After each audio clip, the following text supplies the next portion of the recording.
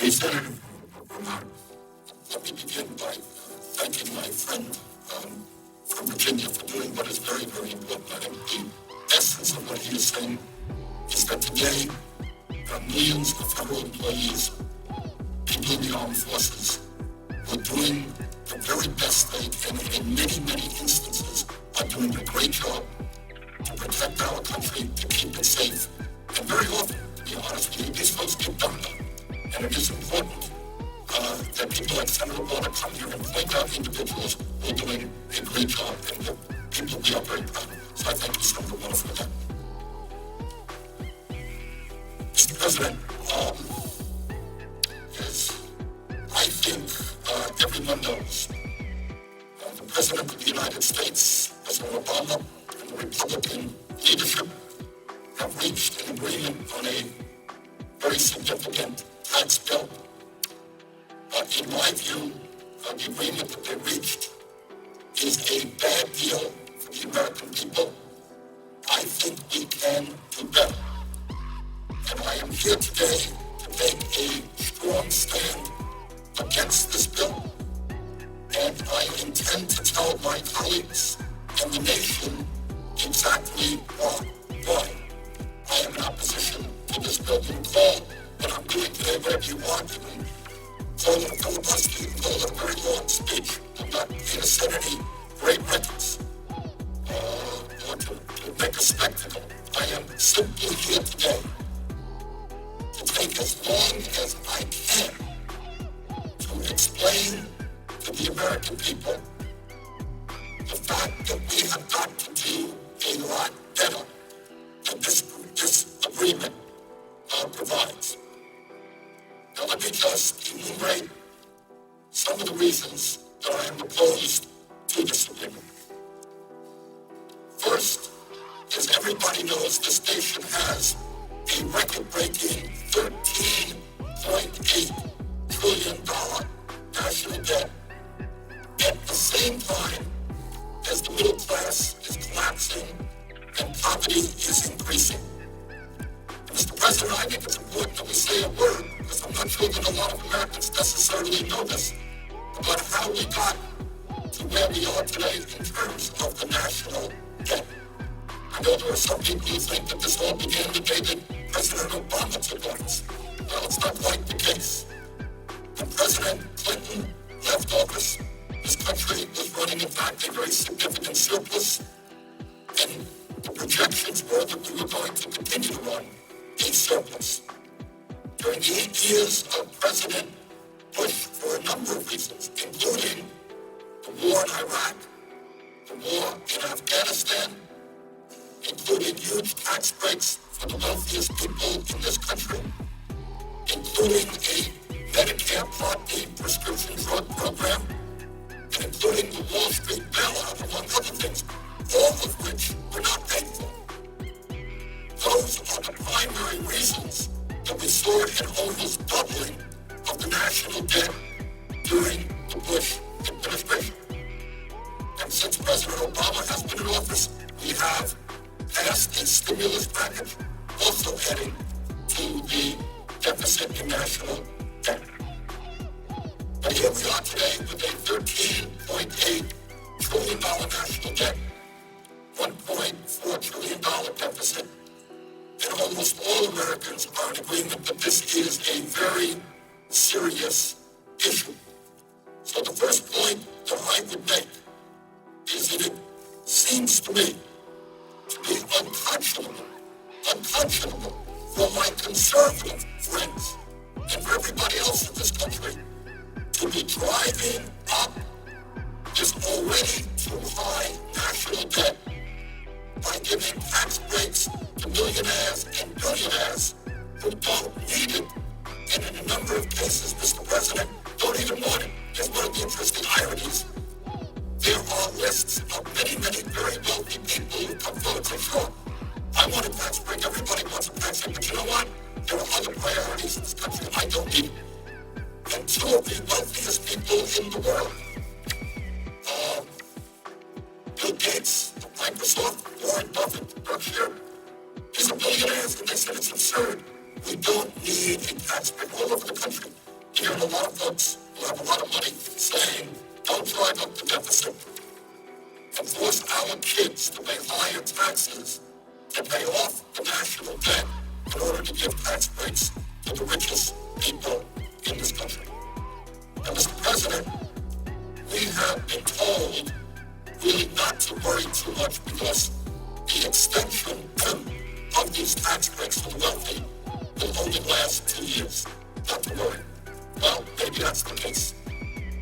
But given the political reality that I have seen in Washington, my guess is that 2 years from now, these tax breaks for the wealthiest people in this country will be extended again. What happens around here is that the argument will be made that if you end these tax breaks, you're raising taxes. What we're hearing right now, I see no reason why in the middle of a presidential election, those arguments will not be made again. And I see no reason not to believe that those tax breaks will be extended again.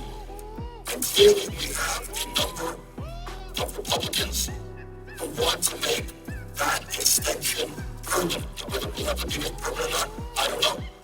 But the point is, when you hear folks say that it's only a 2-year extension, I would suggest take that with a grain of salt.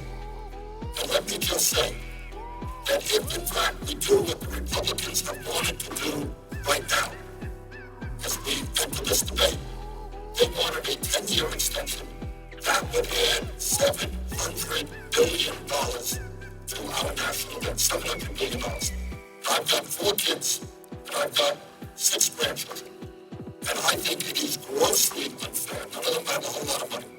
I think it is grossly unfair to ask my kids and grandchildren and children all over this country to be paying higher taxes in order to provide tax breaks for billionaires because we've driven up the national debt. That is just plain wrong. And Mr. President, I think the vast majority of the American people, whether they're progressives like myself or whether they're conservatives, I think they perceive that that concept of giving tax breaks to billionaires and we have such a high national debt makes no sense at all. Furthermore, Mr. President, it is important to point out that extending income tax breaks to the top 2% is not the only unfair tax proposal in this agreement.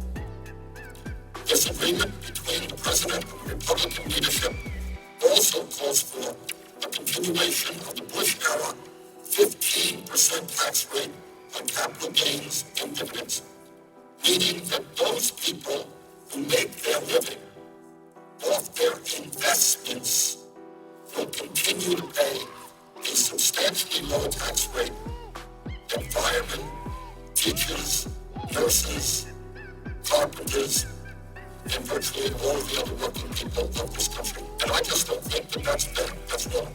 And we are continuing, if this agreement were to be passed, that unfair arrangement. Mr. President, on top of all of that, this agreement includes a horrendous proposal regarding the estate tax. And that is a Teddy Roosevelt initiative. When Teddy Roosevelt was talking about this in the early years of the 20th century, it was enacted in 1916. And it was enacted for a couple of reasons. Teddy Roosevelt and the people of that era thought it was wrong that a handful of people could have a huge concentration of wealth and then just give that wealth, transmit that wealth to their children. He didn't think that that was right. Furthermore, it was a source, a progressive and fair source of revenue. Under the agreement struck between the Republican leadership and the President, the estate tax rate, which was 55% under President Clinton, let's all remember, we had problems with the economy under President Clinton, but very few will deny that during those years we were creating a heck of a lot more jobs than we did under President Bush. That's the fact. Of the 20 million jobs under President Clinton, we lost 600,000 private sector jobs under President Bush. During the Clinton era, the tax rate on the estate tax was 55%. What this arrangement would do is lower that tax rate to 35% with an exemption on the first $5 million of an individual's estate, $10 million for couples. Now, here's the important point, Mr. President, that I think many people don't know, because I have to confess, my Republican friends and their pollsters and their language people have done a very good job. This is the so-called death tax. And I go all over America because, this is terrible. I have $50,000 in the bank and I want to leave that to my kids. And the government is going to take 55% of that, 35% of that. What an outrage. So let us be very, very clear. This tax applies only to the top 0.3% of American families. 99.7% of American families do not pay one nickel in estate tax. This is not a tax on the rich. This is a tax on the very, very, very rich. And if my Republican friends had been successful in doing what they want to do, which is eliminating this estate tax completely, it would, of course, Mr. President, our Treasury raise the national debt by $1 trillion over a 10-year period. Families like the Walton family of Walmart fame would have received as one family about a $30 billion tax bill. So I find it hard to believe that when we are talking about massive cuts in programs for working families, when we have this huge national debt, that anybody would be agreeing to lower the estate tax rate to 35%. That is what this agreement does, and I think that is a very, very bad idea. And once again, while the agreement on the estate tax is for 2 years, once again, there is very little doubt in my mind that the Republicans will continue to push for lower and lower estate tax rates because what they want, and I think Senator Kyle has been pretty clear about this, they want to permanently repeal that tax. That is $1 trillion in tax breaks to the top 0.3%. So I think we're down a bad path there, and that's another reason why this agreement does not make a whole lot of sense. Mr. President, I want to say thirdly, and here's a very important point that I think has not yet gotten the attention that it deserves. And that is, this agreement contains a payroll tax element, which will cut $120 billion from Social Security payroll taxes for workers. And I think there are a lot of folks out there that say, well, this is pretty good. I'm a worker. My contribution will go from 6.2% today down to 4.2%. I'll have more money in my paycheck to do it. Let's take a deep breath and let's think about it for a second. Let's understand what this whole thing is about. This payroll tax holiday concept, as I understand it, originally started with conservative Republicans. I know the Vice President recently made the point this is virtually a Republican idea. And why did the Republicans come up with this idea? Well, these are exactly the same people who don't believe in Social Security. These are the same people who either want to make significant cuts in Social Security or else they want to privatize Social Security entirely. And here's the point. They understand that if we divert funding that is supposed to go into the Social Security Trust Fund, which is what this payroll tax holiday does, this is money that goes into the Social Security Trust Fund, is now being diverted, cut back, in order to provide financial support for workers. But that is a lot of money not going into the trust fund now. But the president is saying, well, not to worry, because that money will be covered by the general fund. That is a very, very bad and dangerous precedent, because up until now, what Social Security has been about is 100% funded from payroll contributions, not from the general tax base. Now, once again, this is a one-year program. The loss of revenue going into Social Security can be covered by the general fund. But we have a $13 trillion national debt. How much longer will the general fund put money into Social Security? Is it a good idea for the general fund to be doing that? So I would argue, Mr. President, that this is not a good idea. This is a very dangerous step forward for those of us who believe in Social Security. But this is not just Bernie Sanders saying this.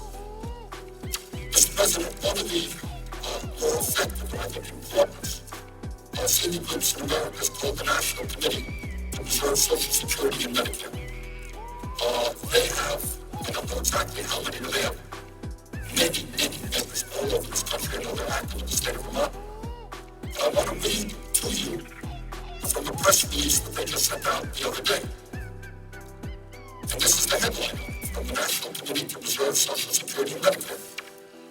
Cutting contributions to Social Security signals the beginning of the end. Payroll tax holiday is anything but. And this is what they say.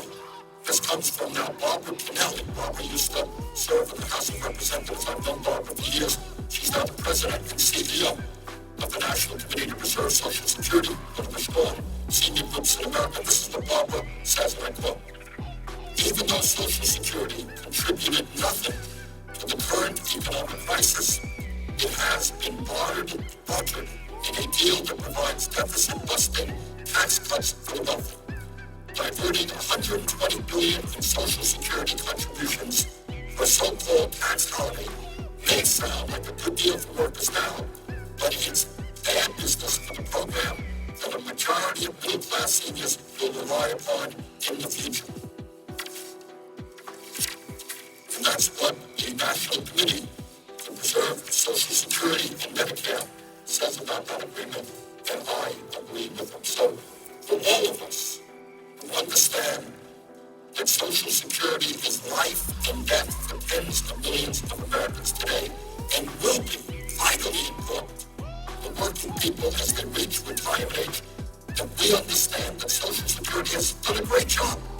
You know, Mr. President, a few minutes ago you were on the floor talking about the strong work that our federal employees do, and you're absolutely right.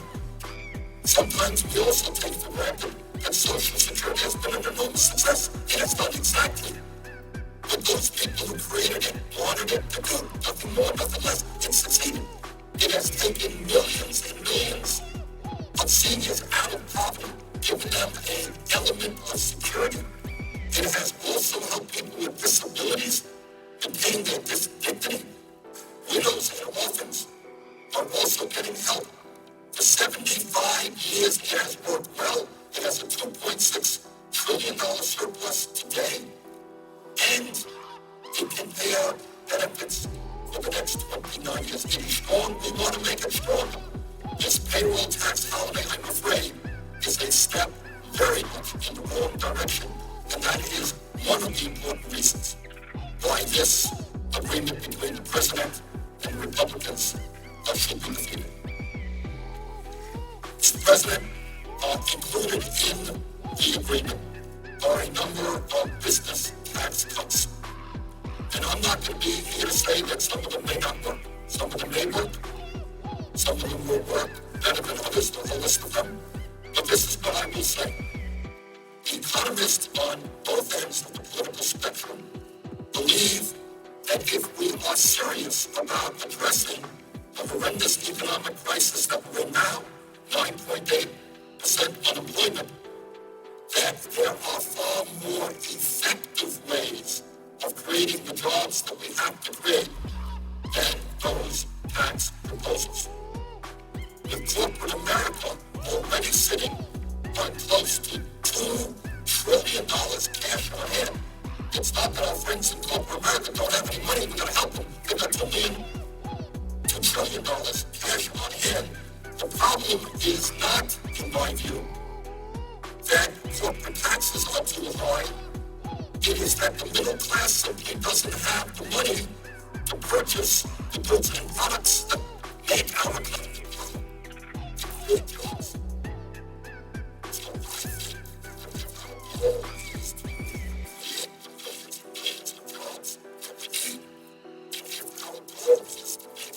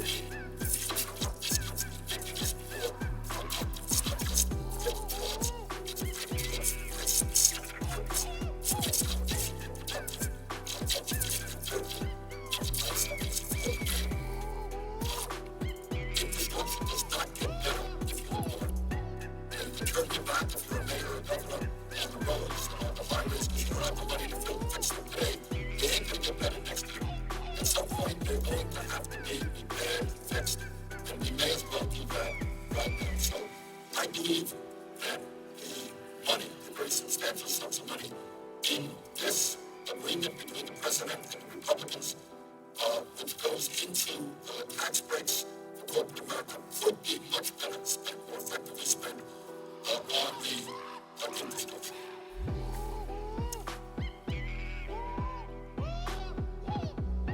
Point I want to make in opposition to this agreement is that what we have heard from the president and others is that this is a compromise. You can't get everything you want. You can't get everything you want, or I feel that's true. But one of the examples of the compromise is an extension of unemployment benefits for 13 months. Well, let me be very, very clear. In the midst of a serious and major recession, any time when millions of our fellow Americans are not only out of work for no fault of their own, but they have been out of work for a very, very long time. It would be, in my view, immoral and wrong to turn our backs on all those workers. Their unemployment benefits are going to be running out soon, and it is absolutely imperative that we extend those unemployment benefits to the 2 million workers who reduce them. But here's the point that I want to make, Mr. President. Some people say that this is a compromise. Well, the Republicans gave unemployment, the President gave extending tax breaks to the rich, etc. But here's the point. I don't believe, honestly, that Republican support now for extending unemployment benefits really constitutes much of a compromise. Because the truth of the matter is that for the past 40 years, under both Democratic and Republican administrations, under the leadership in the Senate and the House of Democrats or Republicans, it has been bipartisan policy that whenever the unemployment rate has been above 7.2%, unemployment insurance has always been extended. So what you have had is long-standing bipartisan policy. That's what we have always done. That is what we should be doing in the future. I do not regard that Republicans now support what their party has always supported, extending unemployment benefits. When unemployment becomes very high, I don't see that as a compromise. I see that as what has been going on in this country and in the Senate for 4 decades. Now, Mr. President, I've talked about the negative aspects of this proposal. But I am going to be the first to admit that, of course, there are positive and good agreements in this. And what are they? What are some of the positive aspects of this agreement? Let me just take them off. Number one, I believe very strongly, and I know the President does, that it is absolutely imperative that we extend middle-class tax cuts for 98% of the American people. I don't think there's been any debate about that. When median family income has gone down by over $2,000 during the Bush years, when millions of our people today are working longer hours for low wages, when people can't afford to send their kids to college or take care of child care, I think it makes absolute sense. And in regards that it is absolutely imperative that we extend middle-class tax cuts, and that's what this provision does, and that's the right thing. Furthermore, in this agreement, we have an extension of the earned income tax credit for working Americans, and the child and college tax credits are also in there. Every one of these agreements is very, very important. These programs will keep millions of Americans from slipping out of the middle class and into poverty, and they will allow millions of Americans to send their kids to college. So I'm not here to say that there is not anything of value in this agreement between the President and the Republicans. They are. And we have got to fight to make sure that all of those programs remain in the final package when it is passed, when the final package is passed. But when we look at the overall agreement, we must put it in a broader context, and that is what will the passage of this legislation mean for the future of our country. And in that area, if you look at it in that context, I think the evidence is pretty strong that it is just not a good agreement and not something that should be passed.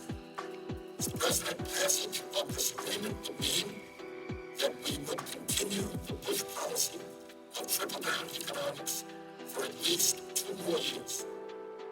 And that is not a good thing to do. Because I think as most Americans know, that philosophy, that economic approach, simply did not work. The evidence is quite overwhelming. I don't think there's much debate. The median family income during Bush's 8 years goes down by $2,200. When we end up losing over 600,000 private sector jobs, and all of the job growth was in the federal level, I don't see how anybody would want to continue that philosophy. But that, in essence, is what will happen if this agreement is passed. Now, I want to say another point here about what happens if I do my best to prevent this from happening. But what would happen if this agreement would pass? Does anybody seriously believe that our Republican colleagues would then say, oh, okay, well, we've got an extension of tax breaks for the very richest people. We've lowered the tax rate on the estate tax, those are the victories for millionaires and billionaires, and we're going to go home, and we're not going to continue to fight. I don't think so. I don't think so at all. We're already hearing sounds about where the Republican friends want to go. The president put together what I thought was a very cool deficit reduction commission. I thought that the folks on it were not reflective of the American people. I thought there was a very much big business, corporate partiality there. And the initiatives that came out of that commission, which fortunately did not get the 14 votes they needed, suggest to me that those of us who are concerned about protecting the needs of the middle class and working families, we are going to have to be pushing back pretty hard for what's coming down the pipe. I think that what we will be saying is that if this proposal negotiated between the President and Republicans is passed, what you will be seeing within a few months are folks coming here on the floor of the Senate. This is what they'll say. They'll say, you know what? Deficit is high, national debt is too high, and yes, we drove the national debt up by giving tax breaks to millionaires, but that's the way it goes. But we're going to have to deal with that national debt. And then the Republicans will tell us we have a great way to deal with it. We're giving tax breaks to millionaires. But now, what we're going to have to do is start making big cuts in Social Security, and that Deficit Reduction Commission started paving the way for that. Very substantial cuts in Social Security. Maybe we'll have to raise the retirement age in Social Security to 69 or 70. Maybe we'll have to make cuts in Medicare. Maybe we'll have to make cuts in Medicaid. I think we're beginning to see in the state of Arizona what goes on when you make deep cuts in Arizona, in Medicaid. In Arizona right now, there are people who are in line who need transplants, who will die if they don't get transplants. And in Arizona, as a result of legislation that they passed there, they're saying to people, young people, sorry, we can't afford to give you the transplant, and you're going to have to die. Is that what we're looking forward to seeing all over America? I certainly will do everything I can to prevent that. We're certainly going to see attacks on environmental protection, on education. Some of us believe that if this country is going to prosper, succeed in the global economy, we've got to have the best educational system in the world, from child care through college. Right now, it is extremely difficult for middle-class families to send their kids to college. Does anyone have any doubt whatsoever that our Republican friends are not going to come back and say, we can't afford to raise Pell Grants as we have in recent years. We can't afford to support working families who are having their kids in trouble. Cut. That is embarrassing, and be honest about it. So I would suggest, Mr. President, that if their argument is that we have a high deficit, a high national debt, that if we pass this agreement, the national debt goes higher, it only gives them more impetus to go forward with cut programs that benefit working families and the middle class. And let me also say that there is no doubt in my mind what many of, not all, but many of my Republican colleagues want to do. And that is, they want to move this country back into the 1920s.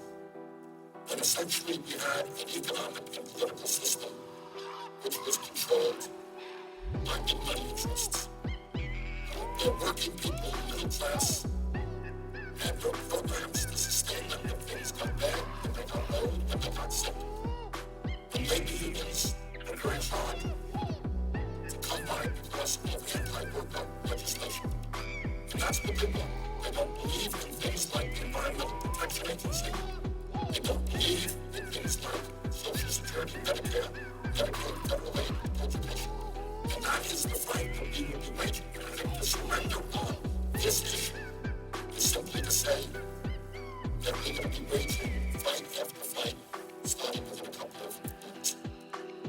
Mr. President, President Obama has said that he fought as hard as he could against the Republican tax breaks for the wealthy and for an extension in unemployment.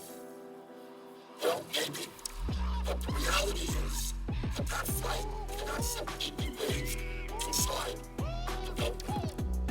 What our job is to appeal to the American people. I don't want to see our national debt explode. I don't want to see my kids and grandchildren pay higher taxes in order to give tax breaks to millionaires and billionaires. The vast majority of the American people do not support that opinion in terms of giving tax breaks to the very rich. And our job is to rally those people.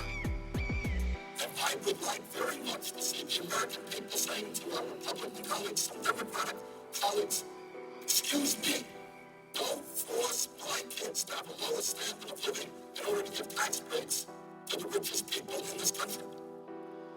And what the president and all of us should be doing is going out and saying to those people, call up the members of the Senate, call up the members of the House and say, excuse me, how about representing the middle class and working families for a change rather than the wealthiest people in this country? That's what democracy about this fight is not going to be won inside the Beltway here in a Senate debate.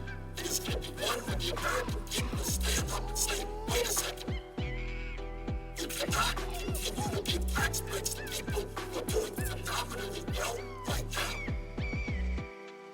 You can't give tax breaks to the rich when we already have the most unequal distribution of income of any major country on earth. Top 1% earns 23% of all income in America, more than the bottom 50%. They don't need more tax breaks to be paid for by our kids and our grandchildren.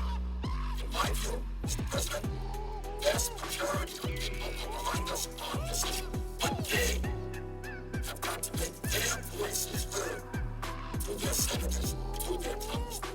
And when they do, I believe we can come forward with an agreement which protects the middle class and working families and not is equally novel for the wealthiest people in this country.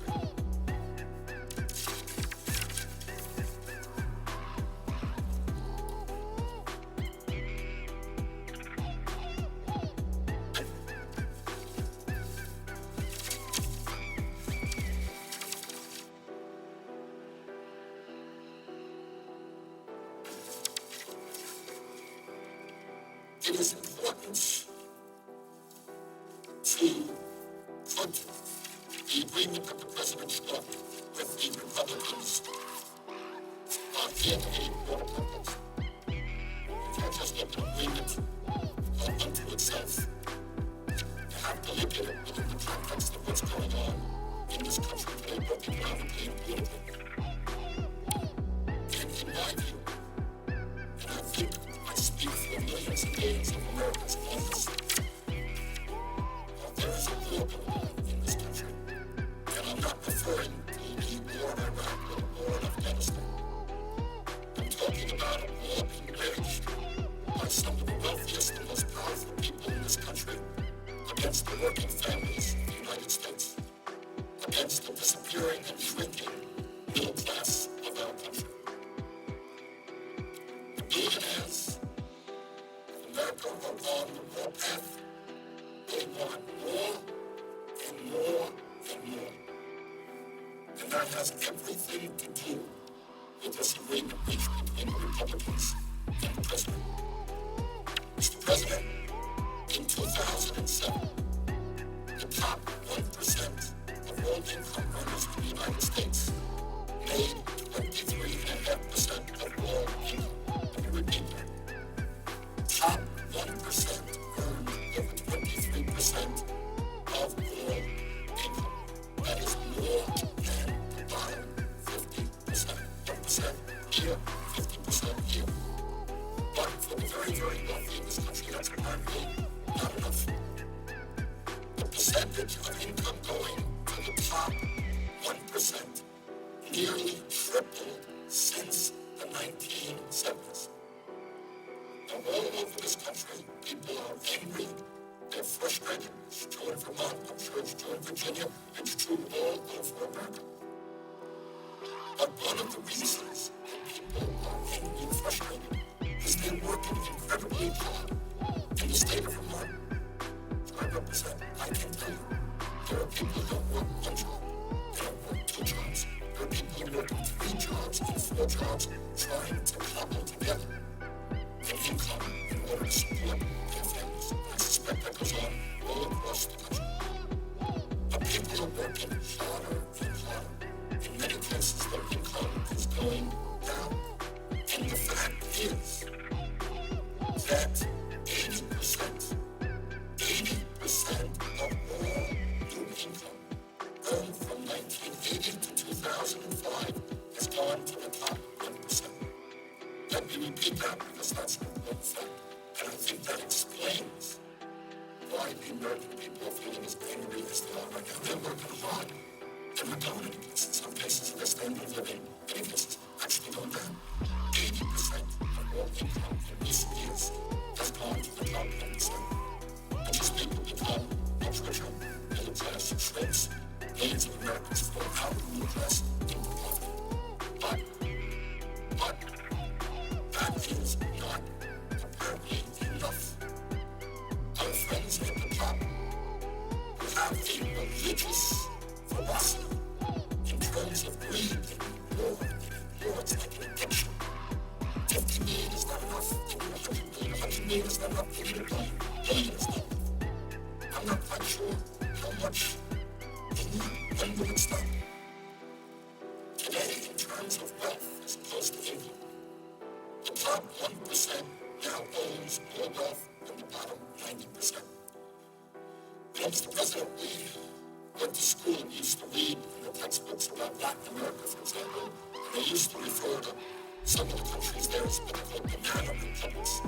Countries in which a handful of families control the economic and political life of the nation. Well, I don't want to get the American people too upset, but we are not all that far away from that reality today. Top 1% is seeing a tripling of the percentage of income they earn since 1970s. Top 1% only 23% of all income, more than the bottom 50%. Top 1% now owns more wealth than the bottom 90%. That's not the foundation of a democratic society. That's the foundation for an oligarchic society. But the rich get richer, middle class shrinks, poverty increases. Apparently that is not good enough yet for some of the richest people in this country. And I say some of the richest, because there are a lot of folks there with a lot of money who do love this country, who do want to do the right thing. They're not easy to read, but there are some. A lot, more, that's what we need. For example, there's something calls me and it calls many people in this country. The horrendous recession that we're in right now, where millions of people have lost their jobs, have lost their savings, they've lost their homes. This recession is caused by the greed and recklessness and illegal behavior. We have a lot to talk about more this later. Illegal behavior on Russia. So these guys, in their greed, resulted in the most severe economic recession since the Great Depression. The American people bailed them out. And now, 2 years after the bailout, guess what? They are giving themselves more compensation than they ever have. So they're saying to the American people, sorry we caused this recession because of our greed. Sorry you're unemployed. Sorry you lost your house. But you know what? That's not really all that important. What's important is that I on Wall Street continue to get tens of millions of dollars in compensation and in bonuses. That I have big parties. How can I get by on one house? I need 5 houses, 10 houses. I need 3 jet planes to take me all over the world. Sorry, the American people. We've got the money. We've got the power. We've got the lobbyists here on Wall Street. Tough luck. That's the world that used to. Rich get richer. Middle class shrinks. Not enough. Not enough. The very rich seem to want more and more and more. And they are prepared to dismantle the existing political and social order in order to get it. Economics and distribution of income and wealth is one thing. And then we're talking about politics. And what happened last year is, I think most Americans know, is the Supreme Court made a very strange decision. The Supreme Court decided that corporations are people. They're people. And they have the right of free speech. And they have the right, without disclosure, whether this is through the Citizens United Supreme Court decision, that corporate heads can put as much money as they want into campaigns all over the country. In the last campaign, that's what was done. Billionaires, in secret, just pouring money into campaigns all over this country. Now, does that sound like democracy? Anybody in America, even a handful of billionaires, I'll be dividing up the country all into this money from California, wherever. But that's what they're into, so the rich get richer and they don't sell this money. What they then do is use it to elect people who support them, to unelect people who oppose their agenda. And they use their political power to get legislation passed, which makes the wealthy even wealthier. Mr. President, one of the manifestations of that is, in fact, giving the beef between the president and the Republican leadership. The wealthy contribute huge sums of money into the campaign. The wealthy have all kinds of lobbyists around here in corporate America. And what they are going to get out of this agreement are huge, huge tax breaks that benefit themselves. That is not what we should be supporting. As I mentioned earlier, we should understand that this legislation, this agreement, is really just the beginning of an assault on legislation and programs that have benefited the American people for 70 or 80 years. Mark my words, there will be an intensive effort to privatize Social Security and Medicare and Medicaid. Furthermore, as part of the Republican agenda, they want to expand. It's not only Republicans here, I must say, some Democrats as well. They want to expand our disastrous trade policies so that large companies in this country can continue their efforts to outsource American jobs to China and other low-wage countries. I think any objective analysis of our trade policies has shown that it has been a grotesque failure for ordinary Americans. It's hard to calculate exactly, but I think it is fair to say that we have lost millions of decent-paying jobs during the Bush years alone. Some 48,000 factories in this country shut down. They went from 19 million manufacturing jobs to 12 million manufacturing jobs. And in this country, historically, manufacturing jobs were the backbone of the working class of this country. That's how people made it into the middle class. That's how they had decent health care benefits, decent pensions. Every day, we're seeing those jobs disappear. Corporate America will convert to business in China China or the low-wage countries. I returned from a trip to Vietnam last year, beautiful country. People there work for 25, 30 cents an hour. Sometimes when you go to the store, they see a shirt made in Bangladesh. That shirt, in all likelihood, is made by a young girl who came in from the countryside into the city of the factories there. And the good news is that in Bangladesh, the minimum wage, a number of months ago was doubled. The minimum wage in Bangladesh was doubled. It went from 11 cents an hour to 23 cents an hour. Our American workers are to be able to compete against desperate people who make 23 cents an hour. So my view, I think it reflects the views of the American people, is that of course we want to see the people of Bangladesh, the people of China do well. But they don't have to do well at the expense of the American middle class. We do not have to engage in a race to the bottom. Our goal is to bring them up, not us down. And one of the results of our disastrous trade policies is that in many instances, wages in the United States have gone down. I believe that in the coming months, you're going to see an intensification of efforts to expand unfettered free trade.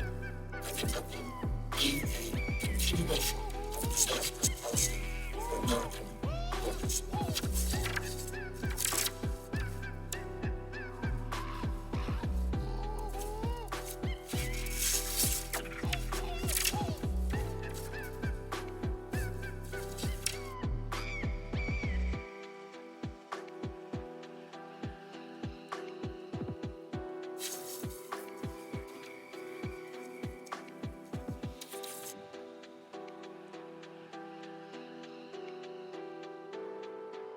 We just personalize this way a little bit.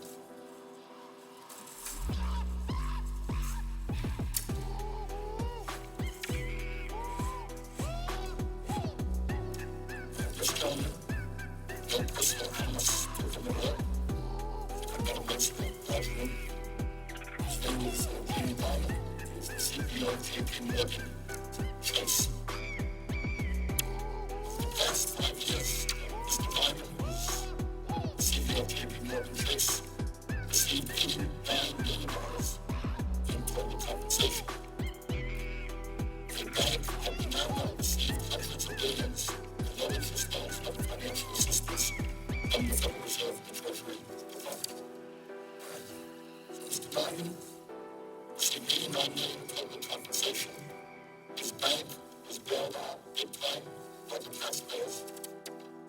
And under the legislation that the president negotiated with the Republicans, Mr. Diamond, I use him just as one example for thousands of personal Mr. Diamond, will receive $1.1 million in tax breaks. $1.1 million in tax breaks. Every major CEO on Wall Street who over the last 5 years received $89 million in total compensation. Meanwhile, there is just a contrast that's going on. 2 days ago, Mr. President, I brought before the Senate legislation which would provide a $250 one-time check to over 50 million seniors and disabled veterans who for the last 2 years have not received a COLA on their Social Security. Many of those seniors and disabled vets are trying to get by on $14,000, $15,000, $18,000 a year. The total package for that bill is approximately $14 billion. It would go out over 15 million seniors and disabled vets. We won that vote in the floor of the Senate, 53 to 45. Just because you get 53 votes in the Senate doesn't really mean you win, because the Republicans filibustered and needed 60 votes. I could not get 60 votes. I could not get one Republican vote to provide a $250 check to a disabled veteran trying to get by on $15,000 or $16,000 a year. But Mr. Diamond made $89 million in the last 5 years. will get a $1 million tax deduction if this agreement is passed. That may make sense to some people. It does not make a lot of sense to me.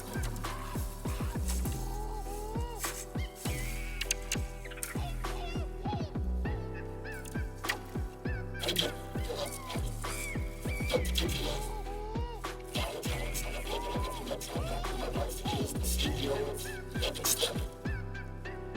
In 2006, he received a $40 million bonus, which at the time was the largest bonus ever given to a Wall Street executive.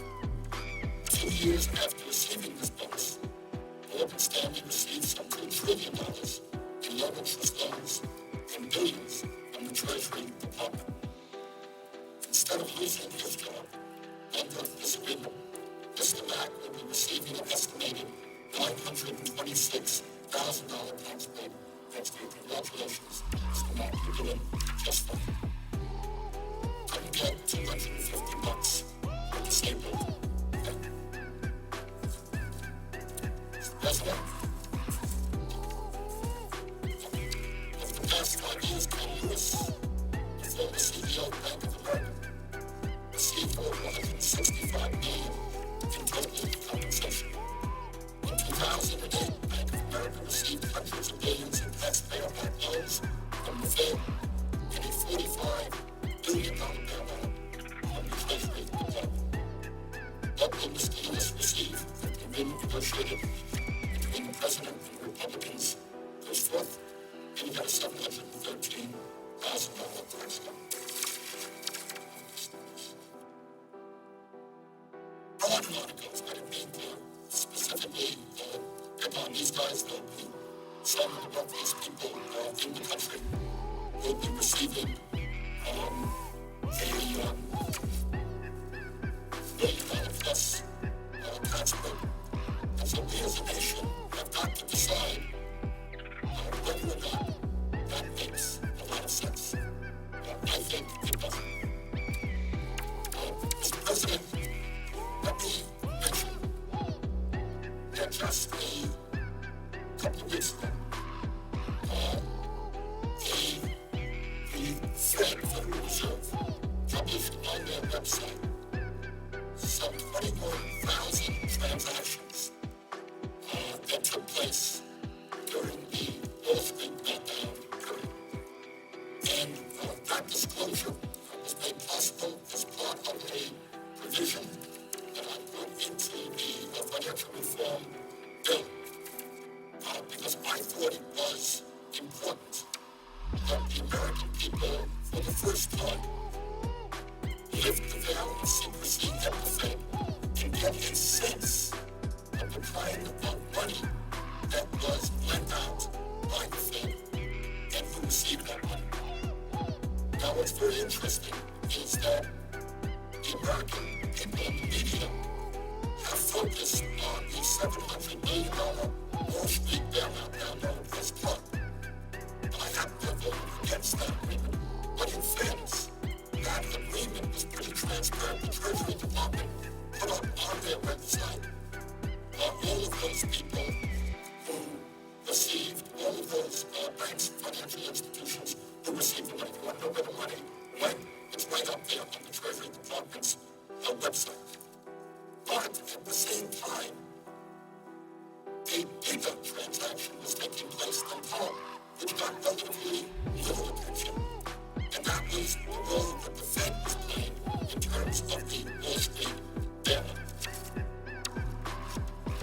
While the CLUB issue was being debated during that period, Ben Bernanke, the chairman of the Federal Reserve, Tim Geithner, who was then the president of the New York Fed, and a handful of very powerful people were sitting behind closed doors, getting ready to lend out trillions, underlying trillions of taxpayer dollars to large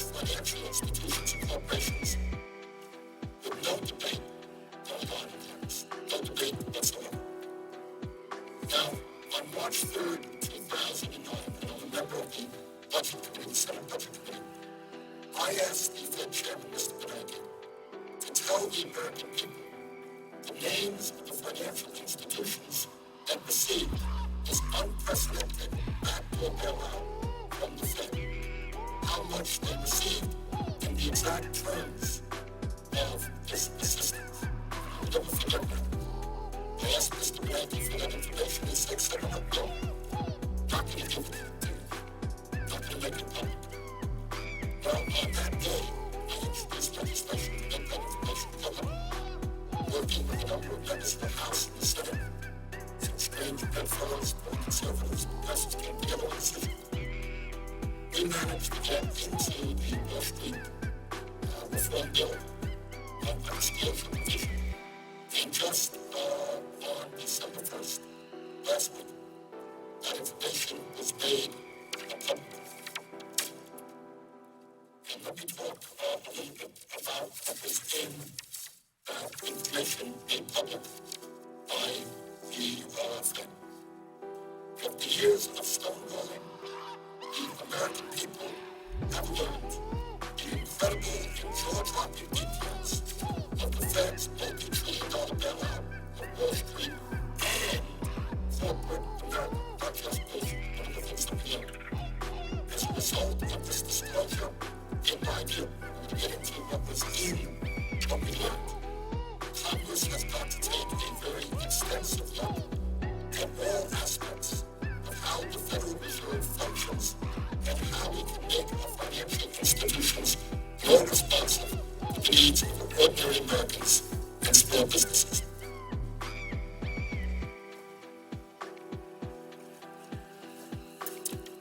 Now, what have we learned from the disclosure of December 1st? And this is based on an examination of over 21,000 separate Federal Reserve transactions. More work, more research needs to be done, but this is what we have learned so far.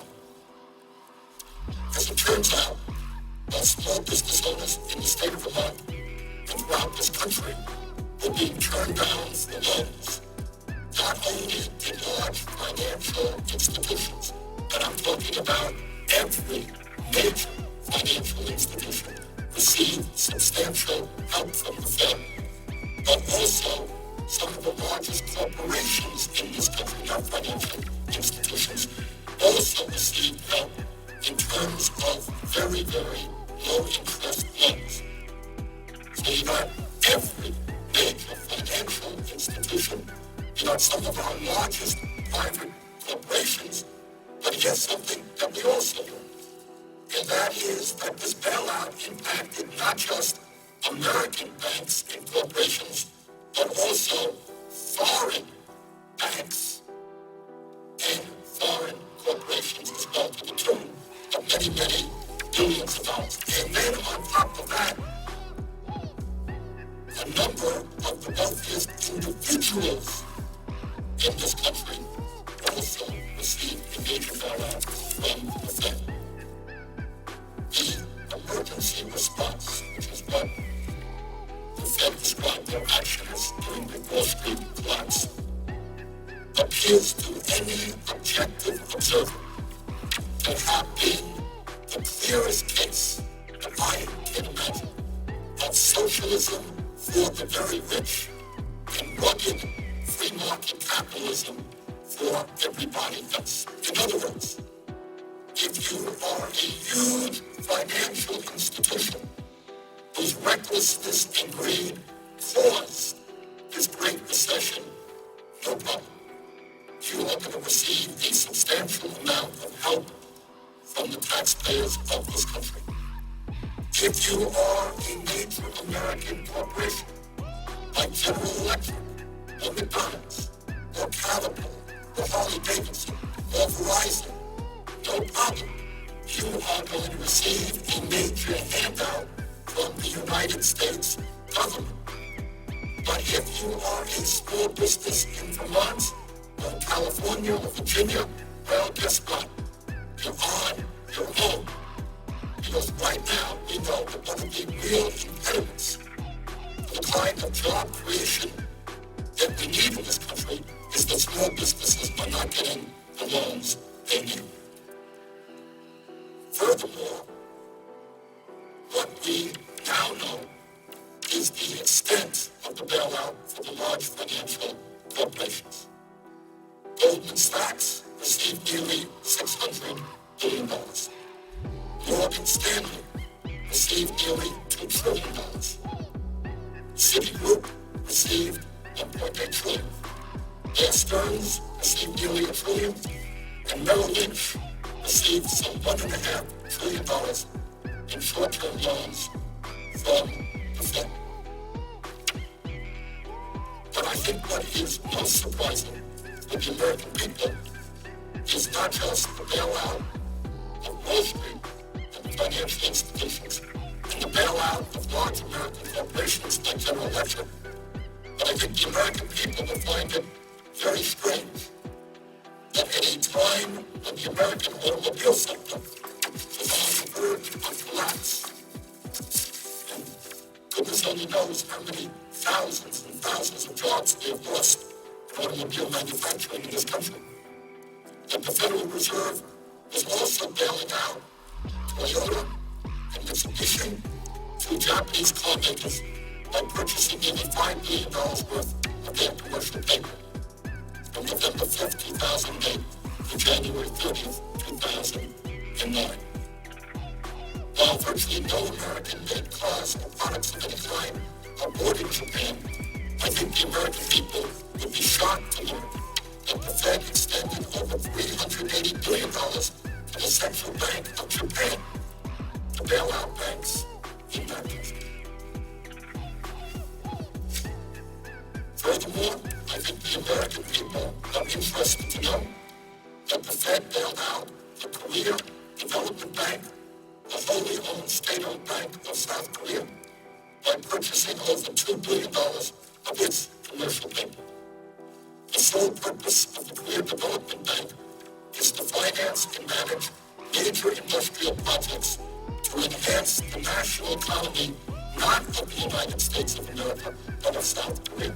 I'm not against South Korea. I wish the South Koreans were overlooked in the world.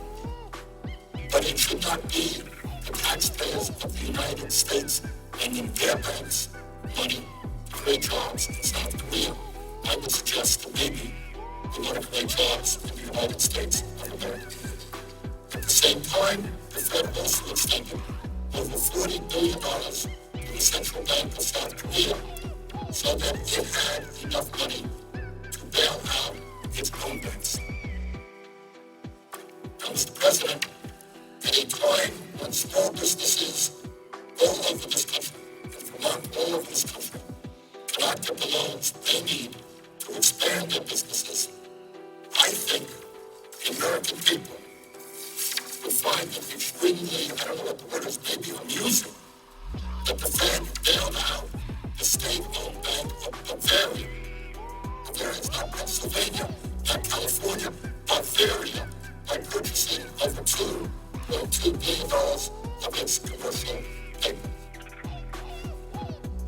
Furthermore, when we cannot get support on the floor of the Senate to extend unemployment benefits to millions of Americans who are on the verge of seeing them expire, I think the American people will find it incomprehensible that the Fed chose to bail out the Arab banking corporation based in Bahrain by providing them with over $23 billion in loans with an interest rate as low as 0.25%. So small businessmen all over America, maybe you better run to Bahrain and work with the Arab banking corporation there to get some pretty good loans. But it would be a nice thing, I think, if maybe the Fed would start to pay attention to banks in this country. Furthermore, the Fed extended over $9.6 billion to the Central Bank of Mexico. Now, what's interesting about all of this, Mr. President, is that we had a very, very vigorous debate here in the Senate and in the House of the $700 billion talk that every person in America to turn on C-SPAN and hear that debate, hear what President Bush had to say, hear what then Senator Obama had to say, and McCain had to say. It was all pretty public. But what took place place at the Fed, which in fact amounted to a larger bailout, was done behind closed doors. Over $3 trillion was lent out with zero transparency. In fact, as a result of this recent disclosure, this is the first time you've gotten a glimpse of the magnitude and the particulars, the specificities of where that money was lent out. And I think this is not a good thing for this country. Again, I voted against the bailout voting, but the debate was open, it was public, people wrote to their senators, told their senators. That's called democracy. After the top bailout took place, all of the loans were put up on the website. Transparency, the American people knew about the money. But the actions of the Fed were done behind closed doors, and in my view, as an issue we're studying right now, I think that there were significant conflicts of interest. And you had people sitting there at the New York Fed who were beneficiaries of this bailout, and that is just an issue that we've got to explore. I should tell you, Mr. President, that as part of the position we got into the financial reform bill, the GAO is in fact doing just that, investigating possible conflicts of interest at the Fed with regard to this bailout. But I think the question that the American people are asking as they read about what the Fed did during the financial crisis is whether or not the Fed has now become the central bank of the world. Without any debate on the floor of the United States Senate or the Congress, and without the knowledge of the American people. And I think that that is wrong. So I would hope that out of this effort in bringing disclosure and transparency to the Fed, that one of the things that will come will be more transparency at the Fed.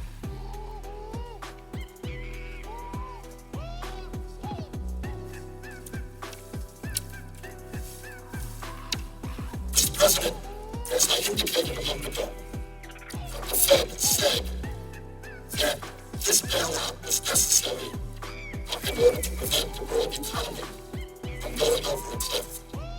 But 3 years after the start of the recession, millions of Americans remain unemployed and have lost their homes, their life savings, and their ability to send their kids to college. Meanwhile, huge banks, large corporations have returned to making incredible profits and paying their executives record-breaking compensation packages as if the financial crisis they started never occurred.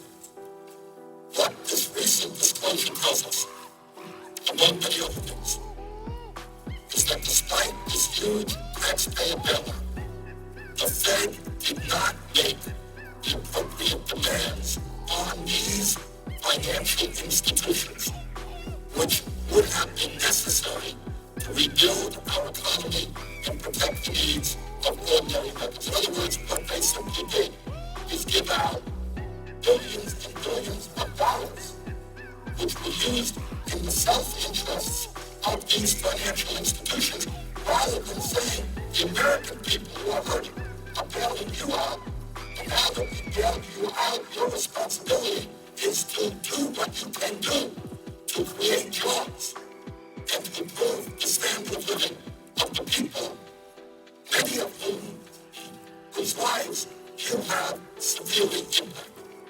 And let me just give you a few examples of what could have been done and what should be done. At a time when big banks have nearly $1 trillion in excess reserves parked at the Fed has not required these institutions to increase lending to small and medium-sized businesses as the condition of the bailout. In other words, instead of just giving money to the Fed, instead of the Fed just giving money to these financial institutions, the Fed should have said, we're giving you this money in order to get it into the economy. Start providing affordable loans to small businesses. President, at a time when large corporations are more profitable than ever, the Fed did not demand that corporations that received this financial bailout profitability. So what's going on in America? Unemployment officially at 9.8, in real sense probably at 15-16%. Wall Street is now doing fine. A few years ago, Wall Street earned some 40% of all profits in America. They're doing great. But what the Fed should have done and should do now is to tell Wall Street you're part of the economy. You're not an isolated area just looking for yourselves. You got to be part of the productive economy. You got to lend out money to small businesses to start creating jobs. Mr. President, my office intends to investigate whether these secret Fed loans, in some cases, turned out to be direct corporate welfare to big banks that may have used those loans not to reinvest in the economy, but rather to lend back to the federal government at a higher rate of interest by purchasing Treasury securities. Now, we don't know that. Maybe that's true, maybe it's not true, but we'll take a look at it. In other words, did the Fed give 0.5% loans to a bank, and that bank then purchased a Treasury security at 2 or 3%? If so, you have a 2% profit margin. And that is nothing but corporate welfare. The goal of the bailout was not to make Wall Street richer. The goal was to expand our economy and put people to work. Furthermore, Mr. President, you know, as part of the TARP agreement, there was an effort to say to the financial institutions that we're not bailing you out in order for you to get huge compensation packages. We're not going to give you federal money so that you can make all kinds of money. We put limitations on executive compensation. Did the Fed play the role of allowing some of the large financial institutions to pay back the TARP money, use the Fed money, and then continue with their very, very high executive compensation? Don't know that. It is worth investigating. Furthermore, Mr. President, this is an issue that I have worked on for a number of years. You know, every major religion on earth, Christianity, Judaism, Islam, you name it, has always felt that usury was immoral. Usury. What we mean by usury is that when somebody doesn't have a whole lot of money and you lend them money, you don't take blood out of the stone. You don't ask for outrageously high interest rates when somebody is hurting. That's immoral. Every major religion, all of great philosophers have written about this. And yet today, Mr. President, we have millions of people in our country, and I hear from Vermonters every week on this issue, who are paying 25 or 30%, and in some cases even higher interest rates on their credit cards. 25-30% interest rates. That is getting blood out of the stone. And yet, many of the credit card companies were bailed out by the taxpayers of this country. What the Fed must do is say to those companies, sorry, you can't continue to rip off the American people and charge them 25 or 30% interest rates. Now, as it happens, the four largest banks in this country, which are Bank of America, JP Morgan Chase, Wells Fargo, and Citigroup, issue half of all mortgages in this country. Four huge financial institutions issue half of all mortgages in this country. Now that unto itself is a huge problem. They issue half of all mortgages, 2/3 of all credit cards. And that speaks to another issue about the need to start breaking up these financial institutions.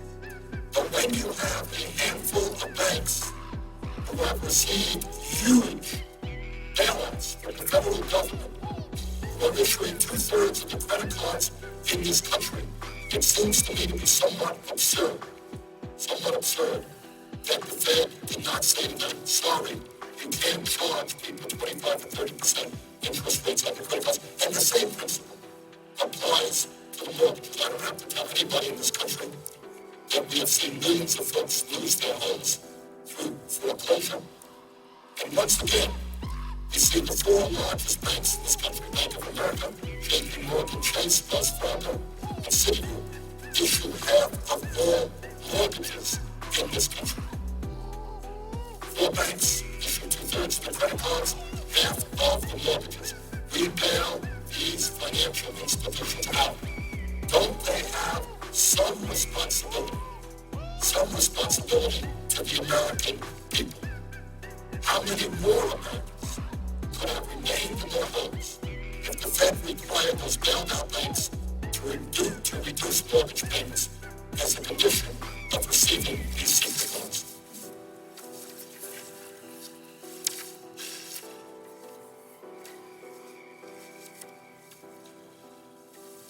In terms of the interest rates on credit cards, a lot of people don't notice. But right now,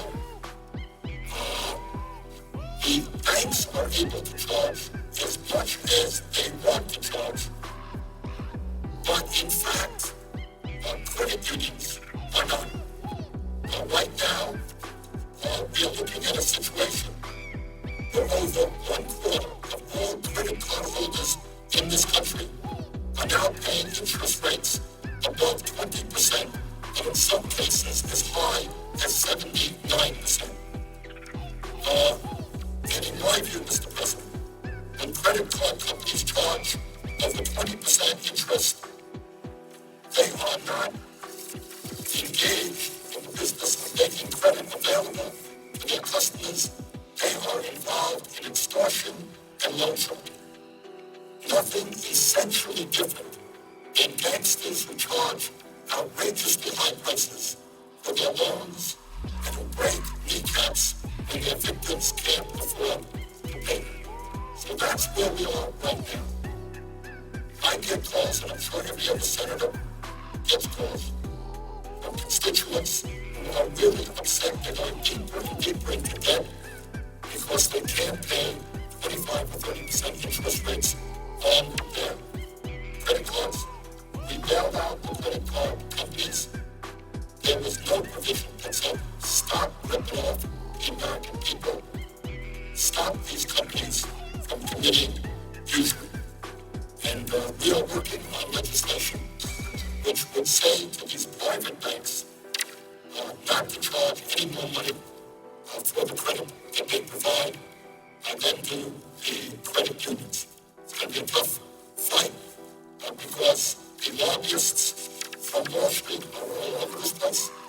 Wall Street spends huge amounts of money in campaign contributions, and it's going to be tough.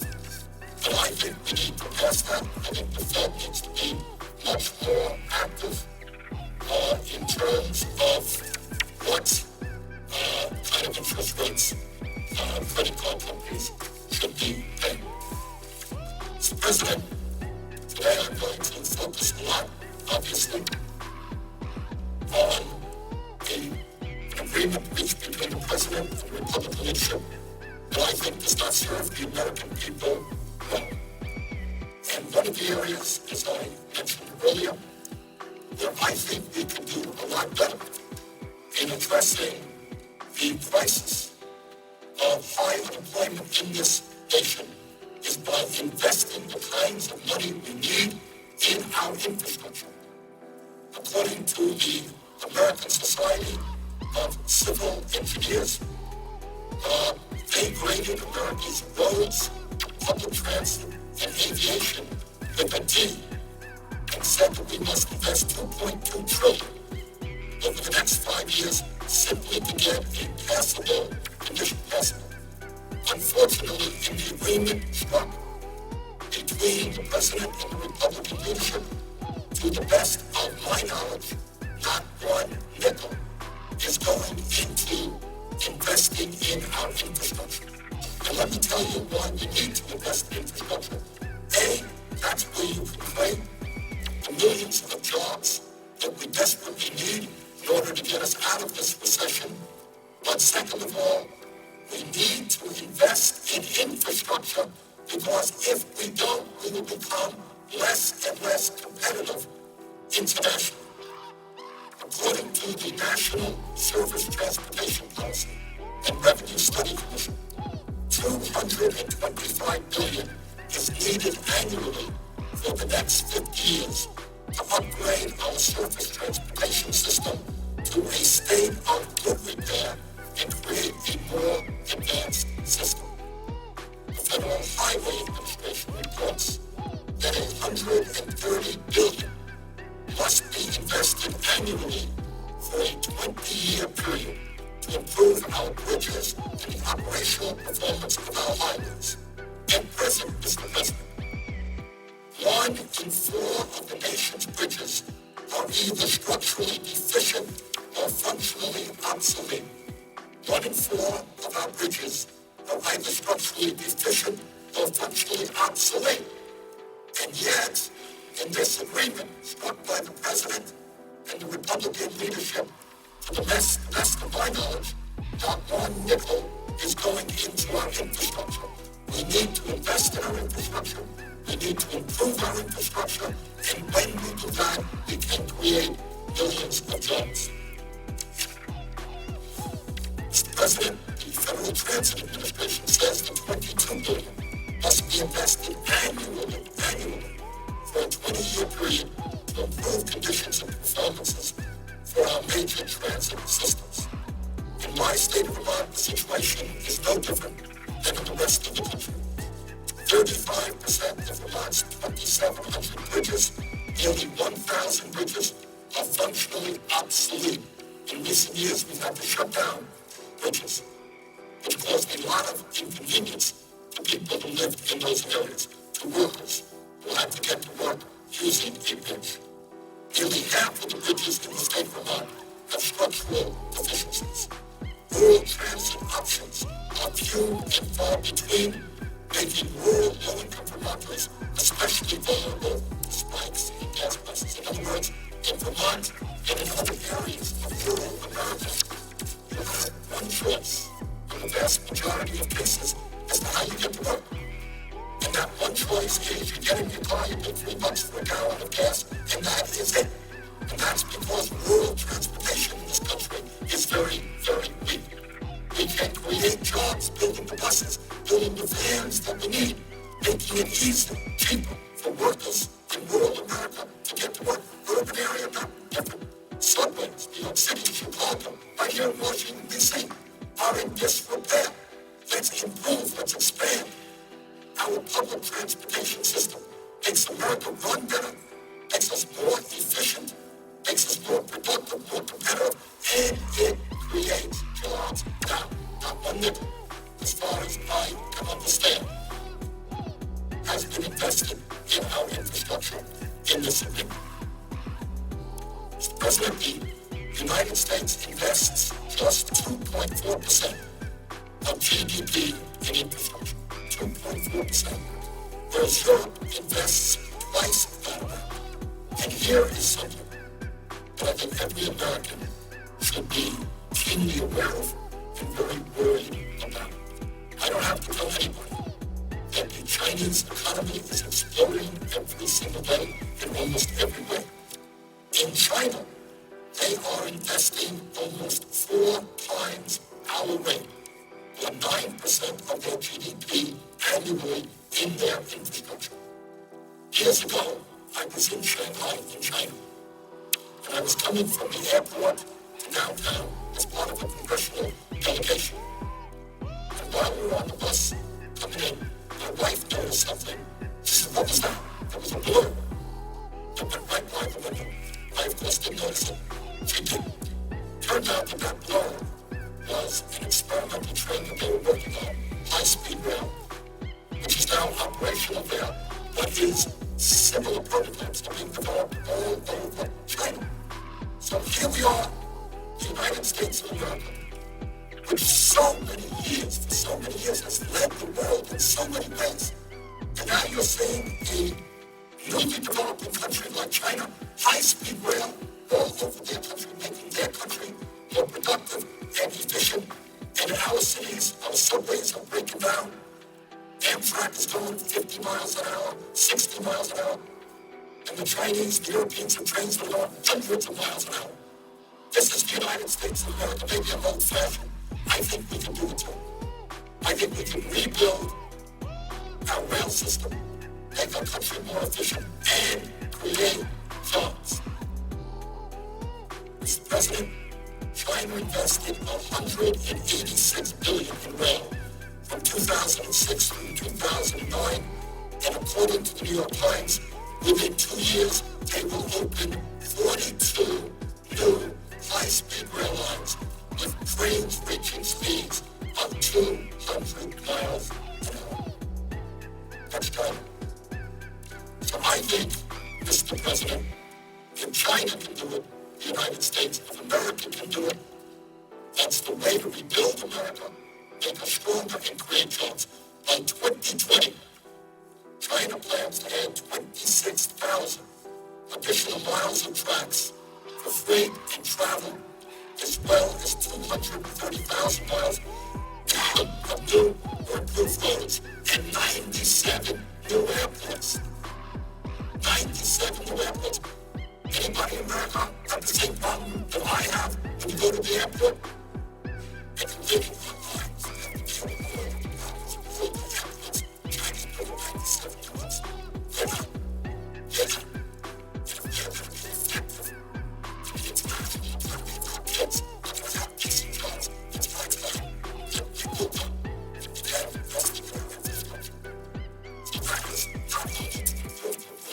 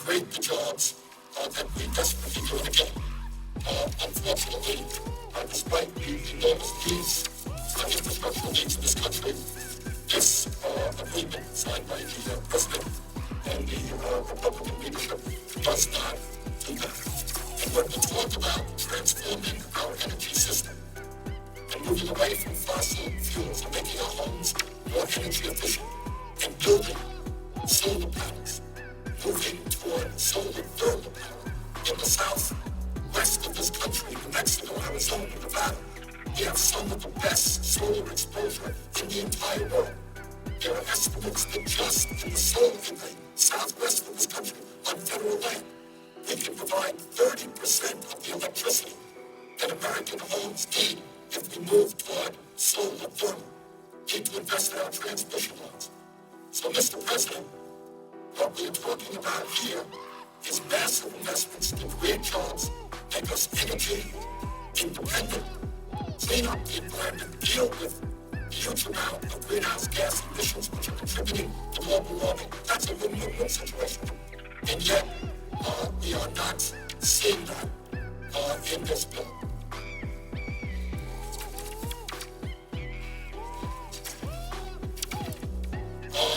And I want to tell you something, Mr. President. I'm going to get into this at greater length later.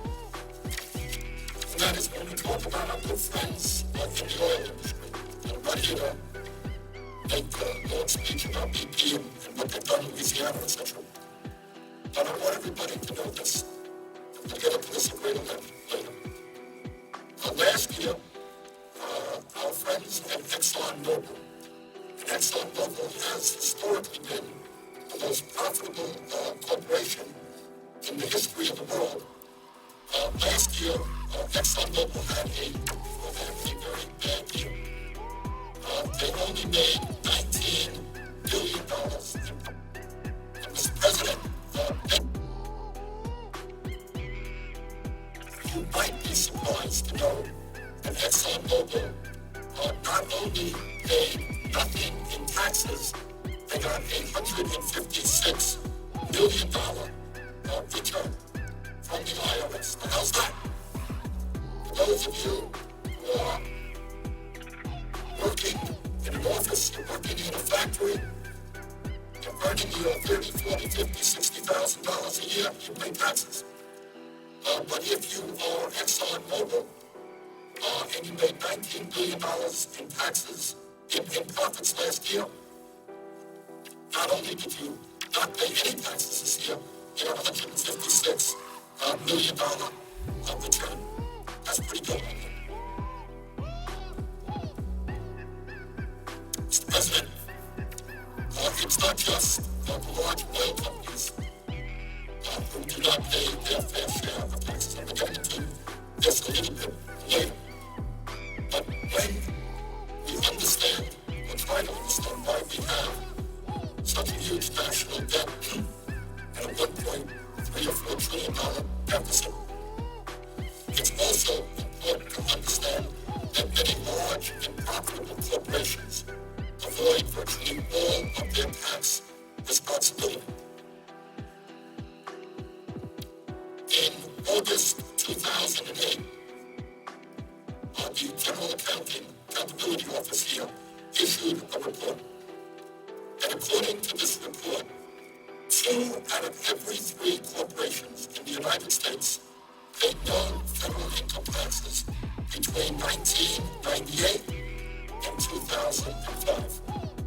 Well, we had a $13.7 trillion national debt, and according to a GAO report published in August of 2008,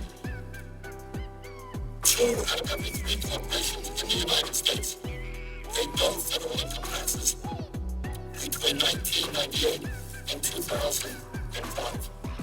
Amazingly, these corporations have combined $2.5 trillion in sales and paid no income taxes to the IRS. Furthermore, according to a report from Citizens for Tax Justice, 82 Fortune 500 companies in America, I guess that's 82 out of 500, paid 0 or less in federal income taxes in at least 1 year from 2001 to 2003. That's a report from Citizens for Tax Justice. And the Citizens for Tax Justice report goes on to say, and I quote, in the years they paid no income tax, these companies earned $102 billion in U.S. profits. But instead of paying $35.6 billion in income taxes, as the statutory 35% corporate tax rate seems to require, these companies generated so many excess tax breaks that they received outright tax rebate checks from the U.S. Treasury totaling $12.6 billion. That's from the Citizens for Tax Justice. So, Mr. President, when we take a comprehensive look on in this country, why we have a $13.77 trillion national debt. It is terribly important to understand that while the middle class pays its share of taxes, there are many, many, many large corporations that not only are paying nothing in taxes, they are getting rebates from the federal government. I'm going to go on to this in greater length later on. But there is a member of the Budget Committee, I can tell you, and we discuss quite often about how every single year, corporate interests and wealthy individuals stash away huge amounts of money in tax havens in the Cayman Islands, Bermuda, and other countries in order to avoid paying their taxes in the United States of America. These are American corporations turning their backs on the American people, saying, as Mrs. Helmsley said so many years ago, I guess many of you know, only small people pay taxes. Only the working stiffs out there pay taxes. If you're a large corporation, you got a good lawyer, you know what to do to account. Invest your money in the Cayman Islands and in Bermuda, you don't have to pay American taxes. And by the way, as the disclosure report of last week indicated, no problem, you get bailed out when things go bad. You will be bailed out by American taxpayers. So, Mr. President, on and on and on it goes. The rich and large corporations get richer. The CEOs earn huge compensation packages. When things get bad, don't worry. Uncle Sam and the American taxpayers are here to bail you out. But when you are in trouble, well, we just can't afford to help you if you're the working class or the middle class of this country. Mr. President, I want to return for a moment to the agreement that the President and the Republican leadership negotiated. Because I think that is the issue that all of America is now talking about. President, Republican leadership says it's a good deal. Democrats in the House yesterday said, wait a second. Doesn't look to us like it's a good deal. In fact, we don't even want to bring it up to the floor of the House. And I can tell you that here in the Senate, there are a number of us, I don't know how many, who say, wait a second, this ain't a good deal for the middle class, not a good deal for our kids, not a good deal for workers. We can negotiate a better deal. And the reason we are trying to delay passage of this agreement, and I hope very much it doesn't have the votes here, is we want the American people to stand up and say, wait a second, it makes no sense to us to be giving huge tax breaks to the richest people in this country, literally millionaires and billionaires, driving up the national debt so that our kids can pay more in taxes in order to pay that debt off. This is a transfer of wealth. It's Robin Hood in reverse. You're taking from the middle class and working families, and we're giving it to the wealthiest people in this country. So, Mr. President, I believe that the agreement struck between the President and Republican leadership is a bad deal. Some good parts to it, but by and large, it is not a good deal. We can do better. And if the American people stand up and work with us, if they get on the phones, if they call up their senators, they call up their congressmen, if they make their voices heard and say enough is enough, the rich have got it all right now. Top 1% earns 23.5% of all income, more than the bottom 50%. And it is absurd that we continue to bail out people who do not need any help to do just fine. So, Mr. President, I am here to take a stand against this bill. And I'm going to do everything I can to defeat this bill. And I'm going to tell my colleagues, the American people, exactly why, in my view, this is not good legislation. And let me just tick off some of the reasons why I think that this bill does not serve the best interest of the disappearing middle class of this country.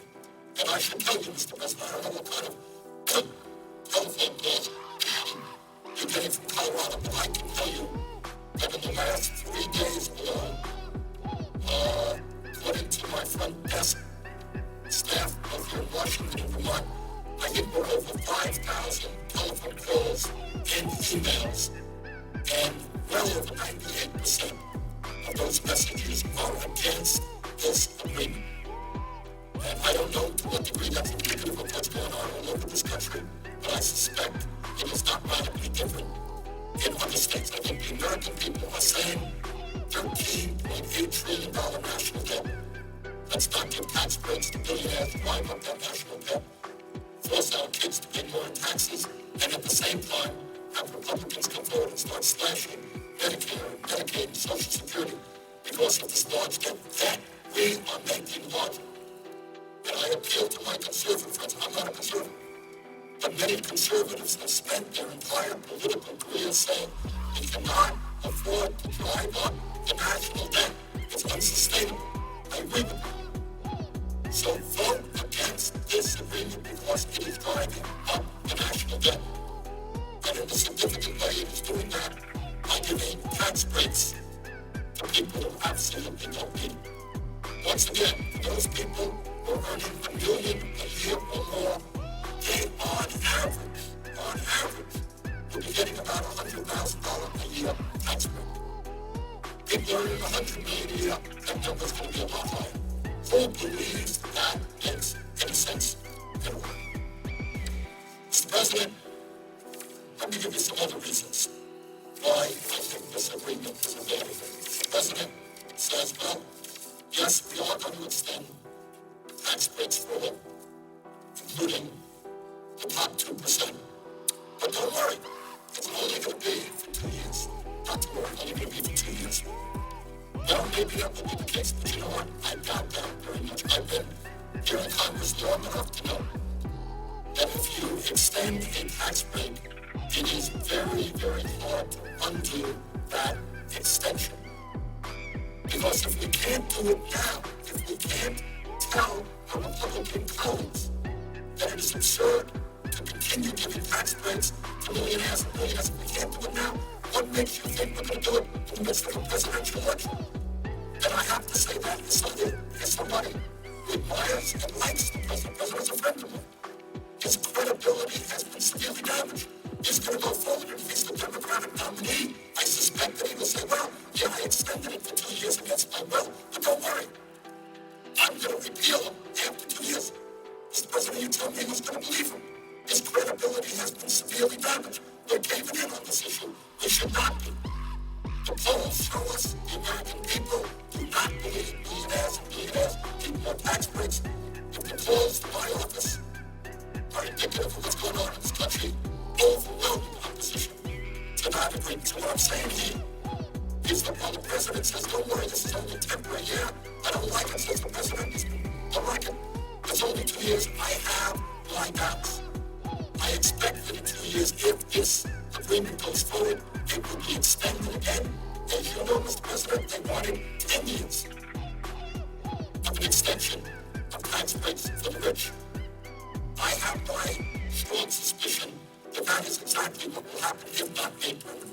And this country cannot afford to give tax breaks to millionaires and billionaires and have the middle class and higher taxes to pay more.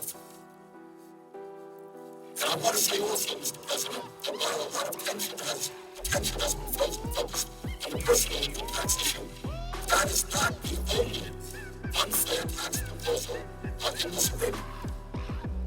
This agreement continues the Bush-era 15% tax rate on capital gains and dividends.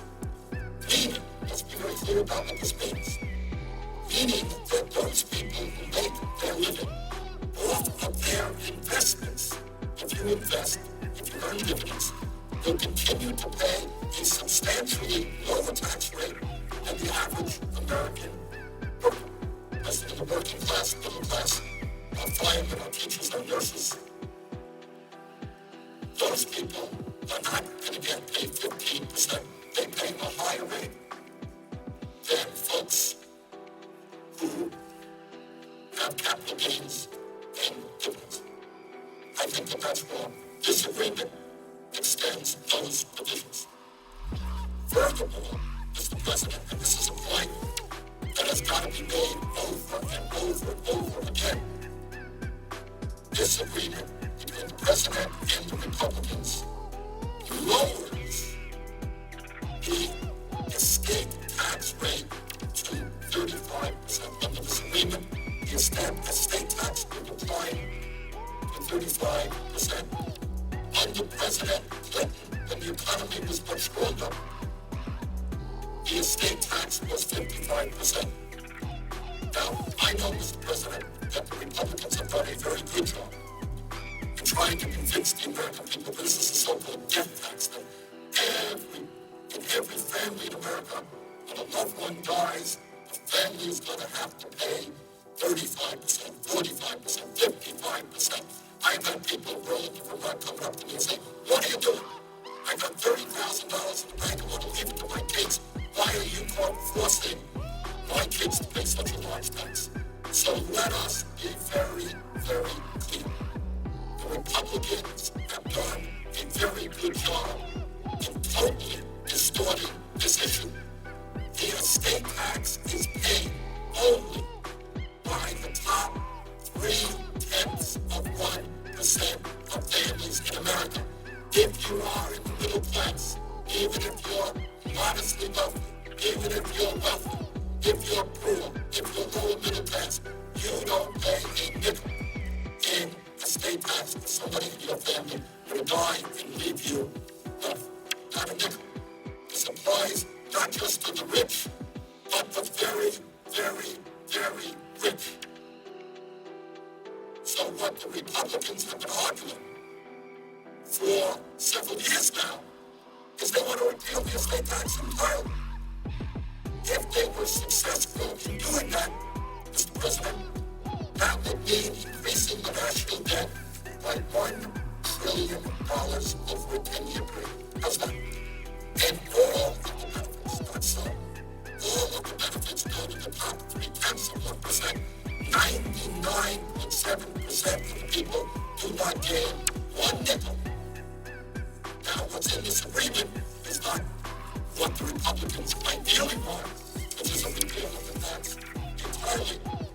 But what they do get is a reduction to 35% with an exemption on the first $5 million of an individual's estate. And here, Mr. President, is a chart which indicates just what I said a moment ago. Repealing the estate tax would add more than $1 trillion to the deficit over 10 years. Over $1 trillion, and the beneficiaries of it are just the very, very wealthy. Mr. President, let me give you an example of what the repeal of the estate tax would do. Let me write off this chart right here. Samuel is family. Those are the heirs to the Walmart fortune are worth an estimated $86.8 billion. The Walton family, one family, would receive an estimated $32.7 billion tax break if the estate tax was completely repealed. And this is what Republican friends want. Now, this agreement between the President and Republicans certainly does not repeal the estate tax, but it does significantly lower the rates that the richest people, very richest people in this country, will have to pay. Mr. President, 2 days ago, I brought to the floor of the Senate a very simple piece of legislation. I think how that legislation was treated speaks volumes about the debate that we're having now.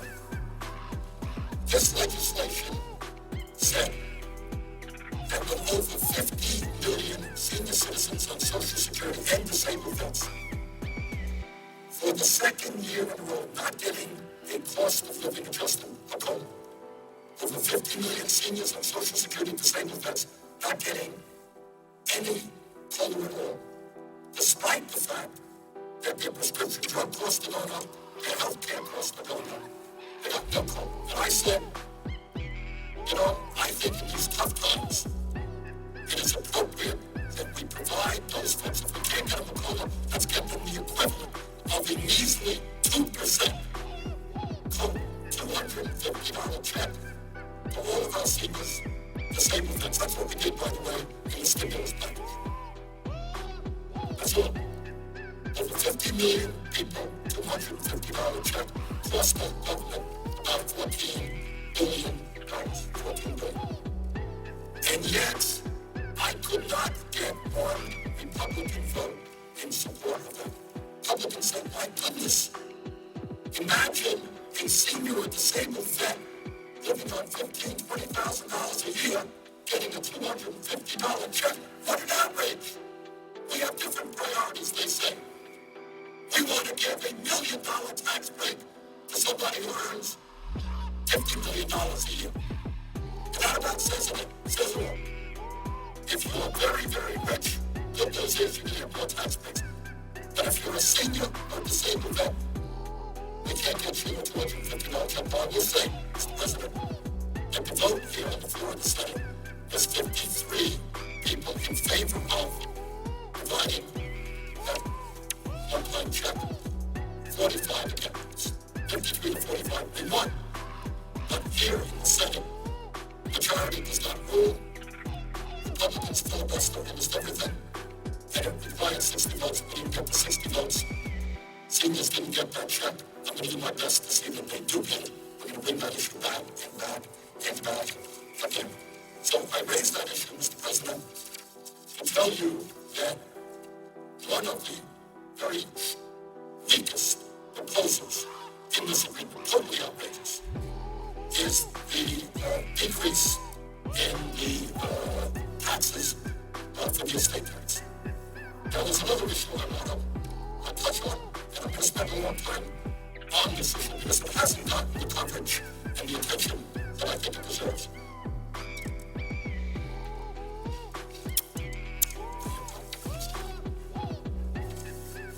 And this agreement deals with the so-called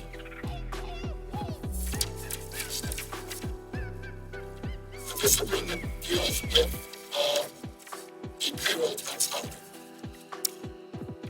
And I know the president, the vice president, others have been touting this, and they're saying, this is really a good thing because it's going to put more money into the pockets of working people. What will happen is if you're a worker right now, you're paying 6.2% in a payroll tax and Social Security. It's going to be reduced for a year to 4.2%. You get the difference, and this is really a good thing. Well, all of us want to see working people in more money in their pockets. That's what we're doing.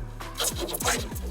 But let me be very clear that while on the surface, the so-called payroll tax holiday sounds like a good idea for working people, it is actually a very bad idea. And what the American people should understand is that this payroll tax holiday originated from right-wing Republicans whose ultimate goal, trust me, is not to put more money into the pockets of working families. It's the ultimate destruction of Social Security.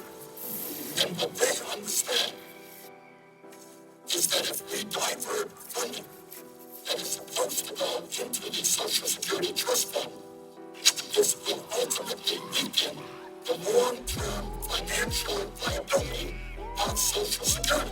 So in other words, what we are doing is, for the very first time, diverting money which is supposed to go into the Social Security Trust Fund, we're giving it to workers today. It's like eating our seed. Rather than going into Social Security, the president says, come on, this is going to be tough to see. Can't you feel it? But we can see that with them. How can we have Social Security make it different? Because the family company, because the family that's not really good, that's really good. This is not just me, this president needs to be just the family. That's the right time to have the other floor. I'm going to do all this finance in the United States, 7 million families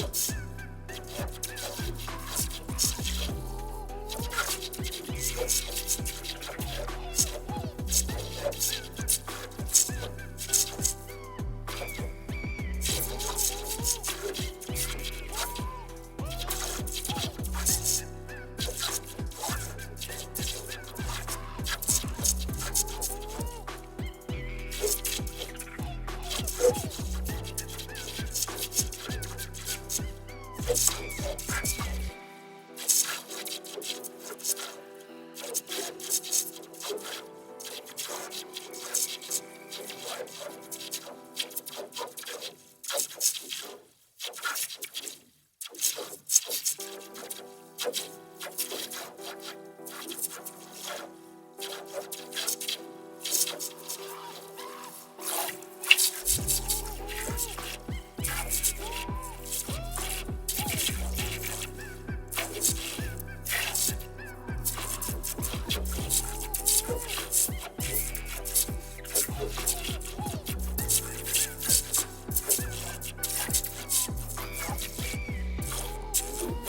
taxpayers, we're seeing the kinds of tax cuts that the millionaires and billionaires get from the income tax and from the estate tax.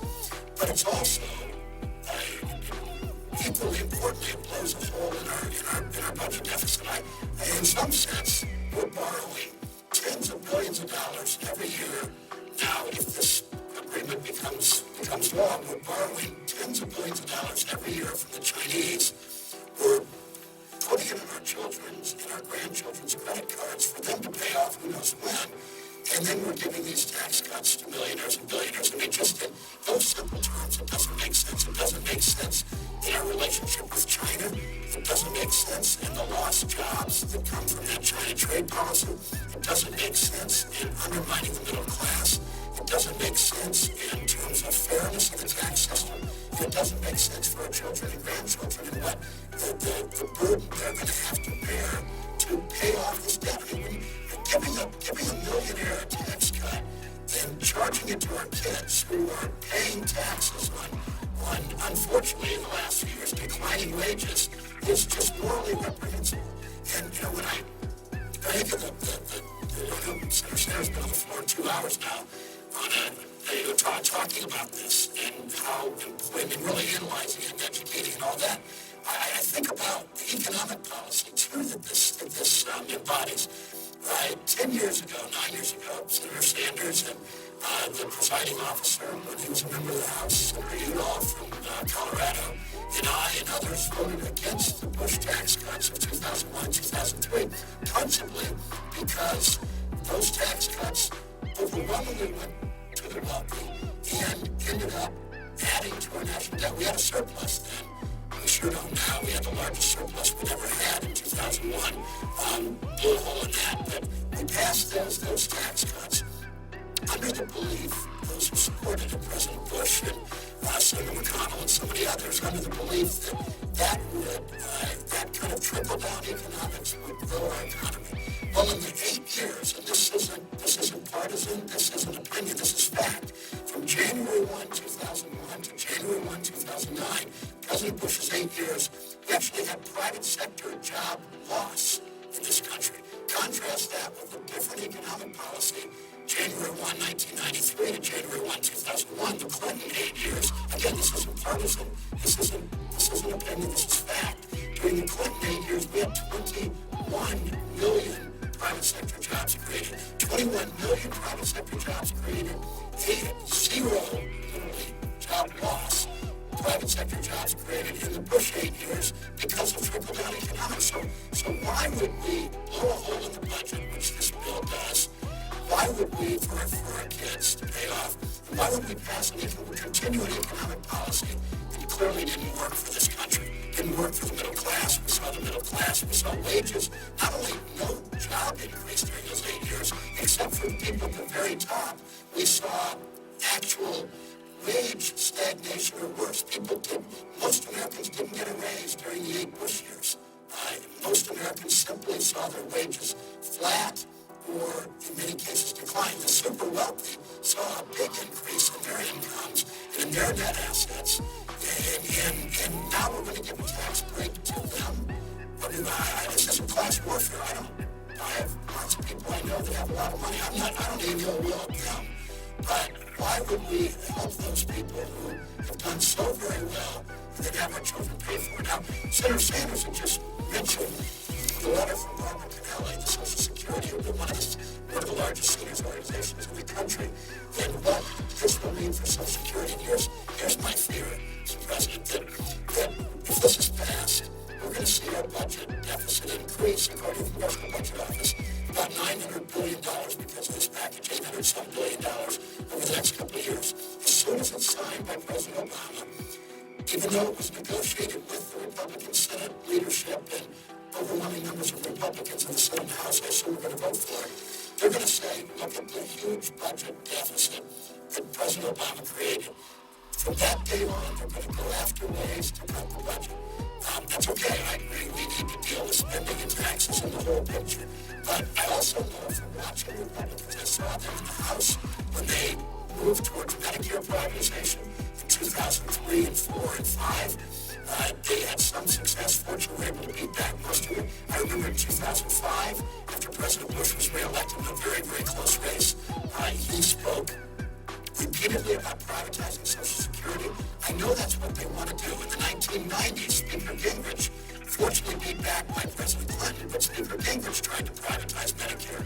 And that's the way they cut the budget. They go after Medicare and Social Security. So this vote on this package, and to me, it's,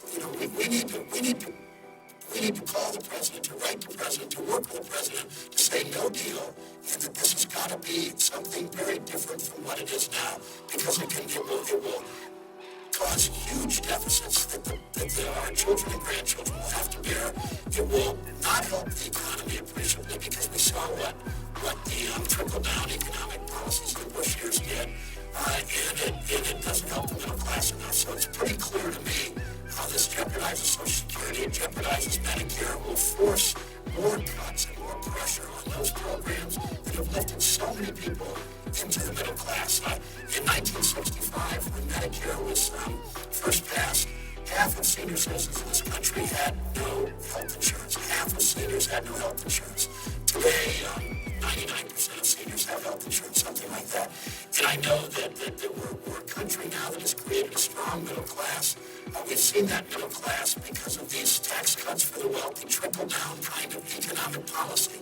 We've seen the middle class shrink in the last few years.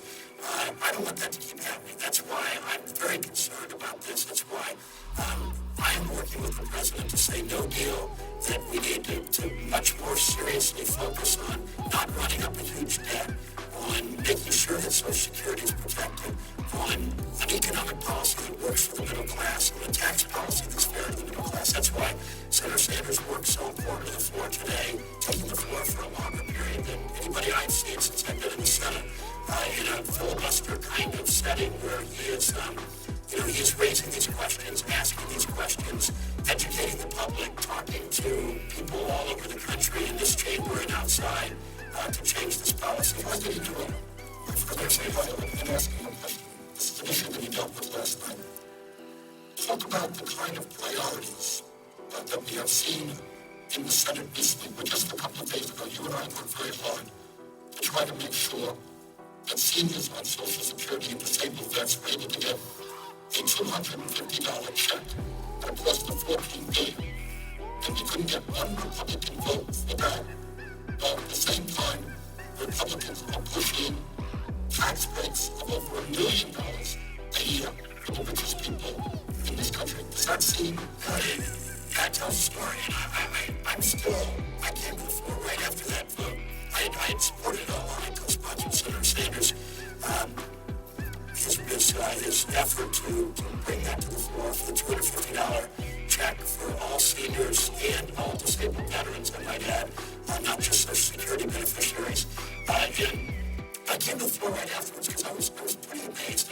I know there's partisanship here. I know that some people think that their whole view of the world is to give tax cuts to the richest people in the country, and it'll all trickle down, and we'll all do better, it'll all lift all boats. And that's a pretty good economic theory. You might have learned at Harvard, or you might have learned it at Johns Hopkins near here, or wherever, but it just doesn't work. I mean, it's nice theory, but it doesn't work to lift all boats. So Senator Sanders' effort was to provide a $250 check one time, it cost him $14 billion, but one time, not continued $14 billion, one time for seniors who have not had a cost of living adjustment in 2 years.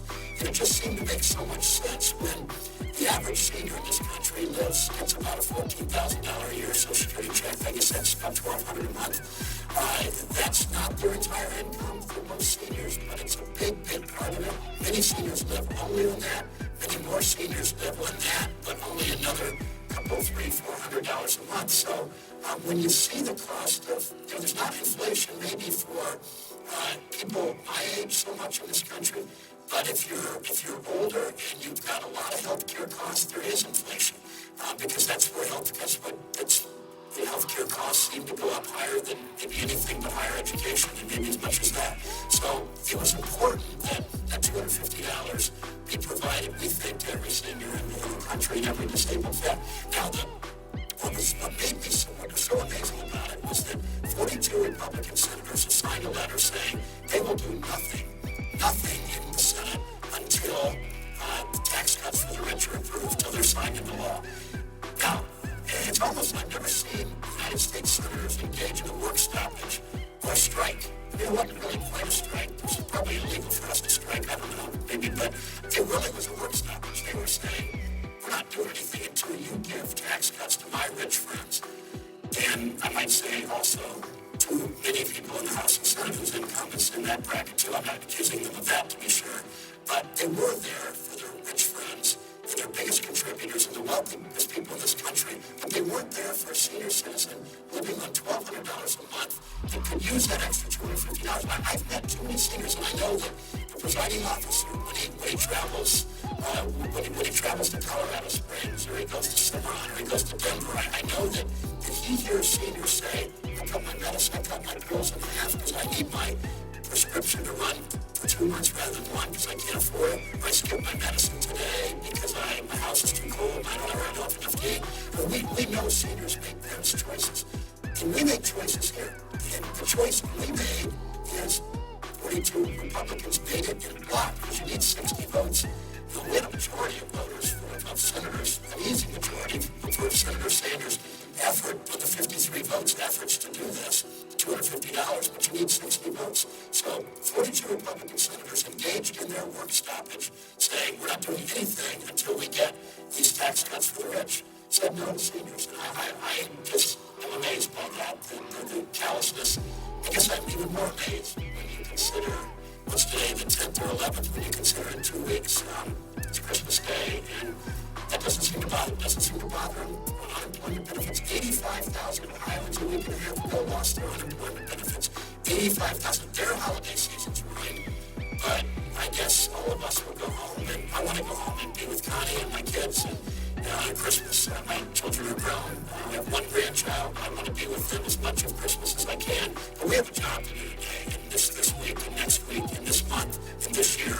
And that is to extend unemployment benefits to people who have lost them, who are looking for jobs as hard as they can, in the great majority of cases, and extending the tax cuts for the middle class and doing the right thing. And so far, we haven't done that. And I need to go to the airport, but I want to yield back to Senator Sanders for his work today. I hope next week when we come back on Monday, we're prepared to do whatever it takes to say no deal on this one. And to make this work for the middle class, make it work for Social Security beneficiaries, make it work for unemployed workers. I want to thank my good friend from Ohio, one of the real fighters for working families here in Canada. Not only for coming down here, but for his years of efforts. But he makes a very important point. We have a job to do. The job is, I know it's some people don't believe it, not a radical concept, but our job is to represent working families, the middle class, and not the wealthiest people in this country. I've got 4 kids, 6 grandchildren. I look forward to spending the holidays with them. But you know what? We have a job to do. And if it means staying here through Christmas Eve, through New Year's, that is our job. And let's pass a proposal that works well for ordinary families and not just for the wealthiest people in this country. I wanted to thank Senator Sherrod Brown for coming down. What I want to say now is when you look at this agreement, we talked now about the absurdity of the middle of a time when we have a $13.7 trillion national debt, giving tax breaks to people who don't need it. Senator Brown and I have talked about the dangers inherent in this payroll tax holiday and what it might mean for the future of Social Security. But I also wanted to make it a little quick in that is that there are many, many billions of dollars in this proposal going to a variety of business tax cuts. Some of them, in fact, might work. Some of them, in fact, might not work.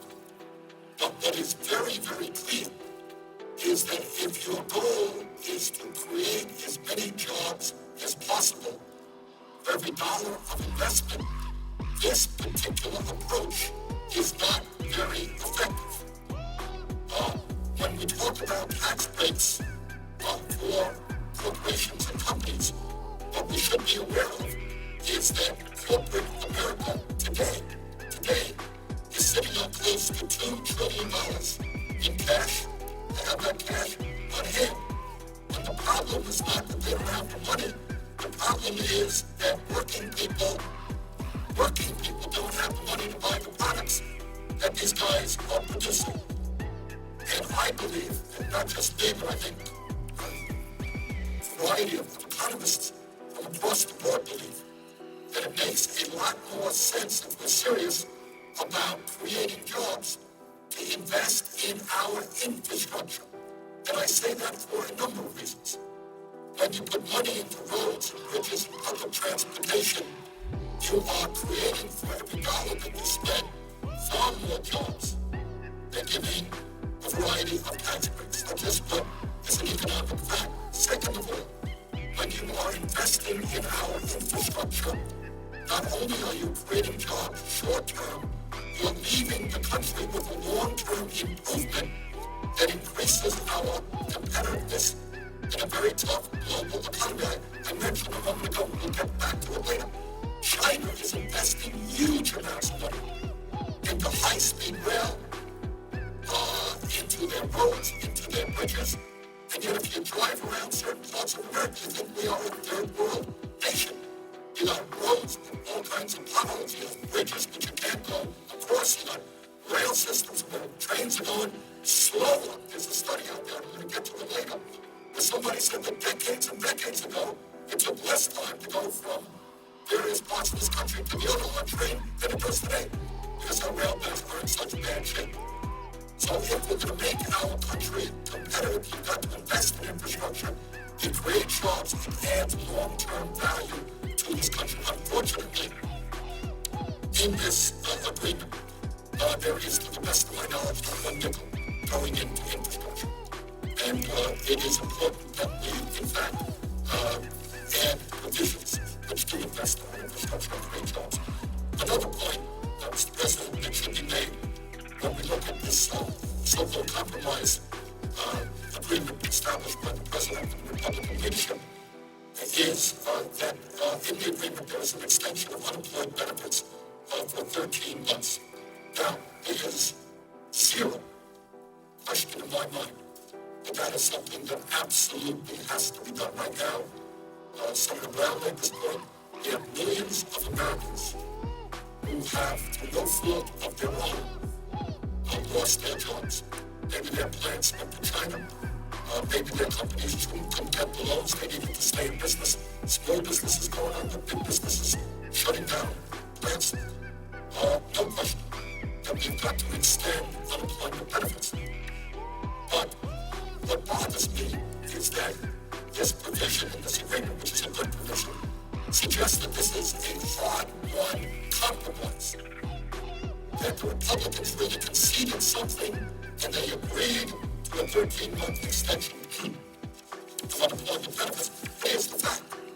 The fact is that for the last 40 years, when unemployment rates have gone above 7.2%, Republicans and Democrats, in a nonpartisan way, have come together to say, of course we're going to extend unemployment benefits. This is America. We're not going to let working families who are suffering hard times because from a fault of their own they've lost their jobs. We're not going to let them lose their homes. We're not going to enable them to feed their families. This is America. We're not going to do that. And Republicans have said that 40 years. Democrats have said that 40 years. Democratic and Republican presidents, leaders here in the House and the Senate, have said that. So to say, oh my goodness, the Republicans made a major concession. They're going to allow the extension of unemployment benefits for 13 months. That's not a concession. That has been bipartisan public policy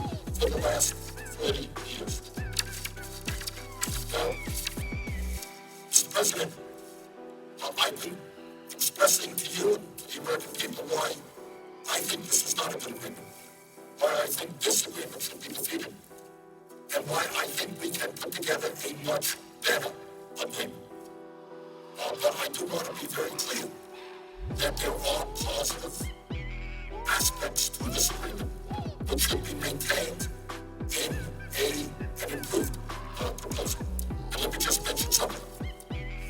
This proposal, of course, in addition to extending unemployment benefits for 13 months, extends the middle class tax cuts. And that is obviously something that we have to do. The reality is that the middle class in this country is collapsing during the Bush years. We saw a $2,200 decline per year in median family income, and working families are hurting, no question about it. And not to extend that tax cut for 98% of America would be a travesty. So we've got to maintain those tax cuts, and that is a positive thing in that agreement, which obviously any future agreement must maintain. Also in this agreement is the earned income tax credit for working Americans, a very important provision, and the child and college tax credits are also in this agreement. And these proposals will keep millions of Americans from slipping out of the middle class and into poverty, and they will allow millions of Americans to send their kids to college. So I'm not here to say to the president or the vice president that there aren't any good proposals in parts of this agreement. There are. But we can do much, much better. Now, what the president says, and he makes a valid point, he says, well, okay, show me the votes. Show me the votes. He's good at counting. They tried a proposal here. Mr. President, as you well know, it was last week, where we only got 53 votes that said that we're going to extend the tax breaks for the middle class and not the very, very rich. And the president knows, as everybody else knows around here, Republicans filibuster everything. You need 60 votes. He says, show me the votes. Well, this is what I would say. What our job right now is about is reaching out to the American people from one end of this country to the other, from California to Vermont, including a lot of our very conservative states. Because frankly, it is not a conservative approach to substantially increase the national debt by giving tax breaks to billionaires. Mr. President, how many times have you been here on the floor hearing our Republican colleagues give long speeches about the danger and the unsustainability of a $13.7 trillion national debt and a $1.4 trillion deficit? You heard it day after day after day. That's their mantra. Well, if they believe that, why are they voting for a proposal that substantially increases the national debt for the very unproductive reason of giving tax breaks to the richest people in this country who don't need it? And I would hope, and the reason why we have to defeat this proposal and fight for a much better one, is I would hope that people throughout this country, Vermont, Colorado, and many of our conservative states, that they come forward and say, wait a second, I do not want to see my kids and grandchildren pay more in taxes because we borrow money from China to increase the national debt in order to give tax breaks to millionaires and billionaires who have done extraordinarily well in recent years. And by the way, I've seen a significant decline in their effective tax rate. Mr. President, I know you have heard of people like Warren Buffett, one of the richest guys in America. He's made the point over and over again that his effective, what he really pays in taxes, his effective tax rate is lower than his secretary's. And all over this country, you have examples where very, very rich people were able to stash their money in the Cayman Islands, take advantage of all types of loopholes, are paying rather low effective tax rates, in many cases lower than police officers or firemen or teachers or nurses. So I think that this is, in fact, opposition to this agreement should be tripartisan. You should have conservative Republicans, liberal Democrats. I'm an independent progressive. I can tell you, Mr. President, that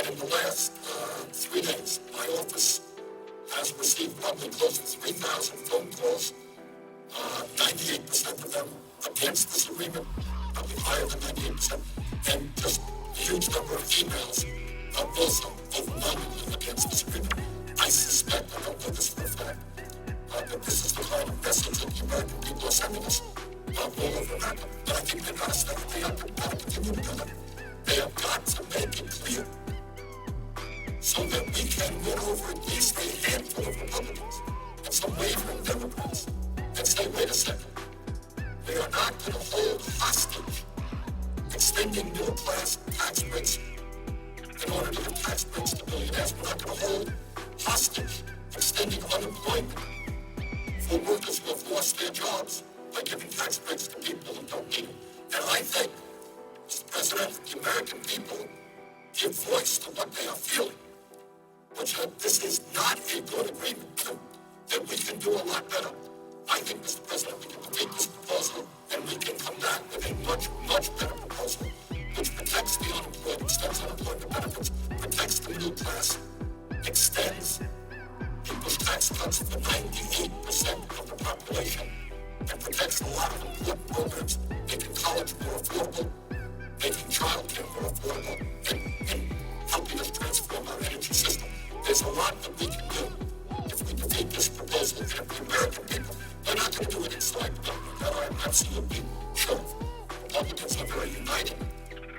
But what we have to do is win at least a handful of them, and some wavering Democrats to say, Mr. President, Republican leadership, you guys have got to involve Congress in this discussion. I was very pleased yesterday that the Democratic caucus said, sorry, we are not bringing that proposal onto the floor. And I applaud Speaker Pelosi and the Democratic caucus for saying that took a lot of courage. Congressman from the state of Vermont, Peter Welch, played an important role, and I applaud Congressman Welch, Congressman Peter DeVazio played an important role. Congratulate him. I congratulate most of the caucus for saying we can do better. We can do better than we are doing, but let me be very frank, they're not going to do better unless the American people stand up and help us. We're going to need a lot of phone calls, a lot of emails, a lot of messages, so that all of our colleagues in the House and the Senate understand the American people do not want to see their kids having to pay off the debt incurred by giving tax breaks to millionaires. Mr. President, this agreement doesn't come out of the blue. It comes within a context that I think frightens many people in this country. I think many Americans have a sinking feeling that there is something very, very wrong in our country today. I know that my father came to this country at the age of 17 without a penny in his pocket and became the proudest American that you could ever see without much of an education. But he knew that this country gave him a great opportunity, and that is his story. It's the American story. That's what it's all about. And millions of families that came from other countries, whether they just made it on their own. And we've heard a majority leader, Senator Harry Reid, talking about his experience growing up in a desperately poor family. That's what America is about. But I think there are a lot of folks out there who believe the facts back them up to something more. And what's going on in this country is the middle class is collapsing. Poverty is increasing, and I think what people worry about. I've got 4 kids and I've got 6 grandchildren. I'm worried about me. I'm worried about what happens to my kids and my grandchildren. We have some wonderful young pages here sitting on the floor, and we worry about their futures as well. And we don't want to see our kids and our grandchildren be the first generation in the modern history of America to have a lower standard of living than their parents. We don't want to see this country, the economy of this country move in the wrong way. We don't want to race to the bottom. We want to see our kids live healthier and better lives than we do. Not have to work longer hours, not getting a lower quality of education or less education. That is not the history of this great country. And I want to spend a minute now in talking about one aspect of what's going on in this country that does not get the kind of attention that it deserves. And there are obvious reasons why, having to do with who owns the media, corporate control of the media, having to do with who pays divides the campaign contributions for elected members of the House and the Senate, having to do with all the lobbyists that surround this institution that, Wall Street and oil companies spend, hundreds of millions of dollars for lobbyist campaign contributions. They don't talk about it. And the very simple issue that I want to talk about for a moment is who's winning and who's losing in the economy. I come from New England. Everybody follows the Celtics. We follow the Red Sox. We follow the Patriots. And when everyone says, okay, who won the game? Patriots win the game. That's what you want to know. Who's winning? Who's losing? And in fact, in America, it's pretty clear in the economy who's winning and losing. Vast majority of people, working people, middle-class people, low-income people are losing. That's who's losing. And it is very clear who is winning. The wealthiest people in this country are doing phenomenally well. They are winning the economic struggle. In America today, Mr. President, and again, we don't talk about this too much. We don't talk about it too much, but it's time we did. In America today, we have the most unequal distribution of wealth and income in the industrialized world. I haven't heard too many people, Mr. President, talk about that issue. Why not? Now, Republicans want, Republican colleagues want huge tax breaks for the richest people in this country. But the reality is that the top 1% already today owns more wealth than the bottom 90%. How much more do they want? When is enough? Enough, you want it all? We already have millions of families today that have zero wealth. They own less, they own more than they own. Millions of families have zero, below zero wealth. We are living in a situation where the top 1% owns more wealth than the bottom 90%. Top 1% owns more wealth than the bottom 90%. And Mr. President, that is simply unacceptable. Today in our country, this is something we must be absolutely ashamed about and have got to address. That instead of giving tax breaks to billionaires, maybe we should appreciate the fact that about 25% of our children are dependent on food stamps. We should understand that in the industrialized world, the United States of America has, as this chart shows, the highest rate of childhood poverty in the industrialized world. Is this America? Is this America? The United States today has over 20% of its kids living in poverty. In Finland, the number is about 2 or 3%. Norway may be 4%, Sweden may be 4.5%, Switzerland 6%, whatever it may be. But here we are. If you're watching on television, what you're seeing is the red line.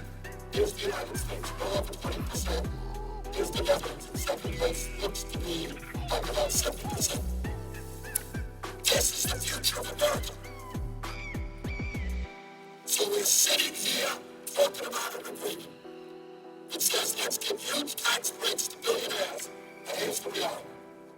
We have a rate of childhood poverty far, far surpassing any other country on earth. Let me tell you something else. I don't know that we have a chart for this, but it is the other half of the equation. What do you think happens when you have millions and millions of kids living in poverty? What do you think happens when you have kids who are dropping out of school when they're 13 before they ever tell you what happens? Because I talked to a fellow in Vermont who runs one of our jails, and he said that about half the kids who drop out of school end up in the penal system. That's what happens. So the result is the highest rate of childhood poverty in the industrialized world. And then what we end up with is more people behind bars than any other country on earth. Got that? China is a communist totalitarian society, much, much larger than the United States of America, which is a democratic society. We have more people in jail than China, and more people in jail than any other country. So what we end up doing, right, is we keeping people in jail because they dropped out of school, they never found a job, they were on drugs, or whatever. We pay them, put them in jail, rather than investing in child care, in education, and sustaining their families. So, Mr. President, when we look at the context in which this agreement was reached, we have got to see that it takes place at a time when the rich are already doing phenomenally well, while we have the highest rate of childhood poverty in the industrialized world. Mr. President, during the 8 years of President Bush, the wealthiest 400 Americans, that's not a lot of people, 400 families, saw their income more than double, while their income tax rates dropped almost in half. So you got 400 families, both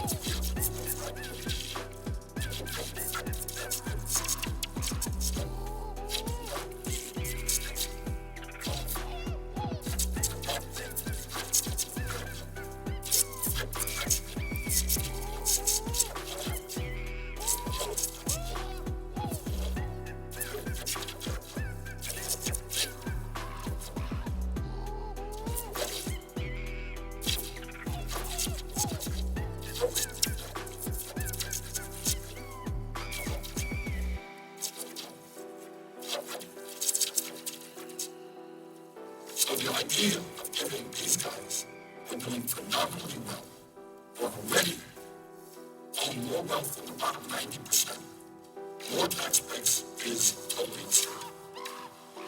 Mr. President, under the 8 years of President Bush, the wealthiest 400 Americans, we talked about how they doubled their incomes. Incomes is what happens in 1 year.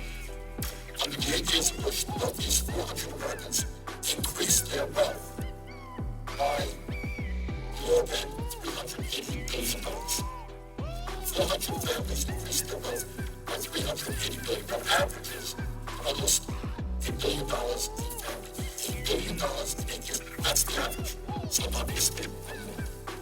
Collectively, and I know this is not an issue that we talk about too much, collectively, the 400 richest Americans have accumulated $1.27 trillion in wealth.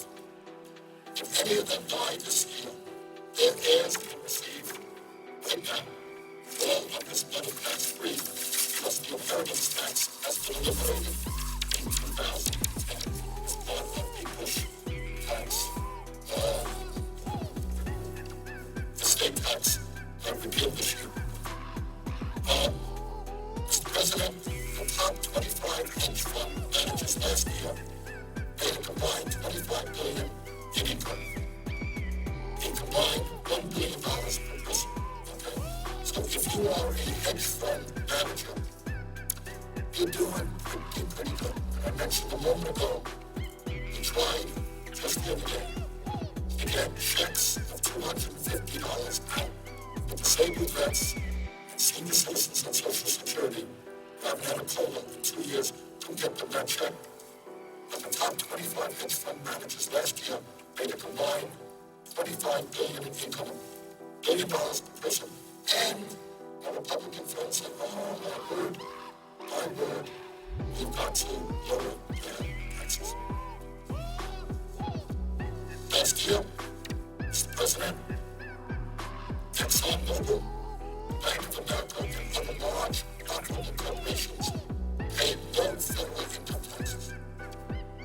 So what you got is a tax system which is totally distorted in the sense that it allows large profitable corporations to pay, in some cases, and in many cases, zero. And in fact, last year, it would be funny if it really wasn't pathetic. And here you have, as I understand it, last year, ExxonMobil paid $19 billion, paid nothing in taxes. Bank of America, huge bailout in American taxpayer, paying their executives all kinds of fancy, huge compensation packages. They got a refund check from the IRS. That's how absurd the situation is. And people say, oh, well, in order to deal with the deficit, they're going to have to cut back on Medicaid and education. We can't afford it. I guess we can't afford to allow ExxonMobil, the most profitable corporation in the history of the world, to make huge sums of money and pay nothing in taxes. We can afford to do that. But we can't afford to protect working families and the middle class.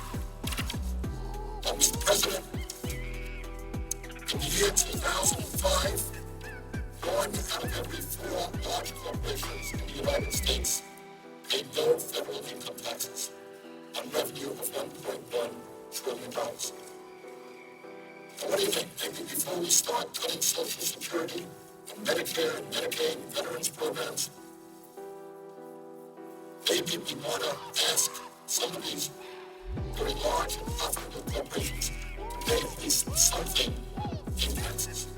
From 1998 to 2005, 2 out of every 4 in the United States paid no federal income taxes, according to the GAO report. Sadly, the economic pain that millions of people are experiencing didn't even begin as a result of the Wall Street bailout. The middle class was collapsing long before that. Long to blame Bush for all the problems. They contributed a lot to it, but not all that trend has been going on for many, many years. As the Washington Post reported last January, let me quote from an article, because again, I want to put the economic reality facing the middle class in contrast to the economic reality facing the very rich in that broad context of this agreement signed by the President and the Republican leadership. As the Washington Post reported last January, I quote, the past decade, the Bush 8 years plus 2 years, was the worst for the U.S. economy in modern times. It was, according to a wide range of data, a lost decade for American workers. A lost decade for American workers. Do you know why people are furious? Do you know why they're angry at Washington and everybody else? The last decade was, according to the Washington Post, a lost decade for American workers. There has been zero net job creation since December 1999. 12 years, zero job creation, which is why unemployment is so high. Not only for the general population, but even worse for our young people. Kids getting out of high school, young people graduating college. According to the Washington Post, this came from Washington Post in January, middle-income households paid less in 2008 when adjusted for inflation than they did in 1999. In other words, the American economy has turned into a nightmare for tens of millions of families. Imagine that. Middle-income households made less in 2008 when adjusted for inflation than they did in 1999. And the number is sure to have declined further during the difficult 2009. That's going to get old. They didn't have those numbers, but because of the Wall Street collapse, that certainly is the case. So what are we talking about? We're talking about, as I just demonstrated, the people on top seeing the doubling of their income while their effective tax rates are going down, is seeing the middle class collapsing. And what this agreement says is, we're going to provide huge tax breaks for millionaires and miners. That is insane. And only within the Beltway could an agreement like that be negotiated. As I mentioned earlier, we have in the last 3 days received thousands and thousands and thousands of phone calls and emails to my office. And over 98%, I guess say 99%, say this is not a good agreement. Don't support it. Mr. President, I've been joined on the floor by the very distinguished senator from the state of Louisiana. And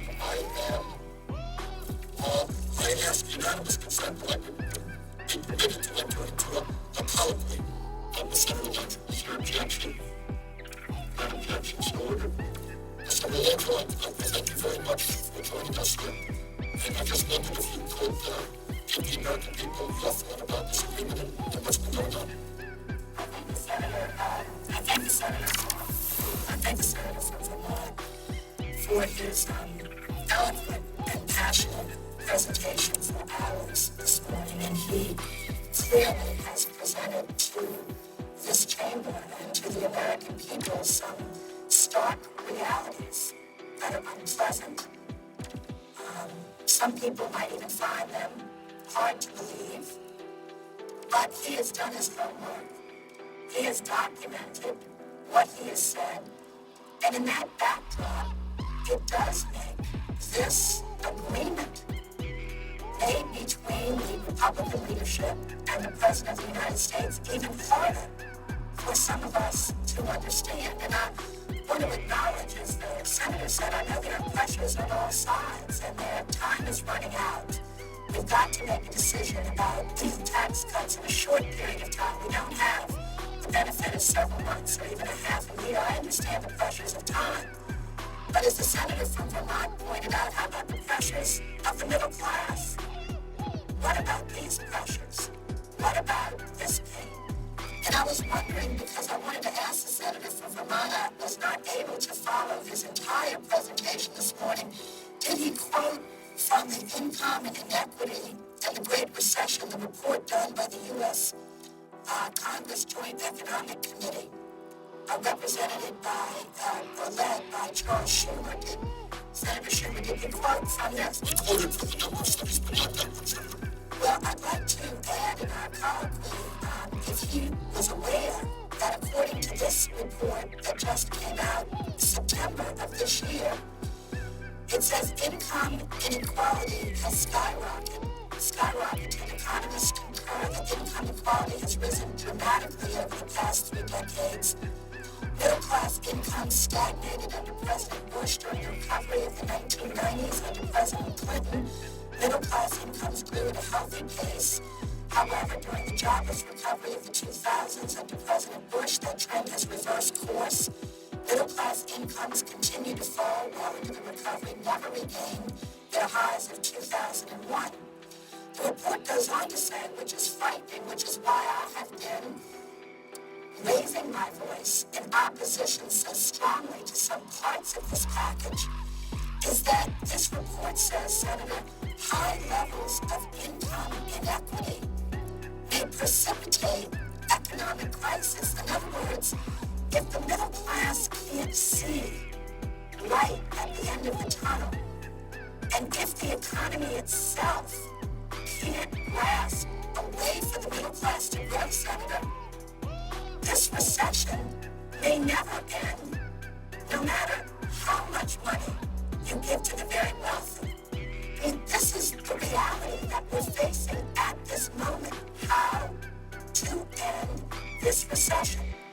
Now, Republicans weren't completely to blame for it. Democrats weren't completely, innocent, or vice versa. But it's not about who to blame, it's about how to fix it. And we're about to pick up a $980 billion hammer next week and attempt to fix it. A, or we hit the nail right. You don't have many $980 and $80 billion hammers to pick up. We were borrowing this one. So let's hit it right. This is an important issue before our country. I think that's what the senator is saying. Am I putting words into your mouth, Senator? Is this what you're trying to explain? That's exactly the point. Cannot be a mistake. What Senator Landfill is saying is that if you have a collapsing middle class and people are unable to purchase anything, it impacts the entire economy. The economy can't grow. We can't grow jobs. People don't have enough money to buy products made by other people. And if all of people, a substantial part of the wealth of this nation accrues in the hands of a few, I mean, they can get 3 yachts and 8 airplanes, I guess, but there is a limit to what they can purchase. And there's a limit to what they can consume. And what the senator is saying, and what I'm saying, and I want to be very clear, because the senator and I don't agree on every piece of legislation. He tends to be a little bit more liberal and progressive in his politics than I am, but on this subject, we are both equally concerned about the shrinking of the middle class. And I want to say, from my perspective, the senator may have a different view. I'm talking about the broad middle class. Incomes of $50,000 to $500,000. Now in my state, $500,000 of income, I'm not talking about net worth, I'm talking about income, is a huge amount of money. In fact, I brought a graph that I'm going to here, it's right here, to show here, that 84% of the households in Louisiana, so when I talk about middle class, 84% of the households in Louisiana make less than $75,000. 84%. Now most people in Louisiana, believe they're in the middle class. But 84% make below $75,000.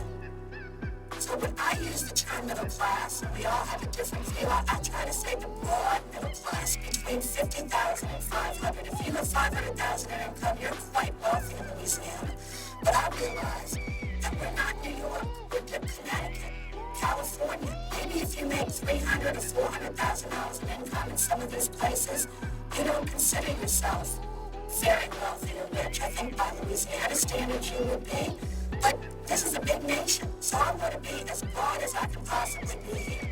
I'm not talking about the wealthy being 400 or 500,000. That may not be the case in California.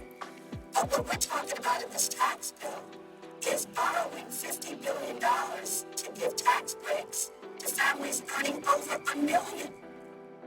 So as the senator from Vermont said, whether you put your mark at $250,000 or $100,000 or $500,000, we can disagree about how broad the middle class is. But is there anyone in this chamber, on any side of the aisle, from any state, that believes seriously, given what the senator from Vermont just outlined, which is really not debatable? I mean, these economic studies are not just from one side of the aisle or another, that we should actually, next week, provide $50 billion in extended benefits for the families in America who are making more than $1 million a year. When the inequities are so great, when the needs of the middle class are so great, when there is no evidence to suggest that even after this tax cut that I've seen that's convincing that the recession will end, and we're doing this for 2 years, what happens, Mr. President, if the recession doesn't end? And we've borrowed all of this money to provide the extension of these tax cuts, and in addition given the $50 billion to the $1 million earners in this country. What do we do then? Go borrow another $1 trillion and try it again? I think we have to try something different. Now, I don't know if the senator has another point before I go into just a few thoughts that I have. I wanted to ask him if he... Yes? Thank you very much. I agree with what you just been saying. I was mentioning earlier, Senator, that the calls that are coming in and the emails that are coming into my office are overwhelming, like 99%, because I don't know what's going on in your office. Are you getting calls in?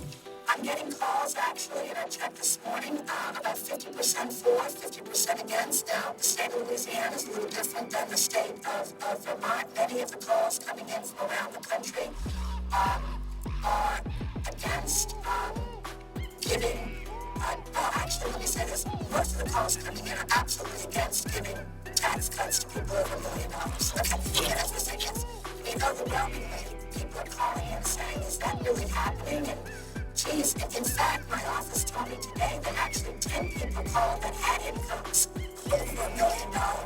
Which I found very interesting. To say they supported my position, tell Senator Landrieu I make $1 million a year, and I agree with him, so I know people are listening. So I think those callers, they make $1 million over a year. They said, please, use the money for somebody else or something else. I'm doing fine. I'm counting my blessings. I survived the recession. They know that 33,000 people are getting ready to run out of unemployment benefits in Louisiana alone if we don't extend it. They know that middle-class families making under $75,000 in income, or $200,000 in income, or even $300,000. You can have $300,000 of income in Louisiana, be a very strong business person, and be doing very well, and have 8 children. You have large families out in the West. We have very large families in the South.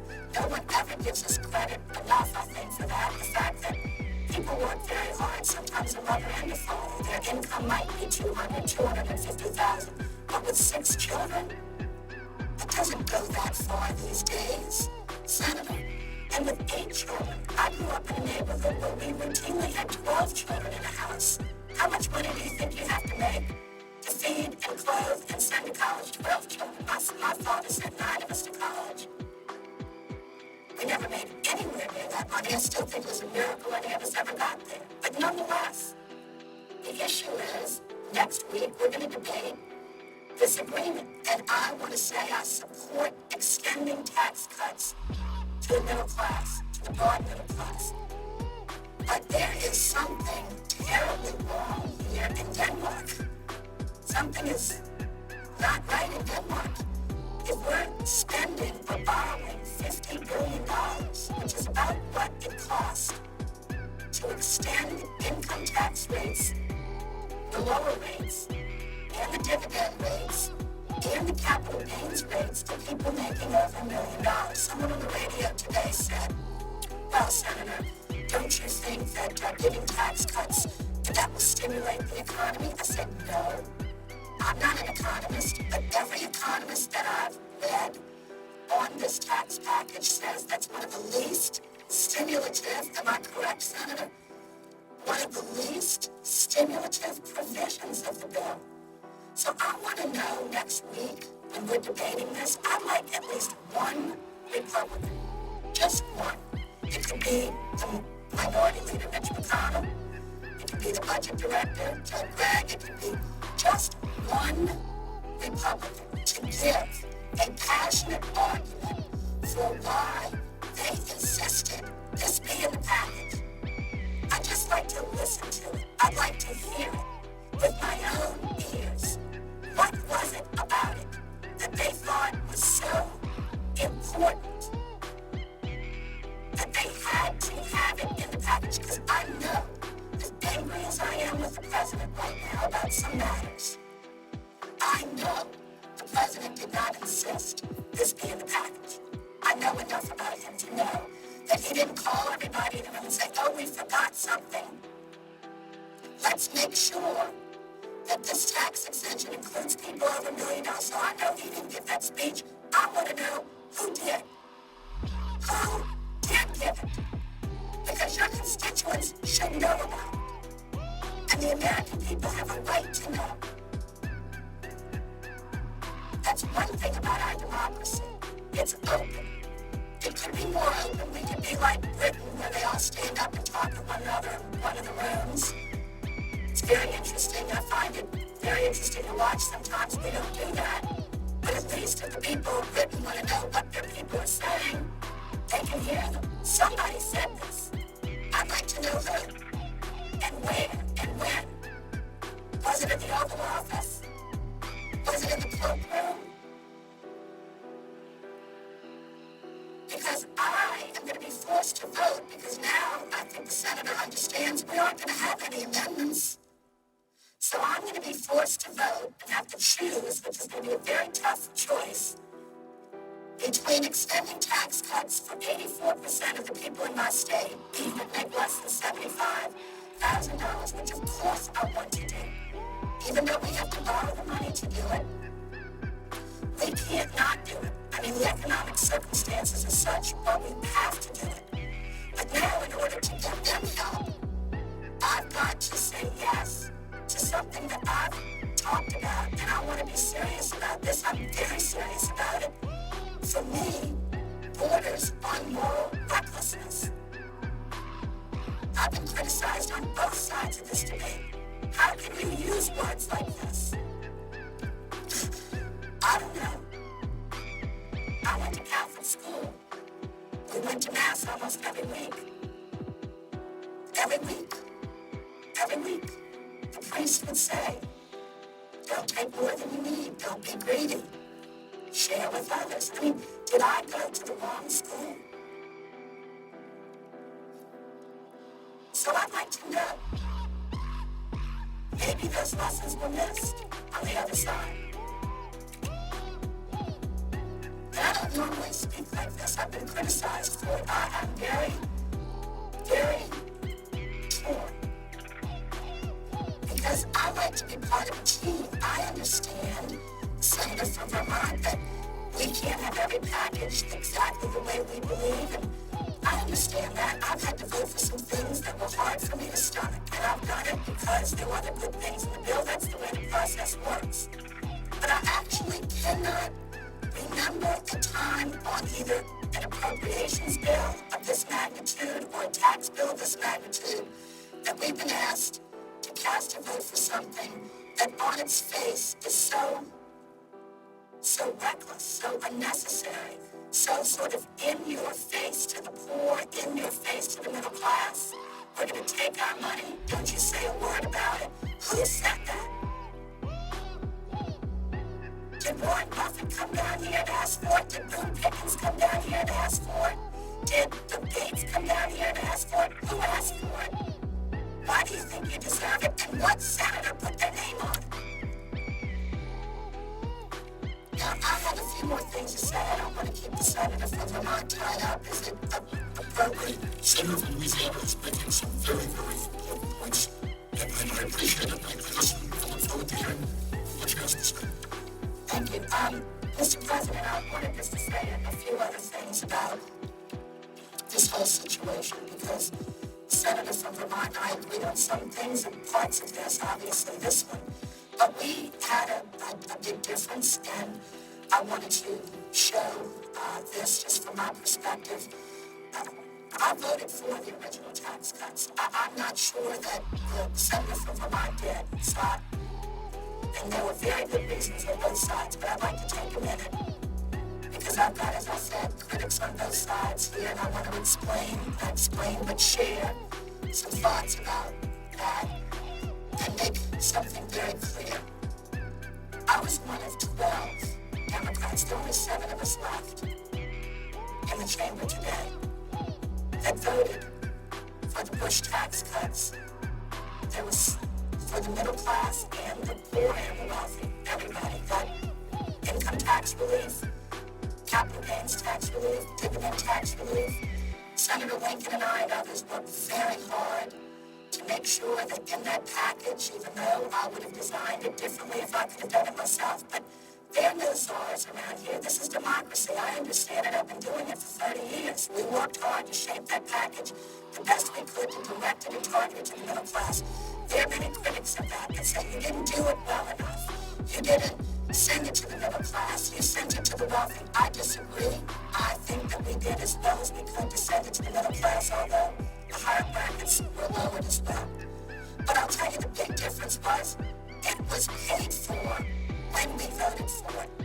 There was $128 billion annual surplus. In other words, we were spending $128 billion less than we were taking in. What a happy time that was. We were paying for our Pell Grants, we were paying for education, we were paying for health care. We had surpluses in Social Security, Senator will remember, and we had $128 billion surplus that year alone. And surpluses as far as the eye can see. This is before 9/11. So the 12 of us, let me speak just for myself, thought, whatever situation this is, Democrats had taken the tough vote. Not one Republican had voted for this budget reconciliation that, as you know, you were in. I think the senator was then in the House and took a tough vote along with many Democrats to put us on that path. Middle class was expanding. Jobs were being created at unprecedented levels. And yes, we were creating millionaires. I'd like to say this. I love creating more millionaires. It's why I got into politics. One of the reasons I like when people are successful. I love to hear stories about my constituents who came from poor families, whose mothers were household servants, whose fathers never went to high school. I love to hear about these smart little girls from Birdtown who got straight A's in school, went down the street to Xavier University, got their pre-med degrees, went to become a doctor, became a doctor, and now they're millionaires. I don't decry that. I celebrate it. I'm the one that fought for them to get their scholarships. Not individually, but generally. It's what I do. It's what senators do. It's what House members do. I am so mad at people saying to me as a Democrat, we don't like people that are rich. We have something against them. Nothing could be further from the truth. I love the book, The Millionaire Next Door. It talks about how it's a myth that most millionaires in America have inherited the money. The fact of the matter is, we've created such a great country over 250 years. We've actually found the way for poor people to go from nothing to huge wealth and to create a life-changing opportunity for their children and grandchildren. We celebrate it. We write movies about it. Our libraries are full of books about it. There's nothing wrong with that. So when we had a surplus, I thought we should give tax breaks and use some of that money. But today we're being asked to provide tax cuts when the deficit is, and I want to get this number because it's shocking actually, it is 10 times greater than the surplus. It is 1.294 trillion. That is what the annual deficit is this year. So I'm going to go back. When we did the tax cuts, we were generating $128 billion surplus every year. Surplus is as far as the eye could see. We thought, well, maybe we should give a third of this bounty in tax cuts. We had made investments in other things. But today, after what the Senator from Vermont has described as the economic inequality in the country, when we have no surplus in sight, the biggest, the largest, most ferocious recession since the Great Depression, and we're running an annual deficit of $1.29 trillion, someone had the nerve on the other side of the aisle to say, wait, before you close the deal, before you shut the door, before you stop the printing press, please put in the people in America that make over $1 million. Now, for that $50 billion, there are lots of ways that we could save if we could correct this deal. I don't think we can. But if we could, as the senator knows, do we have men and women in the military? Do you know what their COLA is going to be this year, Senator from Vermont? Because it's about, I think it's, only 1.4%? That's what my understanding is. It's about A lot of the folks in the military are very upset about that. every person in uniform is only getting a COLA this year of 1.4%. Did anyone over there, when they raised their hand to say, let's put the millionaires in, did you all not think about this? We could have taken that money and given it to them for 1 year bonus. They most certainly deserve it. They're coming back without eyes, legs, leaving some of their limbs in Iraq and Afghanistan. Did anybody over there think about that? The senior citizens that Senator has been such an advocate for, they're not seeing the kind of COLA that they normally get. Talk about stimulus. Every dollar I think you give to a senior citizen, Senator, would you say, It gets right away spent. They have to buy food for it. They're not going out and perusing, a yacht or an airplane that they could or could not buy. They don't really need it. They need to eat. They go to the corner drugstore, or they need to get their medicine. They spend it. And yes, we give money to the poor on the Democratic side and to the middle class because it's the right thing to do, but it actually happens to be also the smart thing to do for the economy and for jobs. So, when people say the senators flip-flopped, on taxes, I don't understand how to say something. I voted for tax cuts when we had a surplus. I am challenged about how to address this package. Most certainly want to extend it for the middle class. Most certainly want to extend unemployment. People are unemployed not because they're lazy, for heaven's sakes. They're unemployed because there are no jobs for them. It's some of the longest term unemployment that we've had in our nation's history. So the other side is making us feel, they say to us, well, we gave you the unemployment, so surely you should give us the tax breaks for millionaires. Is that really an equal trade? And if somebody believes that, actually I've heard commentators say it, on different networks. I've been on these news programs, they say, but you got the unemployment, so that's a fair trade. If there's a senator that thinks that, I'd love for them to say that next week, because I think that would be great to have on the record. So, this situation is what the Louisiana families in my state are facing. So obviously, I would like to provide tax relief for these families. We have less than 1.8% are making over $200,000. And I'm checking right now to find out how many families in Louisiana actually make over $1 million. I was told it was 3,200. That number might be too high. The senator from West Virginia told me in his state it's 599 people in West Virginia make over $1 million a year. But yet, it looks like that is the package. So we're going to be in a tough situation without amendments, having to vote for it. I'm going to see what my constituents are saying over the weekend. But I want to say one more thing about this inequity and then turn it back over to the senator from Vermont. Besides the other things that have been put into the record about the inequality, the challenges before our country right now. I came across some data, and I'd like the senator to, if he had just one more minute, to be on the floor to listen to this, because it's very startling. Thank you, Senator. I wasn't sure what his time was, but I'm the chair of the Small Business Committee, and I had a hearing. I have many hearings, but one in the last 3 months, and some of the testimony was startling to me. I wanted to share this with the senator. It's in the census data of the 2000 census data.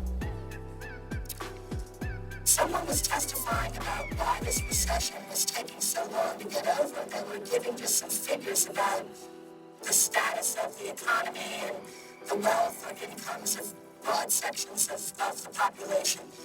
And they said, sort of off the cuff, just like in ho-hum, and today is Monday, they said, and by the way, the average net worth, the median net worth of households in America, the average median net worth, not income, net worth of households is $67,000. So that's very interesting. I thought it would be higher than that. I mean, that's taking everything that you own minus everything you owe, and the difference is your net worth. I thought people might have more than that. I mean, in terms of equity in their homes, a couple $100,000, $67,000. It was concerning to me. So I said, well, do you have that broken down by race by any chance? Oh, yes, ma'am, we have that. So would you share it? They did, and I'm going to share it with you because I have not recovered from what I heard.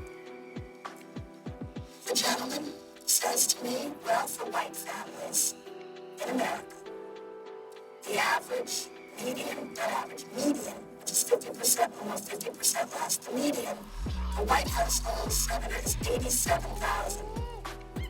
87,000. For Hispanic families, it is 8,000. And for African American families, it is 5,000. I want to repeat that again.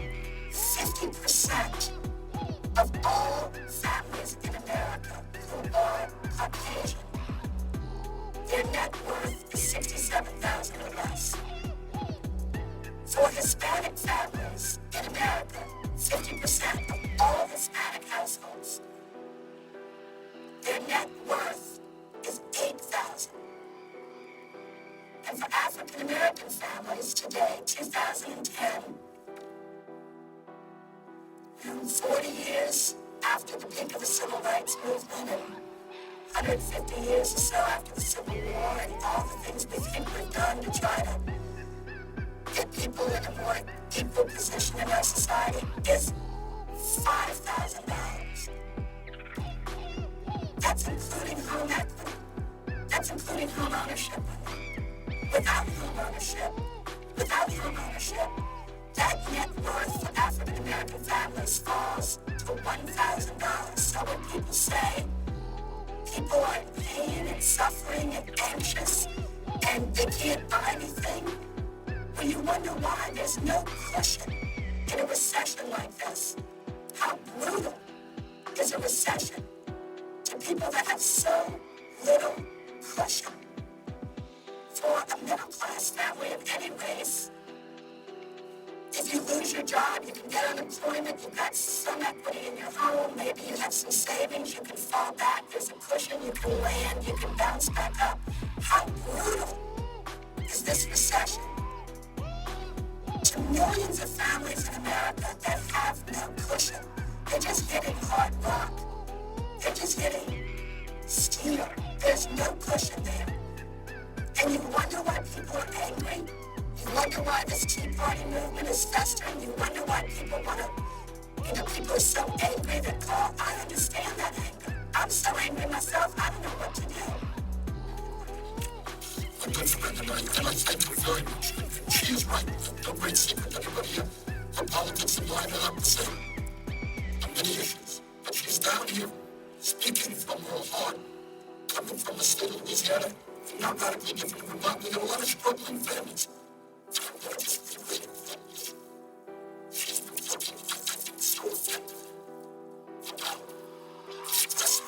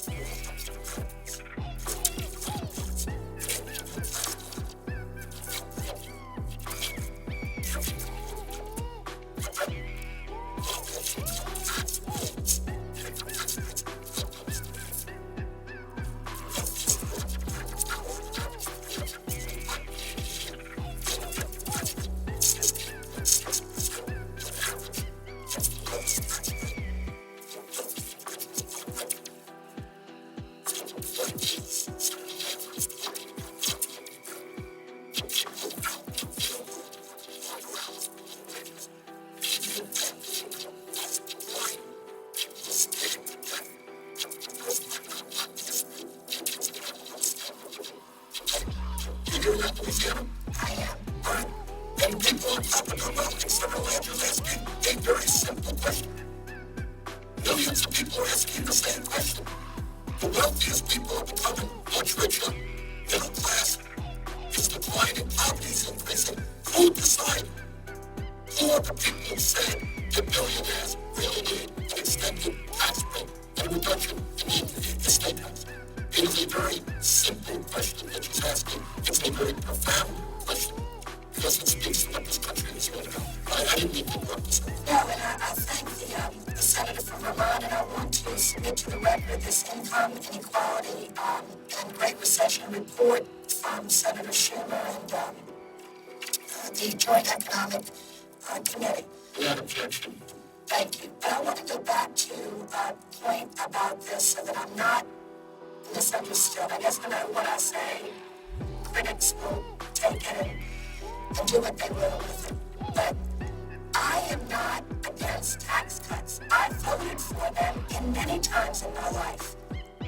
When we had surpluses, I've even been pressured to vote for things and have done so even when we didn't have the surpluses we had, when they were targeted and focused, and there actually had been some rational thought attached to we might need to borrow some money like we did in the stimulus package and spend it, because if we don't get some spending going, we could slip further into a recession. Even conservative economists counseled us on parts of the stimulus package, which, by the way, contrary to popular myth, was about the same size as this package. This package is actually larger. This package is going to be $900 billion. The stimulus was 800 something. It's going to be less. But in that stimulus package, there was about a third of it were tax cuts. Do you remember that, Senator? Mr. President? A third of it were tax cuts. It wasn't all just spending.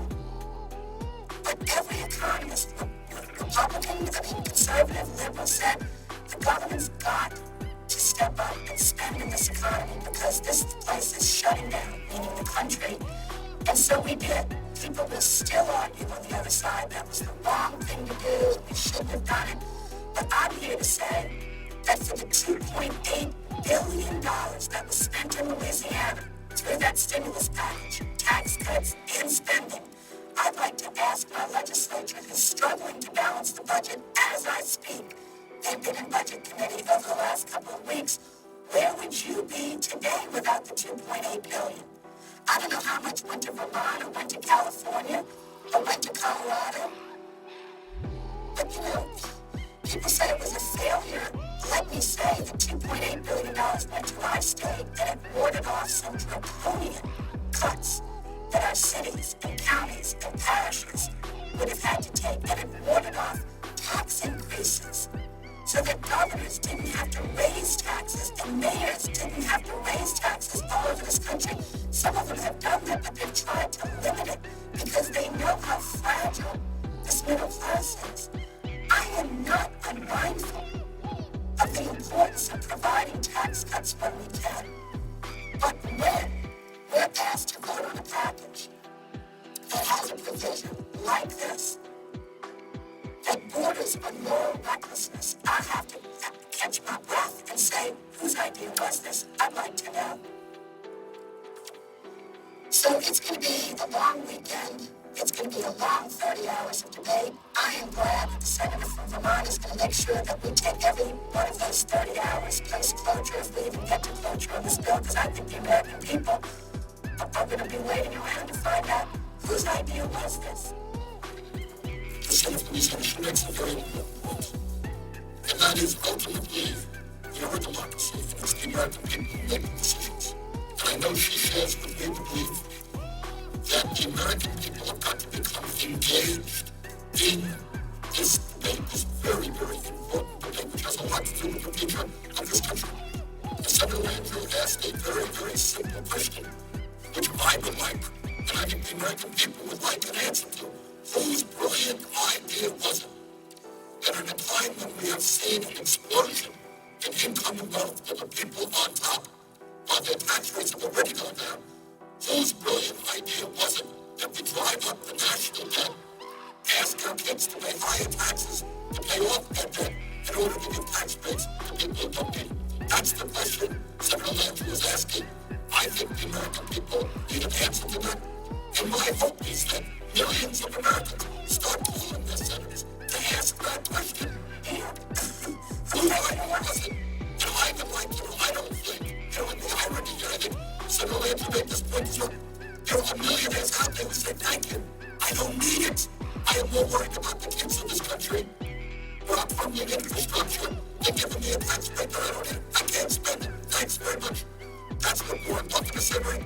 That's what Bill Gates has said. And Ben Cohen and Ben Jerry's has said it. You got many millionaires who say we're giving some of these guys something they don't even want. So I just want to, thank Senator Landry very much. Not only for being here today, and please continue but for raising these important issues. Just one more point, and I'm going to turn this back over to the Senator. I was on the Greta Van Siskin show last night, and I said Greta's always a tough interviewer, but she's fair, so I'm happy to go on her program. It was a tough interview, but, we debated these things, and I think that's important. We debate them here, debate them on television, debate them on town hall meetings. That's what a democracy is about. She asked me a question I'd like to answer. She said, Senator, we're so frustrated.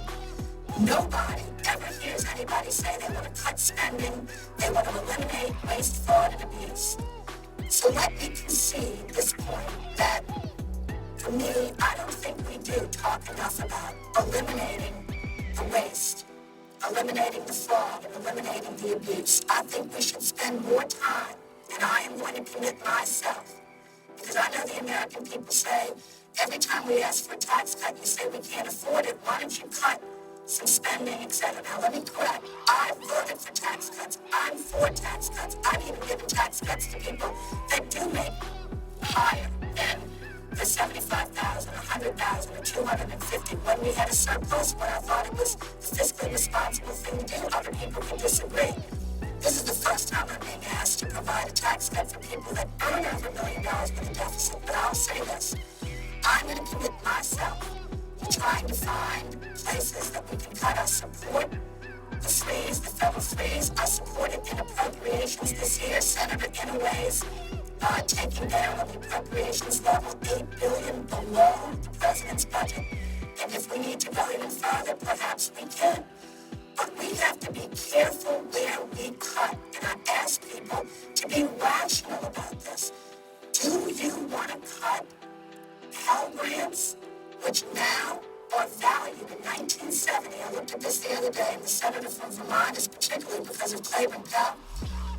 When the Pell Grants went in, it was a grant to help kids go to school. That still is what it does. But in the 1970s, Mr. President, the Pell Grant paid 100% of the average in a 2-year college. It only pays 50% of that today. I think that I remember it paid almost 60 or 40% of a 4-year college. A public college, it only pays like 40% or less of that today. The value, because we have not kept up with a program like Pell Grants, which is a powerful tool to lift the middle class, to lift the poor out of poverty, and expand the middle class. So when we cut programs, let's be careful to cut the waste, to cut the abuse, but let's not cut the heart out of what we're arguing for, tools, effective tools to expand the middle class, or we will never get out of this recession. Because I promise you, the few thousand people in this country, a few tens of thousands, I don't know how many, that make more than $1 million a year are not going to lift this country out of a recession. It is going to be the middle class, and if we don't help them get ahead, if we don't help them get training, this recession is going to go on for a long time. What again? The idea that one would think about cutting back on education, whether it's childcare, primary school, or college, is simply cutting off our noses, despite our faces. The senator is aware that we're at one time in this country, we used to lead the world in the number of our people who graduated college. We are now falling very significantly. How do you become a great economy if you don't have the scientists, the engineers, the teachers, the professionals out there? And many other countries around the world are having a higher percentage of their high school graduates going to college. It's something that we've got to address. Anyone who comes forward is cut education. It's just moving us in exactly the wrong direction. Exactly, and I'm for more accountability. If some people on the other side of the aisle think that some of that money is being wasted or we're not getting our bang for the buck, then don't come with an across-the-board cut to Pell Grants. Come with a plan to change it. And say these are the requirements for our universities. You have to graduate 65% of the kids that start, and you've got to have certain benchmarks before you can apply for these loans or for these grants. But I'll tell you, this country is at a crossroads, and I know that the president and his advisors understand the extraordinary challenges before this country. I hope the members understand, the economic danger, the minefield that we're in here. We can't make too many mistakes here. We just don't have, there's no cushion left. There's no surplus left. We are down to the low bottom. So when we do big things like this is a big thing. This is a $980 billion big package. It's almost $1 trillion. Do it the best you can do it. Don't do it recklessly. Don't do it frivolously. Don't do it for ideology. For gosh almighty sakes. And I just wish we could have fought harder for a better package. I have not yet decided how I'm going to vote, but I said if I vote, I'm not voting quietly. I may vote yes, I may vote no, but I'm going to vote with a loud voice about what I'm concerned about, what I believe my constituents are concerned about, and try to do my best to help them, to support them, and to make the best decisions we can next week. And it was troubling to me. I wanted to come to the floor and speak about it, and I thank the Senator for the right. I thank Senator very much for coming, and I thank you because I think everybody knows that on many issues, her views and my views are different. But on this issue, I think we are speaking for the overwhelming majority of the people, not just in Louisiana and Vermont, but all over this country, who cannot understand why we give tax breaks to millionaires to drive up the deficit and the national debt at a time when the deficit and the debt are so high. So I just want to thank Senator Landry very much for her very articulate and heartfelt statement. I appreciate that very much. Mr. President, I was mentioning a moment ago the great contrast about what's happening in our economy between the people on top and everybody else. And I indicated that the top 400 families during the Bush presidency alone saw their income more than double. At the same time, by the way, as their income tax rates dropped almost in half. So that's what's going on for the people on top. And will make out extremely well under this agreement between the President and Republican leadership. But I also talked about what's going on to the middle class and working families of this country. And that is, if you can believe it, this is really quite amazing. Since December of 1999, this is a Washington Post article in January. Since December 1999, there has been a zero net job creation. Zero net job creation. Middle-income households made less in 2008 when adjusted for inflation than they did in 1999. And the number is sure to have declined further in 2009. What does that mean? It means that you look at a 10-year period, people work very, very hard. In many instances, you got husbands and wives, in the vast majority of instances, husbands and wives both work. And they're still not making enough money to pay the bills. In fact, they have less money than they used to. When I was a kid growing up, the expectation was that to be in the middle class, what happened was that one person in those days, I know the young people will not believe this, but this is true. Years ago in the United States, before the great global economy, before robotics, before computers, one person could work 40 hours a week and earn enough money to pay the bills for the family. One person. Today, in Vermont and throughout this country, overwhelmingly, you have husbands and wives both working, and in some instances, they're working very, very long hours. And here's the problem. Today, a two-income family has less disposable income than a one-income family did 30 years ago because wages have not kept up with inflation and because healthcare costs have soared, cost of education has soared, housing has soared, basic necessities have soared. This is a description of a country moving in the wrong direction. 30 years ago, a income family had more disposable income than a two-income family did today. And there are a lot of reasons for that, and we'll touch on them a little bit later. One of them, in my view, has to do with our disastrous, unfettered free trade policy. Of tens and tens of thousands of factories in this country. Under President Bush alone, we lost some 48,000 factories. We went from 19 million manufacturing jobs to 12 million manufacturing jobs. And in many instances, those were good jobs. Where they go?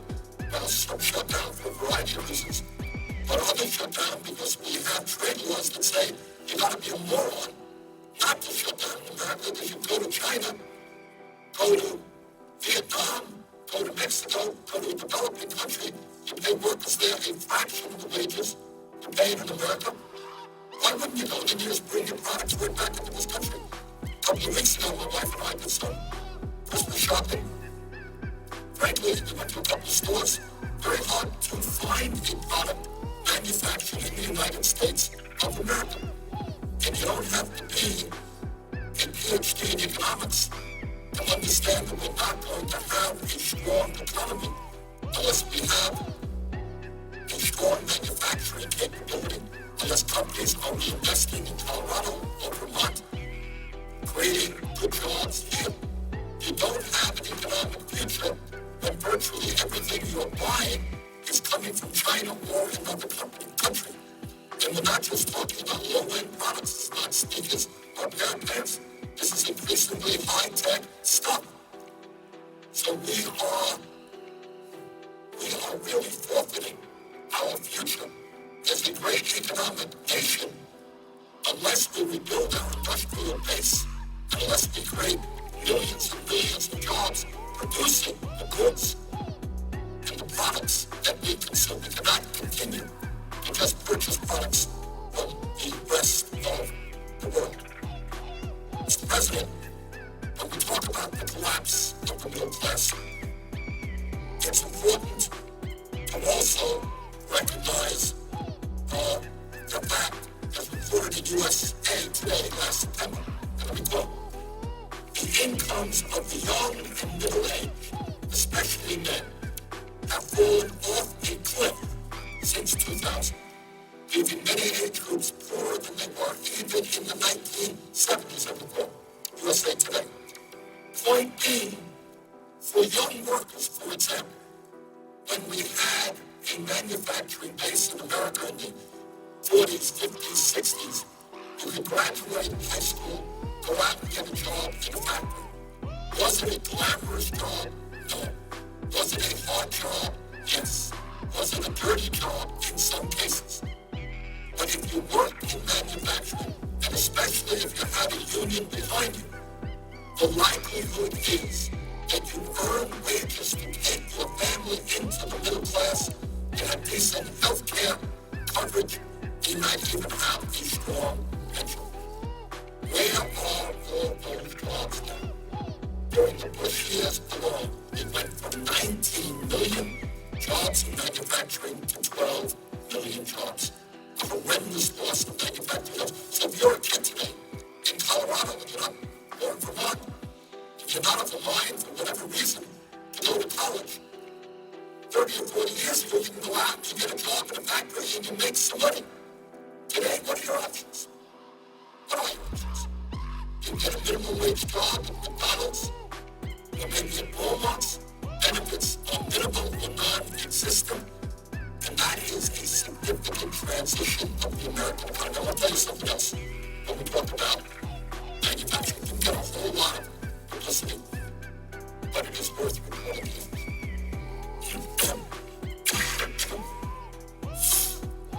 The good news is that we have recently seen that the loss of many thousands of jobs in the automobile industry. We have seen the auto companies, Chrysler and others, starting to rehire.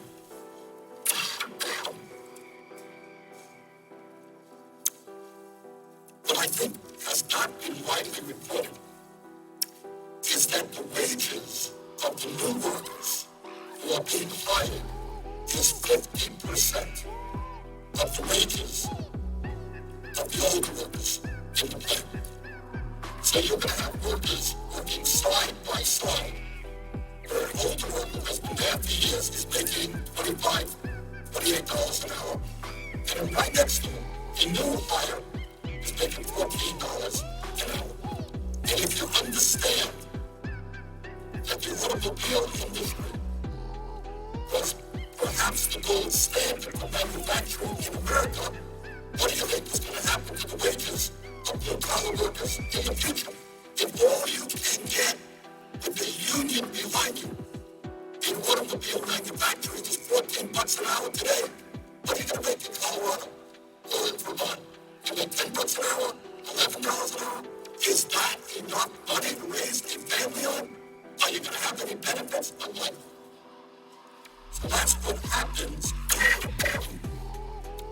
That's what happens when your manufacturing base disappears. And that, to a significant degree, in my view, is a result of a disastrous trade policy. I got to tell you, and I think in hindsight, most people agree I was right when I was over in the House. And all the corporations in the world are telling us how great NAFTA would be, free trade with Mexico. I didn't buy it. I was right. And it's going to be even better. We have free trade with China. Oh my God. Think about Watch trying to raise all of the American products they're going to buy over there to create all kinds of jobs in the United States. I never believed it for a moment. I'll tell you a story. I was in China a number of years ago. And I walked into, as part of a congressional delegation, we went to visit Walmart in China. And the Walmart store basically looked a lot like Walmart in America, different products. They look kind of the same style. And you walk in there, you walk up and down the aisles, and you see all these American products. Remember, Wilson basketballs, and the Procter & Gamble soap products.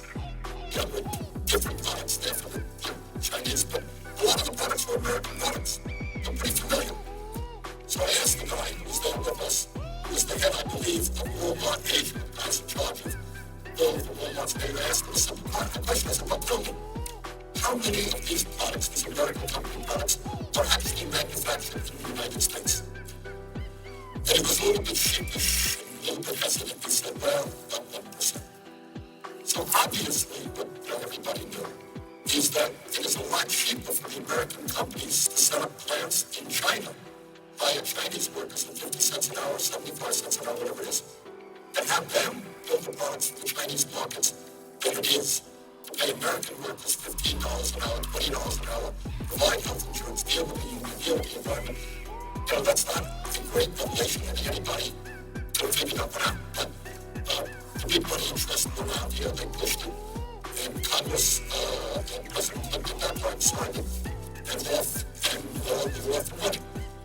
So when we look at why the middle class is in the shape that it's at, it's important to make sure that everybody understands it, because I think, you know, one of the things that happens in this world, human nature, I suppose, is that people feel very guilty and responsible if they are not taking care of their families. And right now we know that with unemployment so high, this is not just cold statistics that are thrown out. These are people who not only were earning an income that supported their families, they had a sense of worth. Every human being wants to be productive. They want to do something. They want to be part of something. They want to go to work. Earn a paycheck. Bring it home. You feel good about that. You know what it does to somebody's sense of human worth? And suddenly you are sitting home watching the TV. You can't go out and earn a living. It destroys people. People become alcoholic. People commit suicide. People have mental breakdowns because they no longer utilizing their skills. They no longer being a productive member of society. That's what unemployment is about.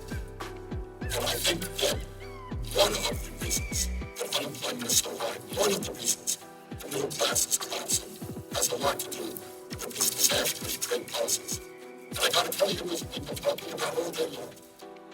These policies, these tax breaks, all of this stuff emanates from corporate leaders whose sense of responsibility is such that they want themselves to become richer, they want more and more profits for their company, but they could care less about the needs of the American people. I remember there was one CEO of the largest American corporations, and he said, when I look at the future of General Electric, I see China, China, China, and China.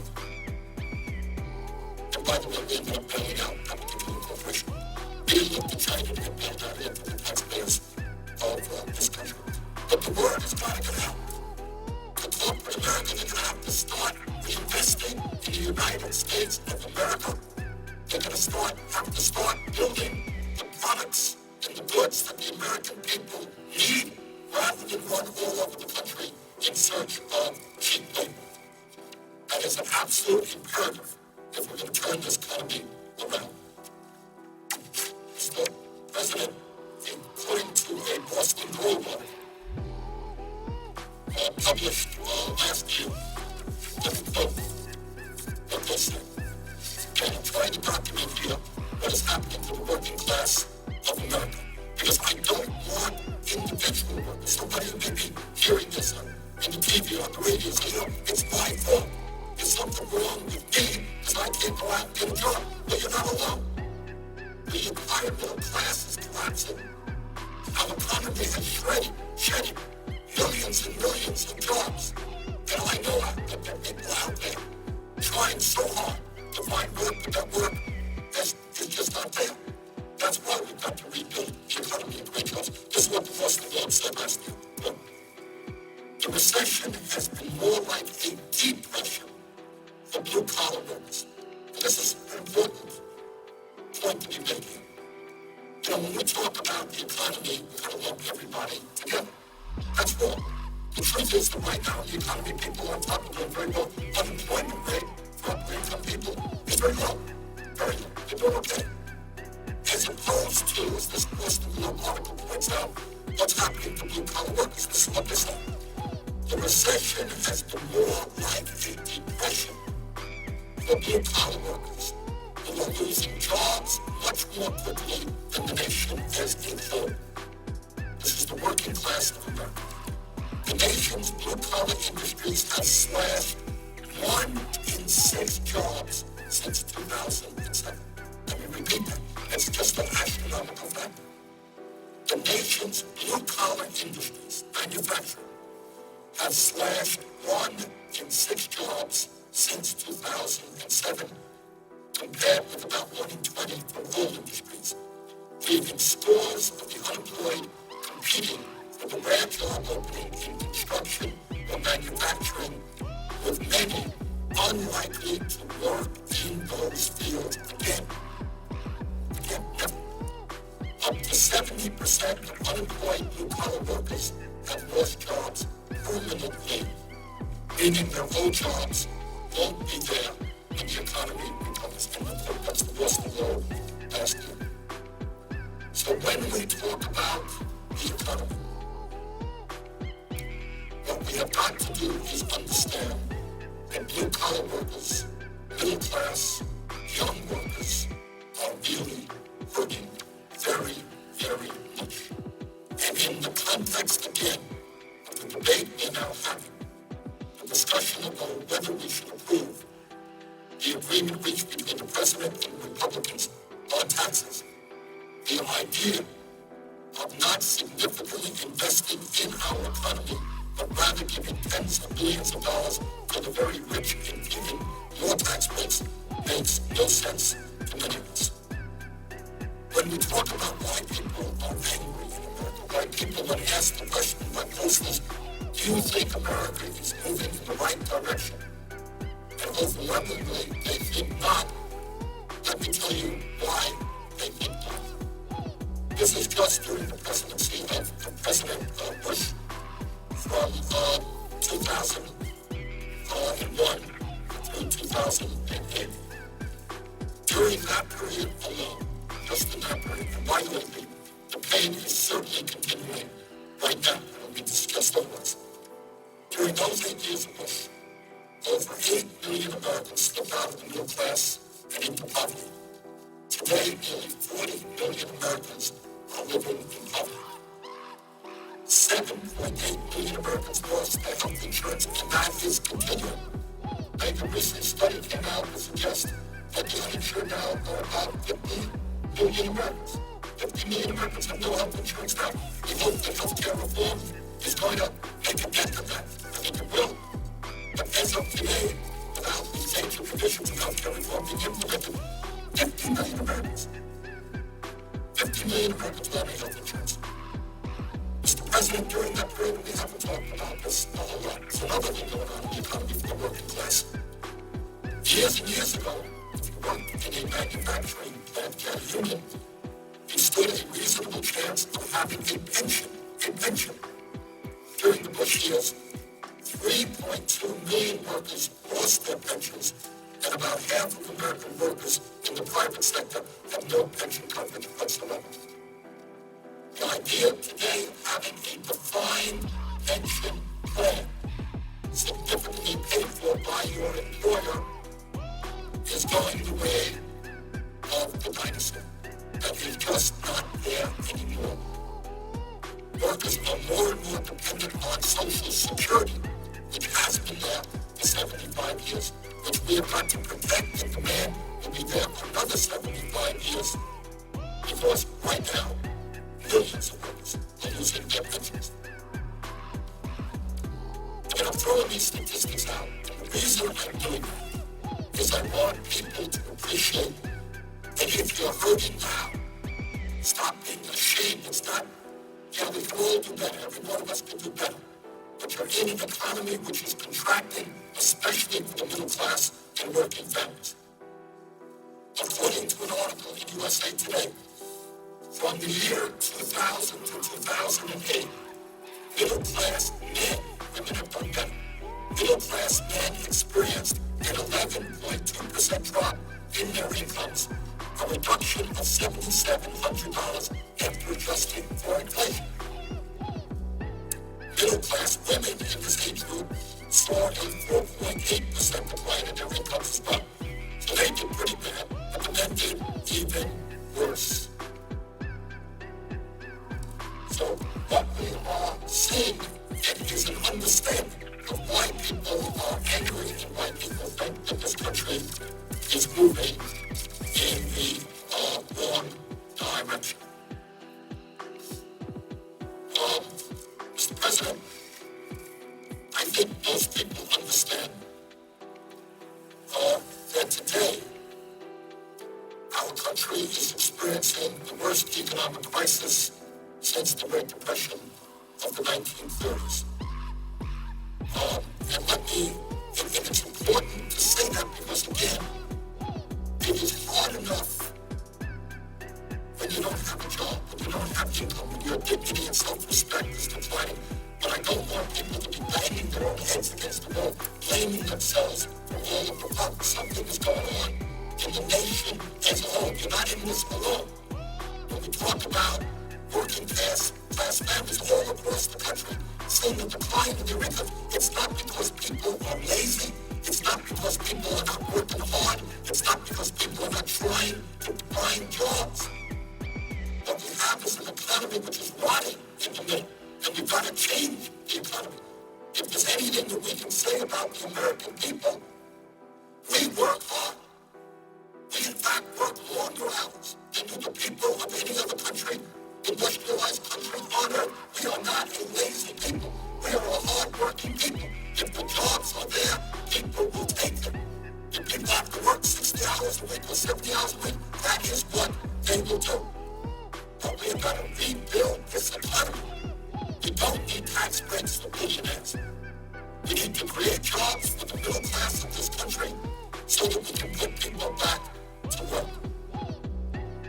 Now let me just take a few minutes to discuss how we got to where we are today, and in my view, what policies we need to move this country forward to create the kinds of jobs that we desperately need. Now let's just take a quick look back to where we were in January of 2009. It's a long time ago, but just a couple of years ago. And that was the last month of the administration of President Bush. In that month, we lost over 700,000 jobs. That is an absolutely incredible number. In fact, during the last 6 months of this presidency, we lost over 3.5 million jobs. All of which was caused by the greed and recklessness and illegal behavior on Wall Street. Our gross domestic product, which is the total sum of all that our economy produces, had gone down by nearly 7% during the fourth quarter of 2008. That was the biggest decline in more than a quarter century. Some $5 trillion of Americans' wealth evaporated in a 12-week period as people in Vermont and all over this country saw the value of their homes, retirement savings, and stocks plummet. I want to say just one word again about Wall Street greed, because I think for a variety of reasons, we just don't talk about it enough. What you had was a situation in which a small number of folks at the head of huge financial institutions, through their greed, through the development of very reckless policies, through illegal behavior, through pushing out financial instruments which turned out in some cases to be worthless, that as a result of all of that, they plunged this country into the worst recession that we have seen since the Great Depression. From January, that is at the end of the Bush administration. But it's important to understand, very important to understand, that the Wall Street crisis took us over the wall in terms of precipitating the severe recession that we're in. But we have to remember that during those 8 years, as I mentioned earlier, the middle class was also shrinking. So it wasn't, oh my goodness, everything is going great. Then you got the Wall Street disaster. Now, in the midst of a terrible recession, this trend of a middle class collapse went on long before Bush precipitated significantly during the Bush years, but it went on before as well. But just during the Bush years, over the 8-year period of President Bush from 2001 to 2009, we lost 600,000 private sector jobs. We lost 600,000 private sector jobs, and only 1 million net new jobs were created, all of them in the government sector. So for my friends, my Republican colleagues, to tell us that we need more tax breaks for the very rich, because that's going to create jobs. That's what trickle-down economics is all about. But I would say to them, you had your chance. It failed. In case you don't know, losing 600,000 private sector jobs in 8 years is not good. That's very, very bad. That's an economic policy that has failed. We don't need to look at that movie again. We saw it. It stunk. It was a bad movie. Bad economic policy. More tax breaks for the rich are not what our economy needs. In fact, what every economist will tell you, that is the least effective way to create jobs. During the Bush era, median income dropped by nearly $2,200. That means that family in the middle of an 8-year period saw their income drop by $2,200 during the 8 years of Bush. And I say all of these things just to tell you that we're not where we are today just because of the Wall Street crisis. That took us over the cliff. That made a very bad situation much, much worse. But it has been going on for a long time. It's gone on before Bush.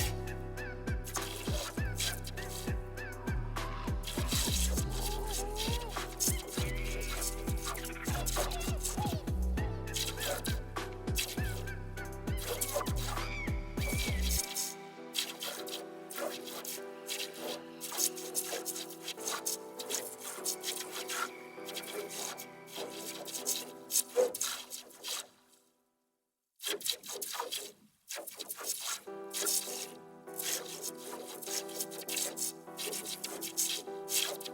That's not the end of the world. Housing to provide. A lot of people don't have low-wage jobs, making $10 an hour. And it is hard to find a decent apartment to pay a mortgage on $10 an hour. That's true certainly all over this country. Homelessness is going up. During the Bush years, 88 million Americans lost their health insurance. One of the issues which I would like to talk about a little while is the stuff that's related to everything. We are the only country in the industrialized world that does not guarantee health care to all people as a right of citizenship. According to Harvard University, 45,000 Americans will die this year because they lack health insurance and they're not getting to a doctor when they should. During the Bush administration, 5 million manufacturing jobs disappeared as companies shut down plants in the United States and moved to China, Mexico, Vietnam, and other low-wage countries. As I mentioned earlier, profoundly important to understand what's going on in America. In 2000, we had over 17,000 manufacturing jobs in this country. By 2008, we had less than 12,000, 17,000 to 12,000 in 8 years. That's the loss of 5 million manufacturing jobs, a 29% reduction, and the fewest number of manufacturing jobs since the beginning of World War II. Under President Bush, our trade deficit with China more than tripled, and our overall trade deficit nearly doubled. Again, the point that I am making now within the context of this agreement is we need agreements now that do not give tax breaks to millionaires or billionaires, that do not lower the tax rate for the estate tax, which is applicable only to the top 0.3%. We need agreements which rebuild our infrastructure, rebuild our manufacturing base, and create the needs of good-paying jobs the American people desperately want. And again, I think the point has got to be made, I'm going to make it over and over again, is that when you look at the economy, it's one thing to say that everybody is good. And sometimes that happens. You know, a terrible hurricane comes and knocks down everybody's home. But a hurricane that has hit America for the last 10, 20 years has not impacted everybody. It has impacted the working class. It's impacted the middle class. The people on top are doing better than they ever were. Our friends on Wall Street, whose greed and illegal behavior caused this recession, they are now making more money than they ever did after being bailed out by the middle class of this country. During the Bush years, the wealthiest 400 Americans saw their incomes more than double. Do you really think that seeing the doubling of the Bush years of their incomes, that these people are in desperate need of another $1 billion a year tax break? In 2007, the 400 top income earners in this country made an average of $345 million in 1 year. That is a pretty decent change. That's the average, $345 billion. In terms of wealth as opposed to income, the wealthiest 400 Americans saw an increase in their wealth of some $400 billion during the Bush years. Imagine that in an 8-year period, top 400 wealthiest people each saw an increase on average of $1 billion apiece. And together, these 400 families have a collective net worth of $1.27 trillion. Does anybody in America really believe that these guys need another tax break so that our kids and our grandchildren can pay more in taxes because the national debt has gone up? I don't think most Americans believe that. And that is why, in my view, most Americans are not supporting this agreement.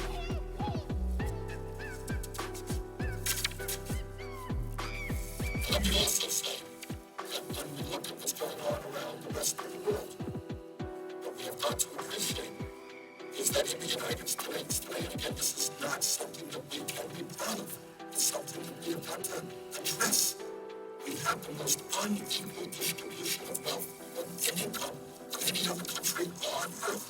I remember talking not so long ago to somebody from Scandinavia. It's different. It was the question we have rich people in our country, but there's a level in which they will become embarrassed. We now have a situation where the CEOs of large corporations make 300 times more than their workers. In many other countries, everybody wants to be rich, but there is a limit. You can't become a billionaire stepping over children who are sleeping out on the street. That's not what this country is supposed to be about. Enough should be enough. Mr. President, the top 1% today earns 23.5% of all income. In the 1970s, that number was 8%. In the 1990s, it was approximately 16%. And now it is 23.5%. So the people on top are getting a bigger and bigger chunk of all income. Furthermore, it's not just the top 1%. I mean, there are economists who write, yeah, you think the top 1% is being well. Yeah, they are. It's really the top 1/10 of 1%. If you can believe this, I'm just working to digest this. The top 1/10 of 1%. I don't know how many people those are. Can you give you a $4 billion? 1/10 of 1%. That top 1/10 of 1% took in 11% of total income, according to the latest data. 1/10 of 1% earned 11% of all income in America. In the 1970s, as I just said, the top 1% only made something like 8% of total income. In the 80s, it rose to 10 to 14%. In the late 90s, it was 15% to 19%. 2005, it passed 21%. And in 2007, the top 1% received 23.5% of all of the income earned in this country. The last time, and we should be mindful of this, the last time that type of income disparity took place was in 1928. And I think we all know what happened in 1929. And that's the point that Senator Rankin was making about that. But she understands quite correctly is that if working people, the vast majority of the people, don't have the income to spend money to buy products and goods and services, we can't create the jobs. If all of the money, a big chunk of the money ends up with a few people on top, there is a limit, to how many limousines you can have, and how many homes you can have, and how many yachts you can have. So when you hit this situation where so few have so much, it is not just a moral issue, but it is also an economic issue. A strong and growing middle class goes out, spends money, and creates jobs. Mostly unequal distribution of income and wealth creates more economic shrinkage and loss of jobs because people just don't have the disposable income to go out and buy and create jobs for their neighbors. Now also, they had insult to injury in terms of this agreement negotiated by the President and the Republicans. While the very wealthiest people in this country became much wealthier, then the deficit soared. And under President Bush, the national debt almost doubled. What else happened? Well, the tax rates for the very rich went down. When you get richer, tax rates go down. This was a result not only of the tax rates for the rich initiated during the Bush administration, but also, quite frankly, tax policy that took place before presidency. The result is that from 1992 to 2007, the latest statistics that we have, the effective federal tax rate that people really pay for the top 400 income earners was cut almost in half. So these crybabies, these multi-millionaires and billionaires, these people who are making out like bandits, they are crying and crying and crying, but their effective tax rates for the top 400 income earners in America was cut almost in half, from 1992 to 2007. And I think the point that needs to be made is that when is enough enough? And that really is the essence of what we're talking about. When does greed, and greed is in my view, it's like a sickness. It's like an addiction, we know people who are on heroin, they can't stop, they destroy their lives, they get more and more heroin. There are people who can't stop smoking, they have problems. They get nicotine, they get addicted to cigarettes, costing their health. People have problems with food, we all have our share of addictions. But I would hope that for these people who are worth hundreds of millions of dollars, they will look around them and say, there is something more important in life than the richest people becoming richer, when we have the highest rate of childhood poverty in the industrialized world. Maybe they will understand that they are Americans, part of a great nation which is in trouble today. Maybe they've got to go back to the Bible or whatever they believe in, and understanding that there is virtue in sharing, in reaching out, if you can't get it all. But I think this is an issue that we have got to stay on, stay on, and stay on. Is greed, is reckless, uncontrollable. Greed is almost like a disease, which is hurting this country terribly. How can anybody do well say that I'm a multi-millionaire, I'm getting a huge tax break, and 1/4 of the kids in this country is on food stamps? How do you be proud of that? I don't know. Mr. President, I mentioned it's not just income, it's wealth. Not 1%. It's more wealth at the bottom. 90%. During the Bush years, the wealthiest 400 Americans saw their wealth increase by some $400 million. How much is enough? Now, all of these things are related to the agreement that the President and Republicans worked out, because we are all concerned about the national debt and our debts. Now, in terms of the federal budget, when President Bush first took office, he inherited a $236 billion surplus in 2001 and a projected 10-year surplus of $5.6 trillion. That's what Mr. Orlando was talking about. But then some things happened. And we all know that 9/11 was not his fault. What happened is we went to war in Afghanistan. We went to war in Iraq. And war in Iraq was the fault of President Bush. I certainly do not support, nor do I think most Americans support. The war in Iraq, by the time our last veteran is taken care of, will probably end up costing us something like $3 trillion, adding enormously to our national debt. So when we talk about Iraq, it's not only a terrible loss of life that our soldiers, the Iraqi people, have experienced. Let's not forget what it has done to the deficit of the national debt. We did not pay for the war for Iraq. We just put it on the credit card. President Bush gave out $700 billion in tax cuts for the wealthiest 1% of Americans. $700 billion. Where was the offset? It wasn't gave them tax breaks. That's it. Adds to the national debt. President Republicans supported a $400 billion Medicare Part D prescription drug program. I have always been one of the leaders in believing that we needed a strong prescription drug program for seniors.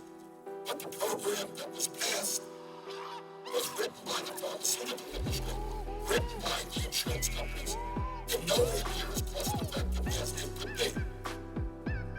As the President undoubtedly knows, we are not even negotiating prescription drug prices with the drug companies at great expense and great cost to the American people. The drug prices are now much more expensive under Medicare Part D than they are in terms of what the veterans and the discretion of the Department of Defense purchase. So we passed that unpaid. Right on there. Just another $400 billion prescription drug program unpaid for. And then we bailed out this. The original cost was $700 billion. A lot of that, in fact, has been paid back. But there is expense there, So you add all these things together in normal governmental growth, and it turns out that the Bush administration turned a $236 billion a year surplus into a $1.3 trillion a year deficit. And more or less that's where we are right now.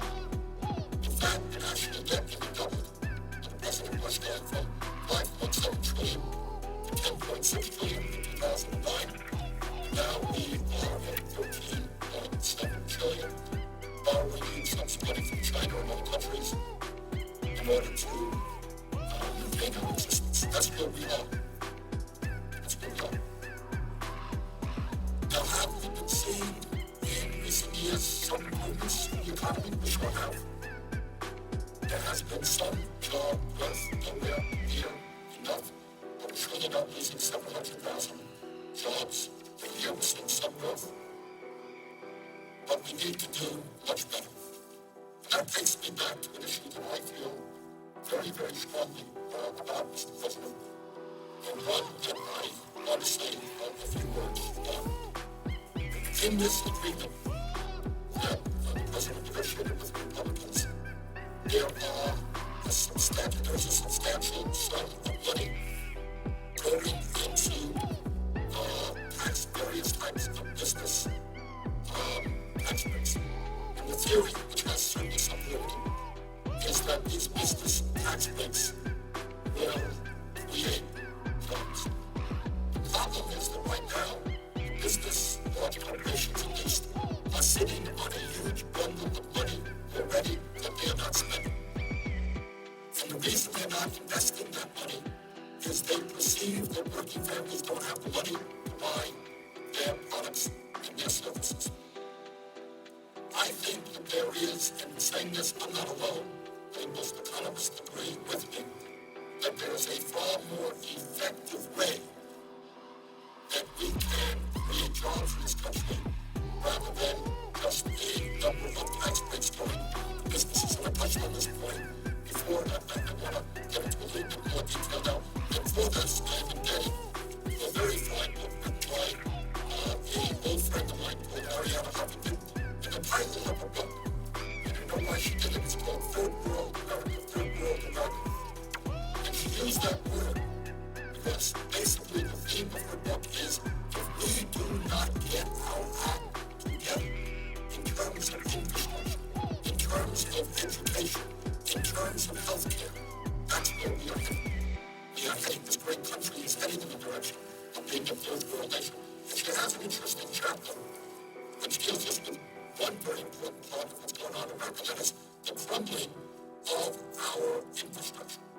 And she writes, from 1980 to 2005, the miles traveled by automobiles increased 94%, the trucks mileage increased 105%, yet there was only a 3.5% increase in highway lane miles. More and more cars, more and more traffic, not building roads. But you don't, she writes, you don't need these numbers to know that our roads are badly congested. So anybody who lives around here in Washington, D.C. knows that our roads are congested. It takes hours to get to work in some places. You see it, you experience it every day. According to the American Society of Civil Engineers, infrastructure report card, quote, this is an interesting point. This is where we should be investing our tax breaks for the rich. Americans spend 4.2 billion hours a year stuck in traffic. Think of that. 4.2 billion hours a year stuck in traffic, at a cost of $78 billion a year. And think about all of the pollution, all of the greenhouse gas emissions, all of the frustration, all of the anxiety, all of the road rage. People are stuck in roads because our transportation system is totally inadequate. Our roads are public transportation. Then she talks about an interesting point as well. In studying automobile accidents, when we talk about automobile accidents, what we usually think we can know somebody is driving recklessly, maybe they're drunk, and those are serious issues. But she writes, in studying car crashes across the country, the Transportation Construction Coalition determined that bad properly maintained or managed roads are responsible for $217 billion a year in car crashes, far more than the headline-grabbing alcohol-related accidents or speed-related problems. In other words, if you want to know why we are seeing automobile crashes, the issue of bad roads is even more significant than drunk drivers or people who are reckless. But I can remember, and everybody has the same story. I was driving down the road in Vermont. Whoops, huge pothole went into it. It cost me a few $100 to repair the car. So we're spending, as a nation, billions of dollars repairing our cars because the roads are not in good shape. But there's a traffic jam. People are emitting all kinds of greenhouse gas emissions and wasting gas and wasting money. If we invested in our transportation system, we'd go a long way to addressing that. When we talk about transportation, and by the way, again, I bring this issue up because in the bill agreed to by the President and Republican leadership, to the best of my knowledge, not one penny is going into infrastructure, which is, to me, just doesn't make any sense. And again, Ariana Huffington writes, America's railway system is spinning down the tracks in reverse. It is one of the few technologies that has actually regressed over the past 80 years. Regressed. Now, I'm not talking about China and they're building all this high-speed rail lines. Our rail situation, in terms of the amount of time it goes from location 1 to location 2, has actually gotten longer. She writes, Tom Vanderbilt of Slate.com. It's a radio website, came across some pre-World War II train pipeline photos and made a startling discovery. Many train rides in the 1930s, 40s, and 50s took less time than those journeys would take to learn. Can you imagine that? In the 30s, 40s, and 50s, people were able to get on the train and get to their destination in less time than is the case today. For instance, in 1934, the Burlington Zephyr would take you from Chicago to Denver. Denver was the president. From Chicago to Denver in around 13 hours. The same trip takes 18 hours today. I don't know if the presiding officer is familiar with the Burlington Zephyr, which is a train that goes from Chicago to Denver. But what this writer has pointed out is that in 1934, it took 13 hours to make that trip. You know what it takes today? It takes 18 hours. So we're moving in the wrong direction. I know that in Vermont, I don't have any statistics right in front of me. But I can tell you that I believe very strongly that it takes longer to get from the southern part of the state to the northern part of the state than it used to. And the frequency of the trips are less than they used to be. The trip from Chicago to Minneapolis via the Olympian Hiawatha in the 1950s took about 4.5 hours. Today, via Amtrak's train, the journey is more than 8 hours. So in terms of our public transportation, not only are we neglecting it, not only are we not moving forward, we're actually moving backward. At the moment, the only high-speed train in the United States is Amtrak's Acela. It travels the Washington, New York, Boston line, and I use the term high-speed very loosely. While in theory, the trains have a peak speed of 150 miles per hour, the average speed on that train is just about 71 miles per hour. Once again, I've got some statistics before pointing out that China is building thousands and thousands of miles of high-speed rail.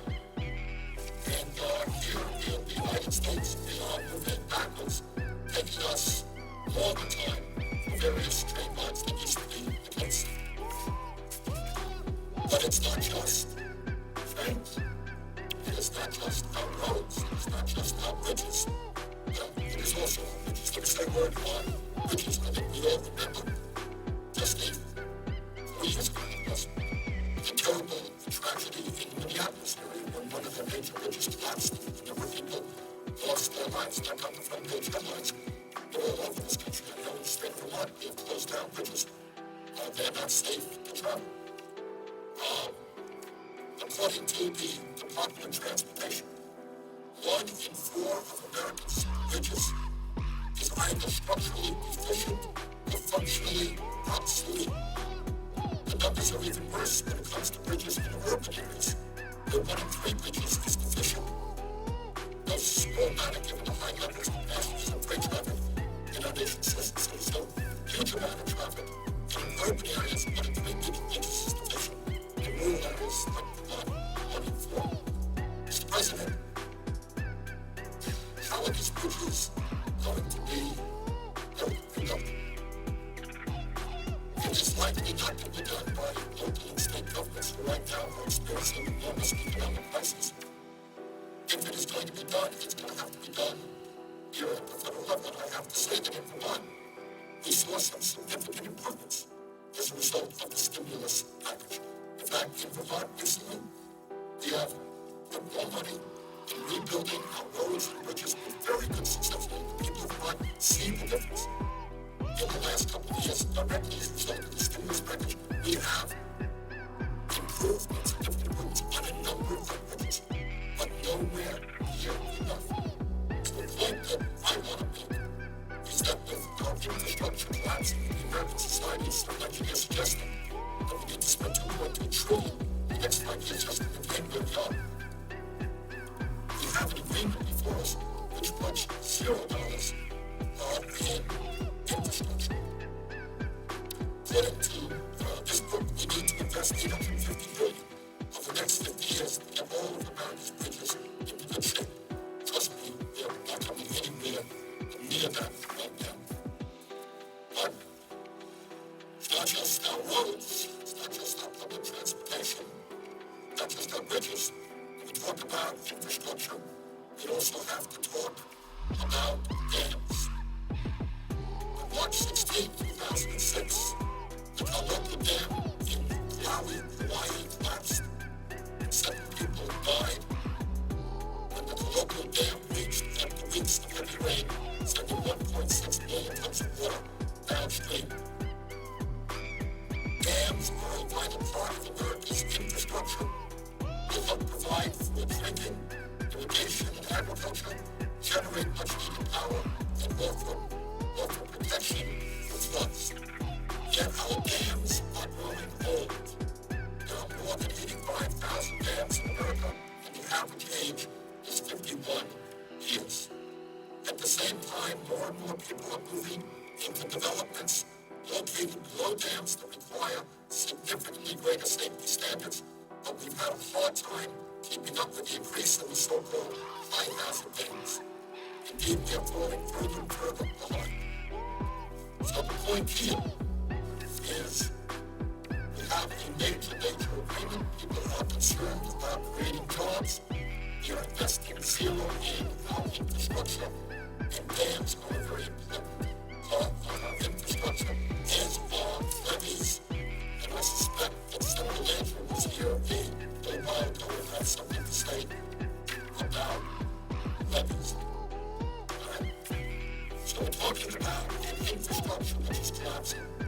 We're talking about China investing far more in terms of the GNP into infrastructure improvement than we are. We're talking about being in the midst of a major recession where we desperately want to grow jobs, and yet this proposal does not add 1 cent into our infrastructure. Now, again, I'm going back to the very good book written by Ariana Huffington for Rural America. She writes, as bad as America's schools, roads, bridges, dams, and water and power systems are, they pale in comparison to the crisis we're facing in our schools. I'm not talking about the physical state of our dilapidated public school buildings. Although the National Education Association estimates that it would take $322 billion to bring America's school buildings into good repair. I have been in schools in Vermont and elsewhere which were old and crumbling. And I have been in schools which are new and state-of-the-art. And I think anyone who has seen the contrast in terms of the attitude of the students in those types of schools will understand that it is important to give these kids good places in which to learn and to grow. It means a lot to them when they see a building that is new and has state-of-the-art equipment as opposed to one that is crumbling. It suggests to them what we as a society feel about it. And she writes, Ariana Huffington writes, and nothing is quickening our descent into third world status faster than our resounding failure will properly educate our children. This failure has profound consequences for our future of home as we look to compete with the rest of the world in the global economy. Historically, education, she writes, has been the great equalizer. That is certainly the case. That has been the incredible virtue of our public school system. But we have taken these kids who spent like father never went to graduate high school, my mother did, that was it. And given young people, millions of young people, the opportunity to get a good education in school and be able to go to college and use that potential. The springboard to the middle class and beyond has been education. It is a promise we made to all of our people. We as a nation said that regardless of your income, we're going to provide you with the best possible education in order to succeed in life. That is something for sure.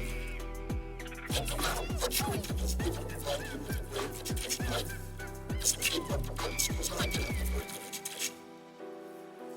But something has gone in recent years terribly wrong, and we have slipped further and further behind many other countries.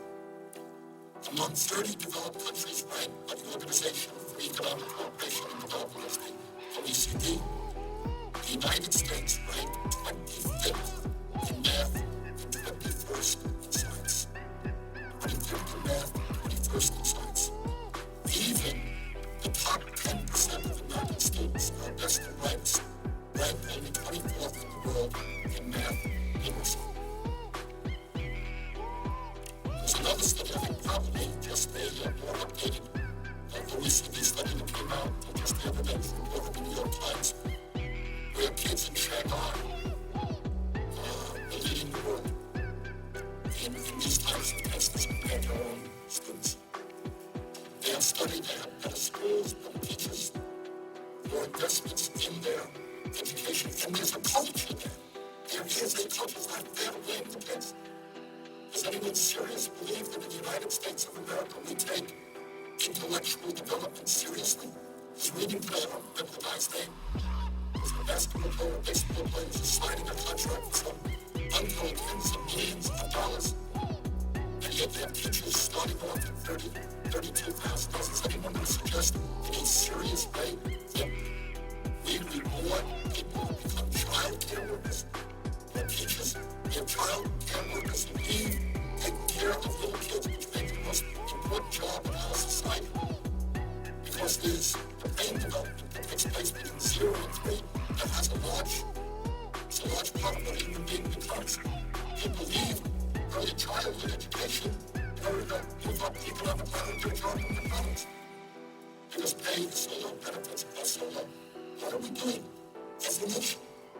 What are we doing as a nation? And she writes that the National Assessment of Educational Progress report found that just 33% of U.S. fourth graders and 32% of eighth graders were proficient in reading, etc., etc. So I think the point is that if we are not going to become a third world nation, we've got to start investing in this country, in our physical infrastructure, in our human infrastructure, and in our educational infrastructure. Let me just give you some examples of what this means in real terms. Today, unemployment in our country, the official unemployment, is 9.8%. For those without a high school diploma, it is 15.6% compared to 5.6% for college graduates. 67% of high school graduates don't have enough of the skills required for success in college in the 21st century workforce. As many as 170,000 high school graduates each year are prepared to go on to college but can't afford them. Let me repeat that. 70,000 young people want to go to college but are unable to do it because they can't afford it. Are we nuts? What are we doing in wasting the extraordinary intellectual potential of all of these young people? What we're saying to them is because you don't have the money, because college is so expensive, and because our federal government is busy giving tax breaks to millionaires and fighting 2 wars, we are not investing in you. That makes no sense at all. When you invest in your kids, you're investing in the future of America. They are America. And if they're not well educated, how are they going to become productive members of society? How are we going to compete against China and Europe and other countries around the world that are investing in education? And here's something that we don't talk about enough. The fastest growing occupations are those that require higher levels of education and greater technical competence. See, not a problem. It's true in Vermont, it's true all over the country. That you have jobs out there, good jobs, and those jobs cannot be filled because our young people don't have the job skills to fill them. Now, how absurd is that? I remember there was a piece in one of the papers, I think it was in Ohio, where after the worst of the recession, there were a lot of layoffs. I think it was Ohio. They were beginning to rehire workers. And the companies, these were sophisticated high-tech jobs. They brought workers in, and they brought them in, and they couldn't come up with the number of workers they needed to fill the jobs that they had. What does that say about our educational system? Data from Alliance for Excellent Education, 2009. 1,800 Vermont dropouts cost the state $459 million in lost lifetime earnings for the state and $19.4 million in healthcare testing. In other words, what everybody understands, if you don't invest in your young people, they are not going to become productive, tax-paying workers. As often as not, they will get involved in self-destructive activity, drugs, crime, whatever, they'll end up in jail. And they end up spending tens of thousands of dollars keeping them in jail, rather than seeing them out there as productive members of society, contributing their fair share of losses. The Urban Institute says that we can reduce child poverty, which I mentioned earlier, is the highest in the industrialized world by 35%. If we provide child care subsidies to families with income less than 50% of state median. This is an issue I feel very, very strongly about. It is, to me, beyond comprehension that in Vermont and throughout this country, it is extremely difficult for working-class farm families to find affordable, good-quality child care. We're not back in the 1950s where daddy went to work and mommy stayed home taking care of the kids. Mom is at work as well. And you have families all over this country, middle-class, working-class families, and you know, I cannot find quality childcare where I'm comfortable leaving my 2-year-old or 3-year-old.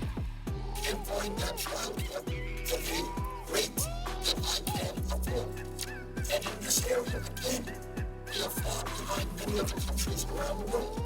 Because kids who do not get intellectually challenging early childhood education, kids who do not get the emotional support they need from 0 to 3 or 4, they go into school already right behind other kids. And then 5 years later, 10 years later, they'll be dropping out of school and they'll be doing drugs.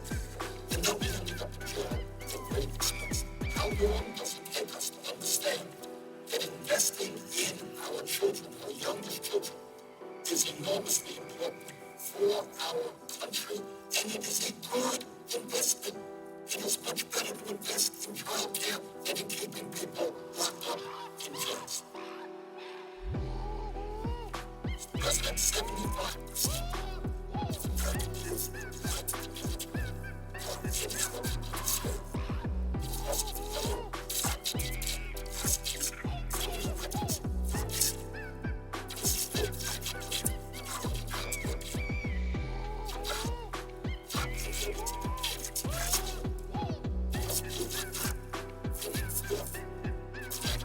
for the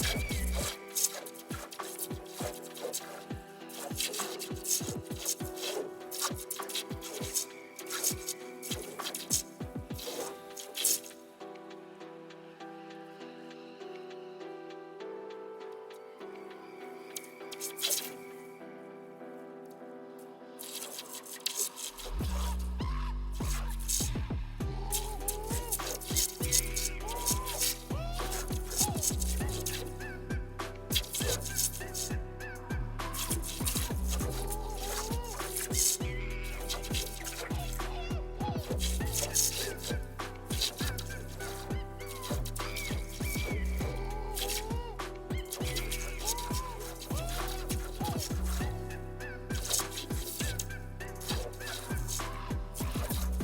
Cannot be more tax rates for the richest people in this country.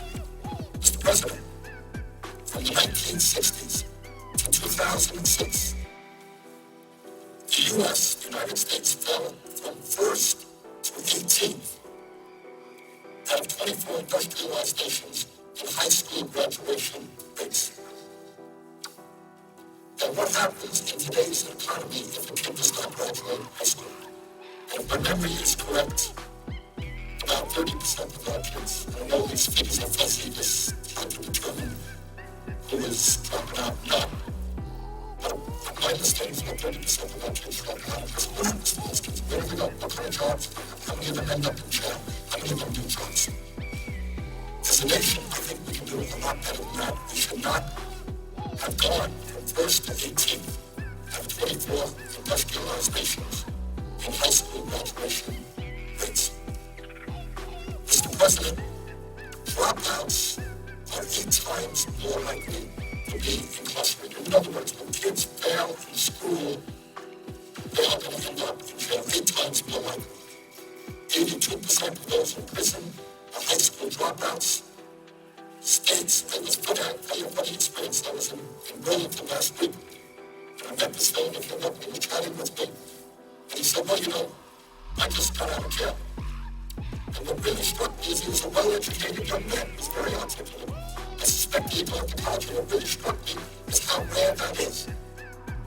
As the statistics amply demonstrate, the people who end up in jail overwhelmingly are high school dropouts. People who don't have the education to make it in the world. Mr. President, when we talk about the need to substantially increase funding for early childhood education, we should understand that state-funded pre-K programs currently serve 24% of 4-year-olds and 4% of 3-year-olds. In other words, there are millions of families that would like to see their kids be able to access good quality child care, but just can't find that in their states.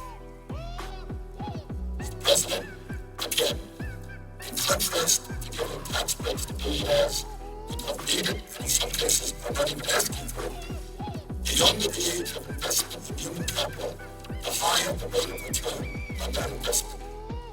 If society invests early enough, it can raise cognitive and socio-emotional levels in the health of disadvantaged kids. You don't need to be a psychologist to understand that kids get off to a good start in life. If they have the intellectual support, the intellectual development, emotional support, those kids are much, much more likely to do well in school, much less likely to drop out, much less likely to be a burden on society, much less likely to end up in jail, much less likely to do drugs, etc. This is an investment that we should be making. Mr. President, I want to get back for a moment to the agreement that the President made with the Republican leadership and why I think it is a bad agreement and why I believe we can do much better. And the way we are going to improve this agreement is when millions of people all over this country say, wait a second, this was an agreement reached behind closed doors. There are members of the House and the Senate who are upset that we didn't know about the agreement, about the average American outfit. I wonder how many people really believe that it makes a lot of sense with a $13.7 trillion national debt to be giving huge tax breaks to the wealthiest people in this country. And I've got to tell you, Mr. President, the polls in my office are coming 98, 99% to 1 against these agreements. People think we can do better, and our job is to do better. The way we do better is when people all over this country stand up and say, wait a minute, Congress, your job is to represent the middle class, to represent our kids, and not to represent the wealthiest people in this country.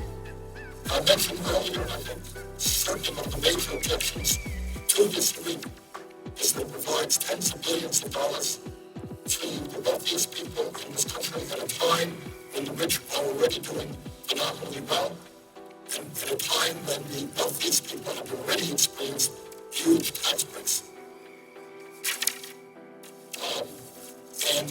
I think most people think that does not make sense. And let me just give you an example. I just want to, not to pick on particular individuals, that's not my goal here, but just so you know this. According to the Citizens for Tax Justice, if the Bush tax breaks for the top 2% are extended, these are some of the people who will benefit and what kind of benefits they will receive. Rupert Murdoch, the CEO of News Corporation, will receive a $1.3 million tax break next year.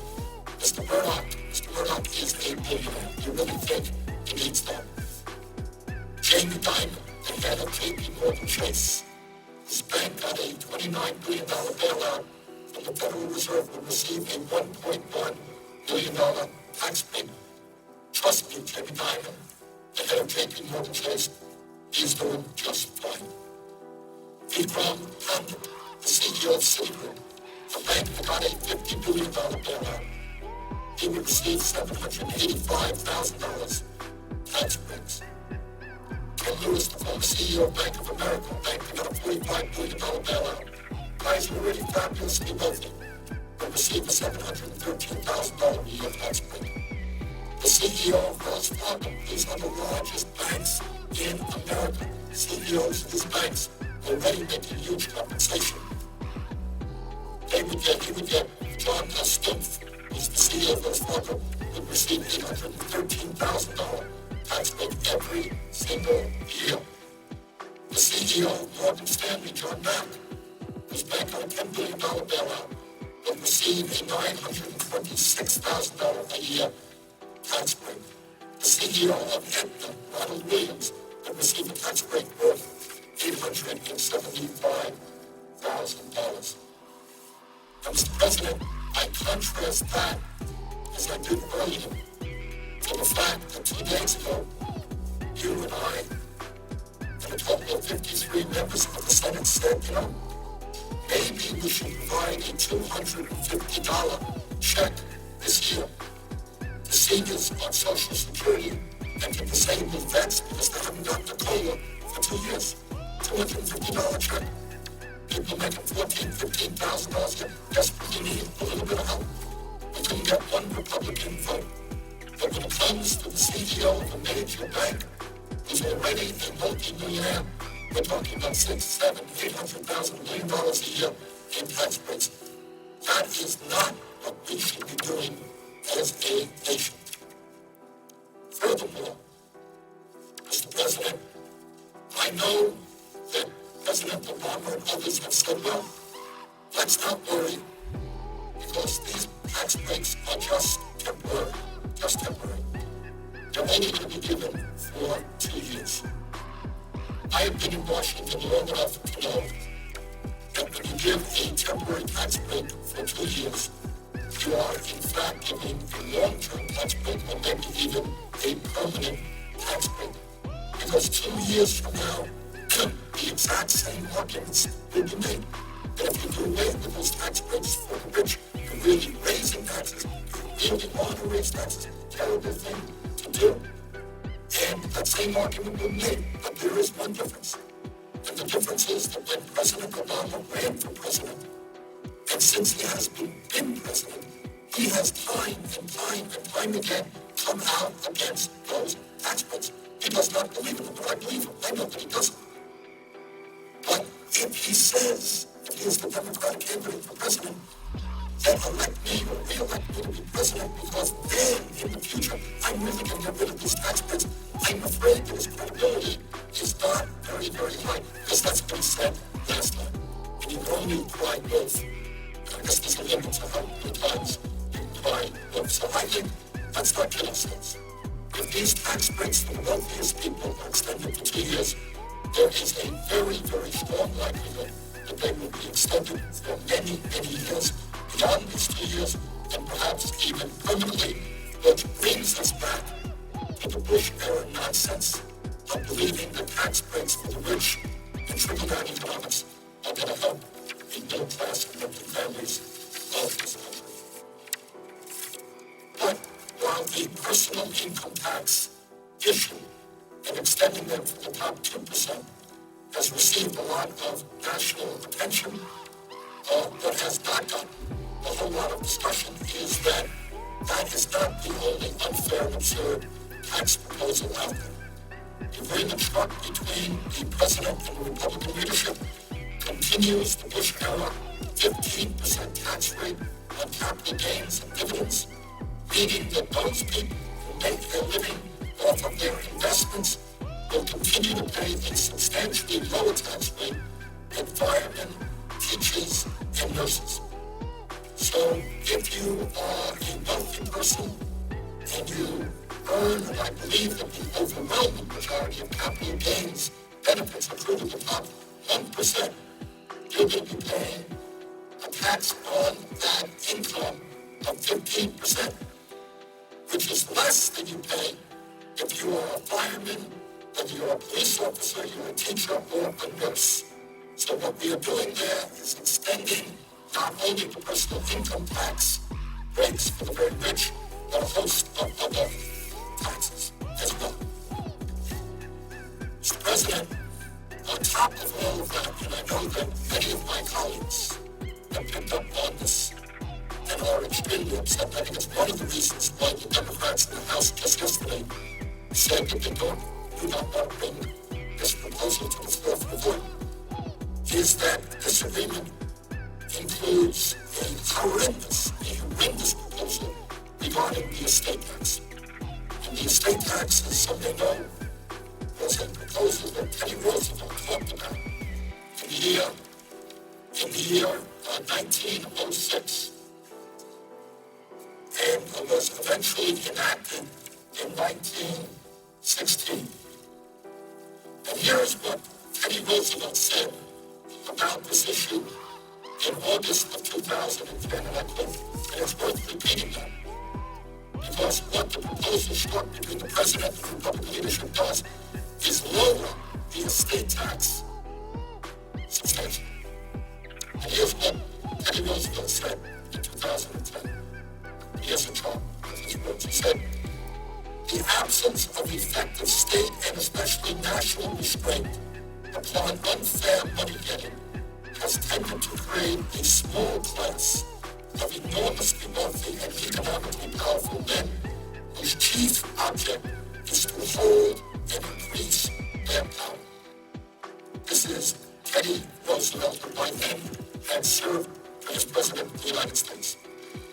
No man, this is Roosevelt, no man should receive $1 unless that dollar has been fairly dollar received should represent $1 worth of service rendered. Not gambling in stocks, but service rendered. End of quote. My goodness, this guy was pretty prophetic. This is back in 1910. Then he continues. The really big fortune, the swirling fortune, like the mere fact of its size acquires qualities which differentiated in kind as well as in degree from what is passed by men of relatively small means.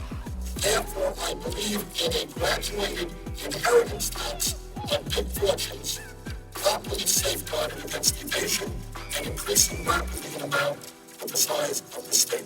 End of quote. Wow. Teddy Roosevelt hit the nail on the head. And that was 100 years ago. What he worried about is that a small group of people with incredible money will be able to pass that money on, and that what you would create in this country is an oligarchic form of government with a few people holding not just enormous economic power, but holding significant political power as well. And it is ironic that right now, as a result of this disastrous Citizens United decision, that what Roosevelt foretold, predicted, is exactly what's happening. There are a handful of billionaires now sitting around deciding how much of their fortune they're going to invest in political campaigns all over this country to defeat people like me who are opposed to their agenda and support other people who are in agreement with their agenda. That's what Roosevelt talked about. That is exactly what is happening.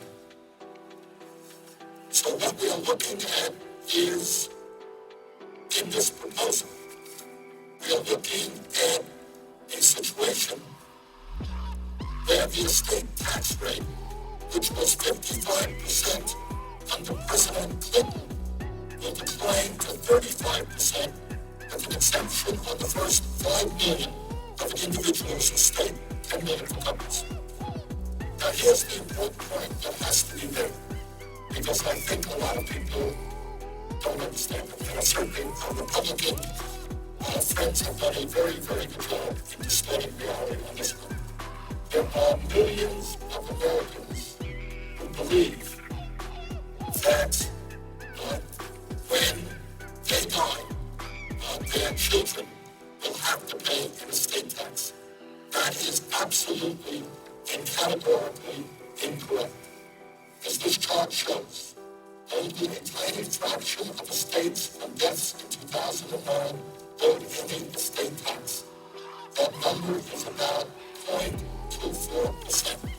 Less than 0.3% of American families pay any tax on the estates that they were left.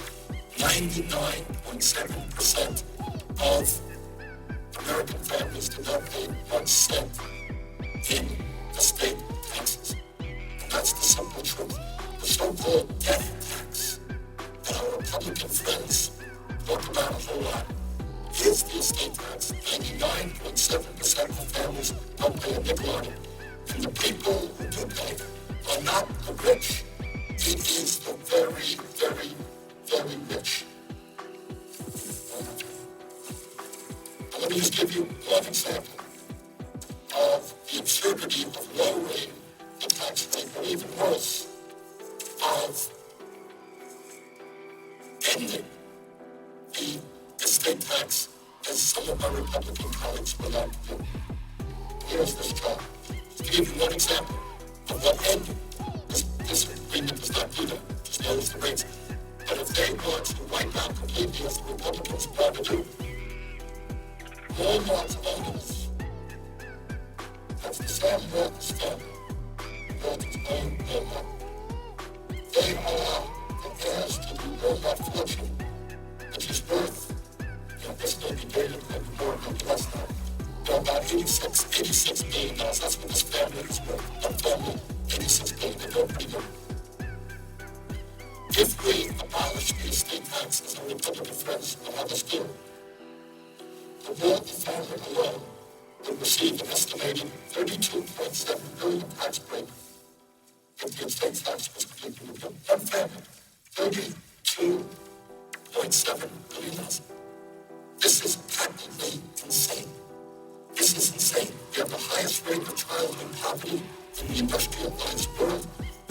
massive unemployment.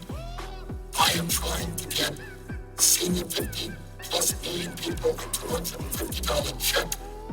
By the way, a $250 check because we have not seen a poll for the last 2 years for seniors disabled vets. That would cost in 1 year about $14 billion. The working family itself will get more than double in a tax break. But some of us are fighting for over 50 million seniors and disabled vets. So we can't afford to give $14 billion to help some of the people in this country who are struggling the hardest can't do that. But somehow we can afford to give $32.7 billion in tax breaks to one of the richest families in this country. If that makes sense to anybody, please call up my office. Because it doesn't make sense to me, and I think it does not make sense to the vast majority of the American people. So under this agreement, the estate tax rate, which was 55% under President Clinton, will decline to 35% with the exception of the first $5 million of an individual's estate, $10 million for couples. And let us remember again that this tax applies only to the top 0.3% of the families in this country. This again is not just a tax break for the rich, it is a tax break for the very, very rich. And again, this agreement says, well, we're only going to extend this for 2 years. Well, frankly, I doubt that very much. I suspect 2 years from now, the same argument, they will be extending it. And frankly, our Republican colleagues representing the richest people in the world are hell-bent on abolishing the estate tax completely. So, those are some of the reasons that I think we should be voting against this agreement.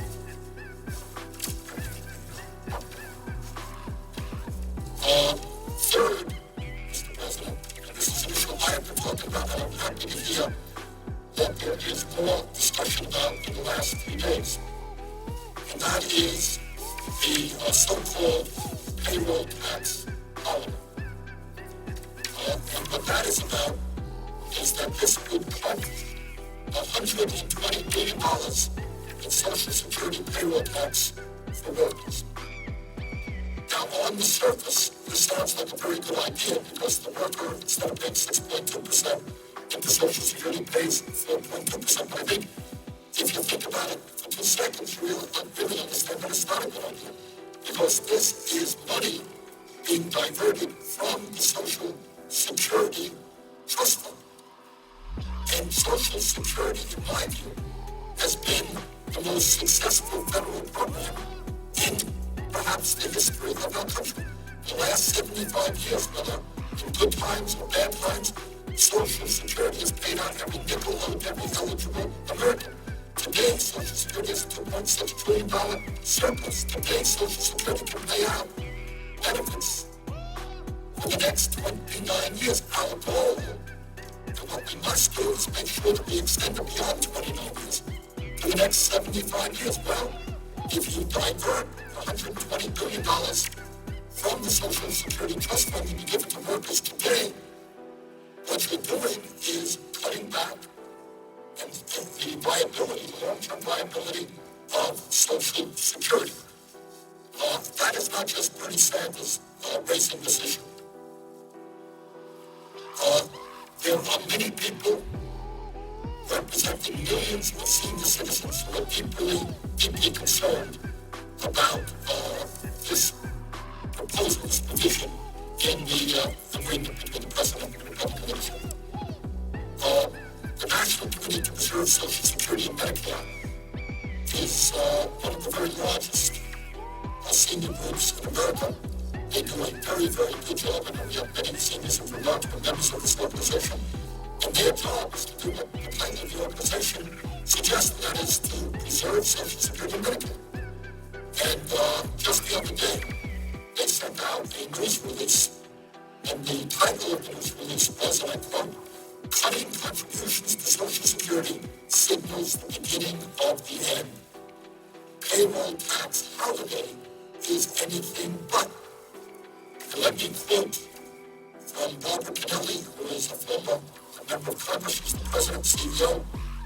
of the National Committee to Observe Social Security and Medicare. And what she writes is that, quote, even though Social Security contributed nothing to the current economic crisis, it has been bordered in a deal that provides deficit-busting tax cuts for both. By 30, that's what we're doing here, $120 billion in Social Security contributions for a so-called tax holiday. May sound like a good deal for workers now, but it's bad business for the program that a majority of middle-class seniors will rely upon in the future. End of quote. Dr. Pinelli, President of the CEO, Mr. President, I think many of us should understand where this concept really originated. This is not a progressive idea. This is an idea that came from Republicans and conservatives who want to end Social Security. And I want to read you an interesting quote from a gentleman named Bruce Bartlett. Mr. Bartlett is a former top advisor for Presidents Reagan and George H.W. Bush. And this is what he wrote in opposition to this payroll tax cut. And this is a guy who's an advisor to President Reagan and the first President Bush. This is what he said. He said, quote, what are the odds that Republicans will ever allow this one-year tax holiday to expire? They wrote the Bush tax cuts with explicit expiration dates, and then, when it came time for the law, they wrote to take effect exactly as they wrote it. They said any failure to extend them permanently would constitute the biggest tax increase in history. End of quote for a moment. So what Mr. Bartlett is saying, and I'm going to go back to his quote in a second, but he's saying is we all know to be true, that around here in Congress, if you provide a tax break for 1 year, in this case a payroll tax holiday, a year from now, if you restore the growth rates, which are 6.2%, our Republican friends are going to say Democrats are raising your taxes. It ain't going to happen. This 1 year extension will become a permanent extension, and if it becomes a permanent extension, you are diverting a huge amount of money to Social Security, and you are weakening the entire financial structure of Social Security in this country, which I expect is exactly what some would like to do. Now, President Obama says, well, not to worry, it's only 1 year, and don't worry, that 1 year is going to be covered by the federal government. So for the very first time, out of the Treasury Department, money is going to come into Social Security, which has always been 100% dependent, as it should be, on payroll taxes. For the first time, we are breaking that. And around here, you do it once, and it's going to continue. But Dr. Pinelli, the president of the National Committee to Observe Social Security and Medicare, says, is cutting these contributions to Social Security signals the beginning of the end. So we should be very, very, very mindful of that. We should not support this payroll tax.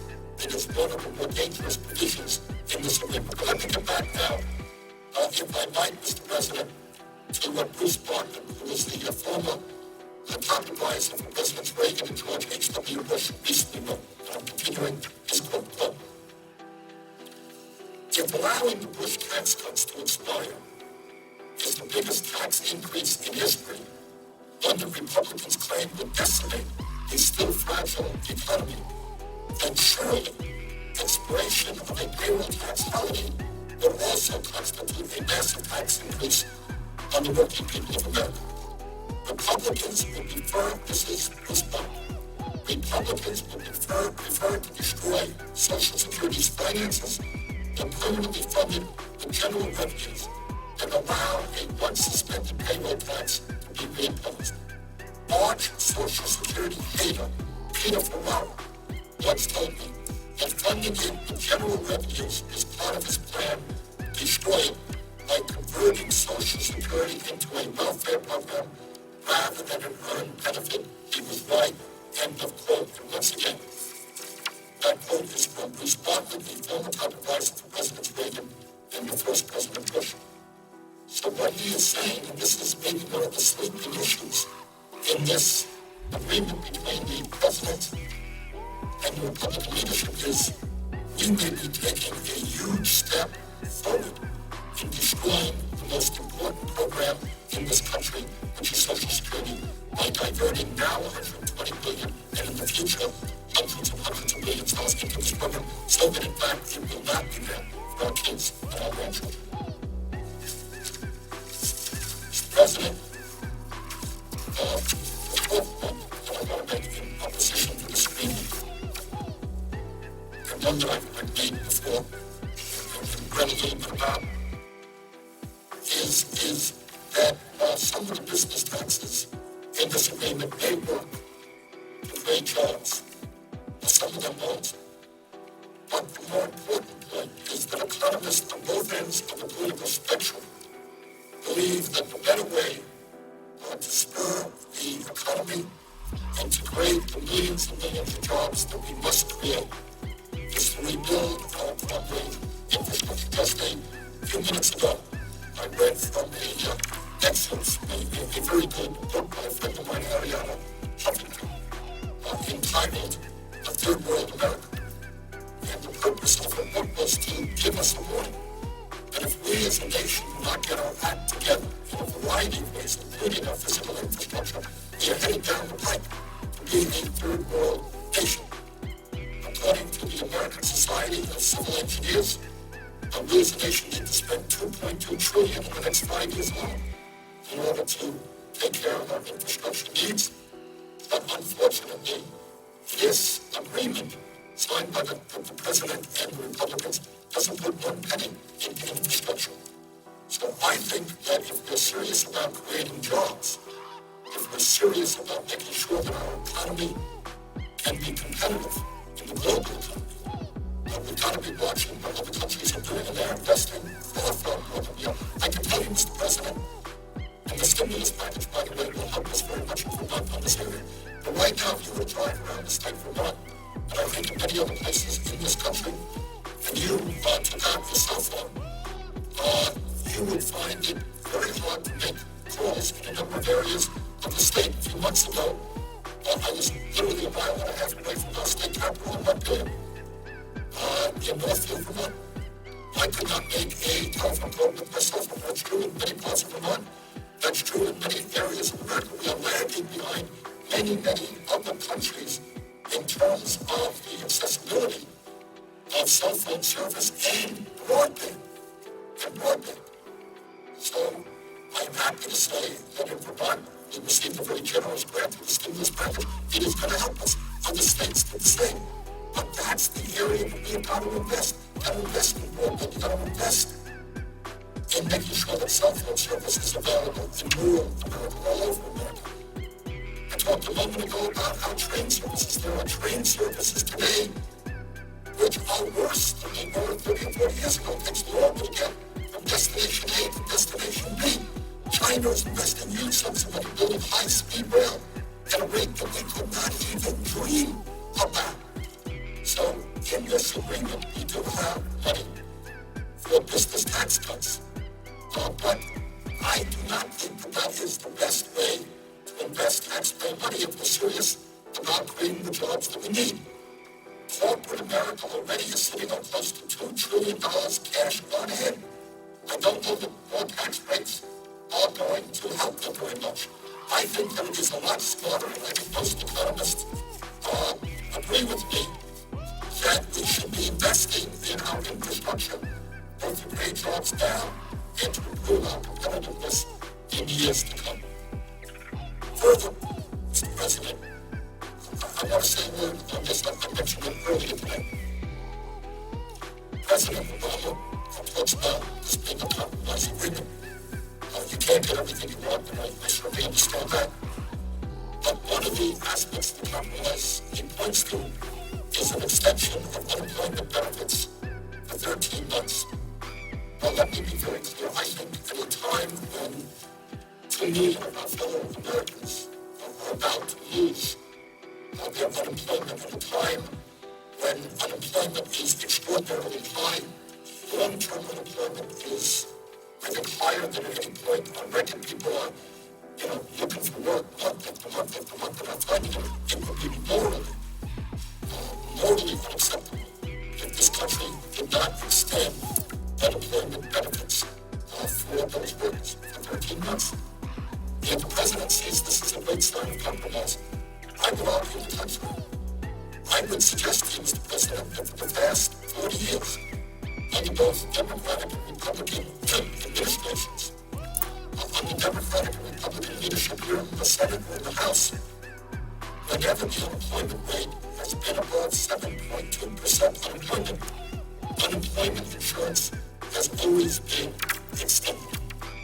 In other words, this has been bipartisan policy for 40 years, and I don't want to see us seeing and accepting as a really great gift on the part of Republicans, really, something that they've given us as part of a compromise, when it's been bipartisan policy for 40 years under Democratic and Republican leadership. So I don't accept that this is a great gift.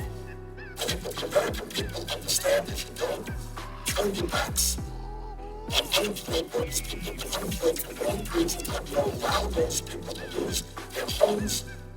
You don't force these people out into the streets. You don't take away shreds of dignity they have remaining. That is not what you do. That has always been Republican philosophy as well as Democratic philosophy. This is not a great deal. So I do not accept that this is a compromise.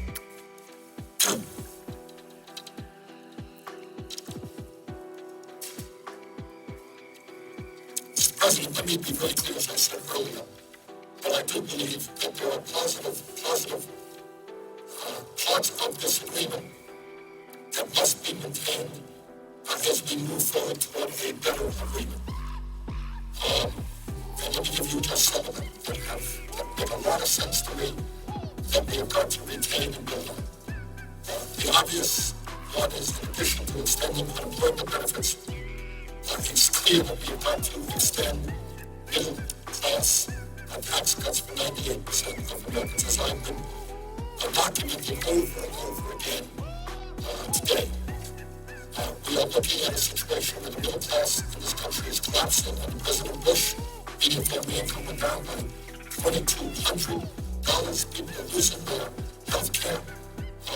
And it would be asinine, it would be unacceptable if the middle class did not continue to receive the tax breaks that were developed in 2001 and 2003. And that, to a large degree, what this fight is about.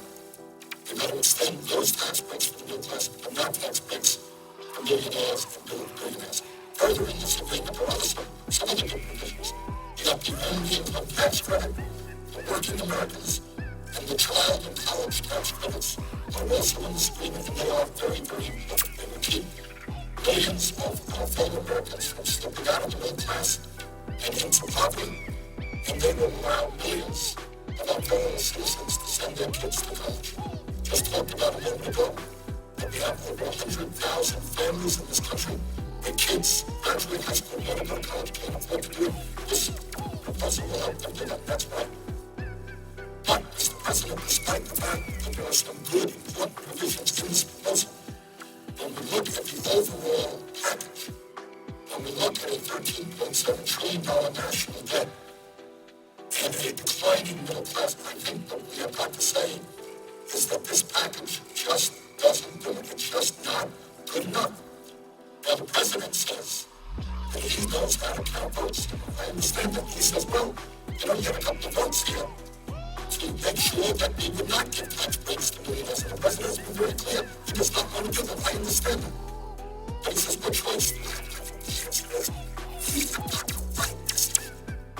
And one of the issues that we will not is how fear can slip out of the Senate or the House. And it is how millions of Americans can't find the majority of Congress to elect their senators.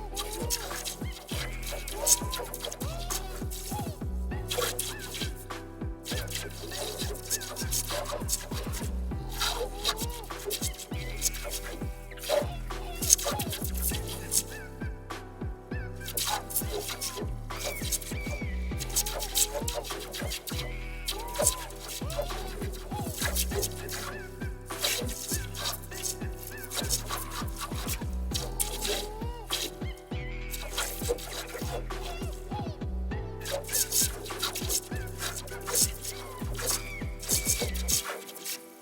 I have heard years of Jim's this conservative friends telling us that this cannot continue to raise the national debt of the $70 unsustainable deficit. That's the way that grows raises the national debt. What kind of honest conservative can vote to increase the national debt? And if they do, please, no more lectures here on the floor of the Senate.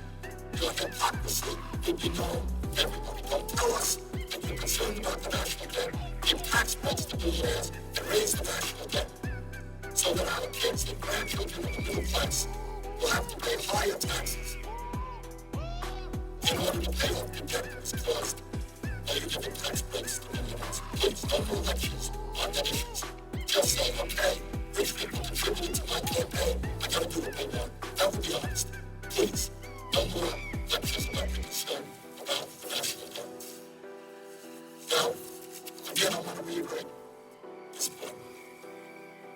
And that is, everybody says, don't worry, these are only 2 years. These are not, in my view, 2 years. If you do them for 2 years, the same old argument will go back 2 years from now, and we will be in the midst of a presidential election. And what our Republican friends will say, as sure as I am standing here, and I'm glad we have attempted putting this in the congressional record, I want people to go back to the congressional record. I am sure I will be proven right. And 2 years from now, our Republican friends will come back and they will say, oh my word, if you repeal these tax breaks, you're going to be raising taxes. We can't do that. And what will make the situation even more difficult 2 years from now than today is that President Obama, if he's the Democratic candidate 2 years from now, he'll say, well, I don't believe in these tax breaks, I'm going to do a list to repeal. But his credibility has been damaged, because that's what he said in the last campaign. That's what he's been saying all along. The president does not believe in extending these tax breaks to the left, and I know that. Everybody knows that. But if he caves in now, who's going to believe that he's not going to do the same thing 2 years? That's the damage. And there was even, I think, more troublesome, is that once we move down this path of more tax breaks for the very, very wealthy, we are accepting the heart and soul of trickle-down economics, which has been, to my mind, a proven disaster and a failure. I would remind listeners and my colleagues that these tax breaks have been in existence since 2001. They were in existence throughout almost all of President Bush's tenure. The end result was that we lost 600,000 private sector jobs. We lost 600,000 private sector jobs. The worst job performance record maybe in the history of this country. Trickle-down economics does not work. Giving tax breaks to billionaires does not stimulate the economy. Helping working families in the middle class get decent jobs, tax breaks for people who need the money, who can spend the money, is what creates jobs, not giving tax breaks to billionaires who don't need it and who are not going to spend it. So again, the point that I want to make here is that if people think, oh, this is just temporary, this is just 2 years, I believe you're kidding yourselves.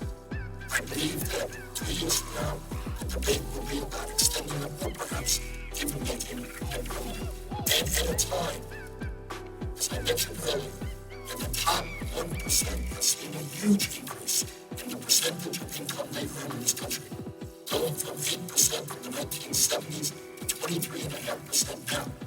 And the top 1% now earns more income than the bottom 50%. It is totally absurd to be giving tax breaks to people who don't need them, and it is not good economics as well. And here's the other thing. As I also mentioned earlier, at this time, it's going to be a repetition. As I mentioned earlier, you have a number of millionaires and some of the richest people in this country who will benefit from these tax breaks. You know what they're saying? You know what Warren Buffett is saying? You know what Bill Gates is saying? You know what Ben Cohen from Ben Jerry's is saying? And many, many other wealthy people are saying, hey, thanks very much. I don't need it. It's more important that you invest in our children. It's more important that you protect working families. We're doing banks, our incomes have soared, our tax rates have gone down. We don't need it.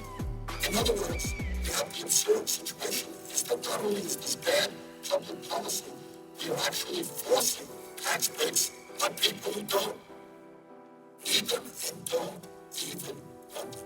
Which is people in this country, Bill Gates, all of them, we don't want them. Now here's something else. Here's something else that needs to be understood. What the Republicans are doing in this arena is driving up the national debt. And you may think, well, that's not the Republicans really believe in. They're supposed to be conservatives. They don't want a high national debt. Why would they be giving tax breaks to the rich and driving up the national debt? Well, there is a rationale. These guys are not that. And I think they know what they're doing. And here's what the argument is. If you drive up the national debt and the deficit, you then come back to the floor of the Senate and you say, you know what? This national debt and deficit is unsustainable. And the only way that we can deal with it now is by cutting. And we are already beginning to hear that how some of those thoughts are going to develop. There was, as you know, Mr. President, a deficit reduction commission appointed by the president. I had what I heard was going to be chairing that commission, co-chairing it. And Alan Simpson, a very nice gentleman, but a very, very conservative Republican who has attacked Social Security for a very long period of time, Bustin, Bowles, a conservative Democrat. I had very serious doubts about what was going to come out of that commission. The good news is they need 14 votes to pass their recommendations. They didn't get the 14. But a lot of the ideas that Senator Simpson and Mr. Bowles developed are going to be filtering around this institution. And what the Republicans will say is that when you have a huge debt which they helped create, we're going to have to cut. What are we going to have to do? As you recall, Mr. President, that deficit reduction commission recommended a savage cut over 20% in Social Security benefits for young workers. Major cuts. There was talk about raising the Social Security age up to, I think, 69. I'm talking about cuts in Medicare, cuts in Medicare, cuts in education. And right now, as I think I've documented a dozen times, it is a horrendous situation. And so many of our young people can't afford to go to college. And the others who do go to college and graduate, they end up on average something like $25,000 in debt. These guys at the Deficit Reduction Commission were recommending that the interest on that debt be accrued while students were in college. So here we have, we're slipping behind the rest of the world in terms of our percentage of graduates, college graduates. And this recommendation is on young people who have a lot of money, we're borrowing money, they've got to pay more to go to college. But you're going to see, and here's the argument, I know that it's going to be in the congressional record. Check it out, see if I'm right. The argument will be, deficit is going up, national debt is going up. We got to attack the cut Social Security, Medicare, Medicaid, veterans programs. This year, Mary Landry made this point, Senator Landry of Louisiana made the point a little while ago. She said, I think this is roughly right.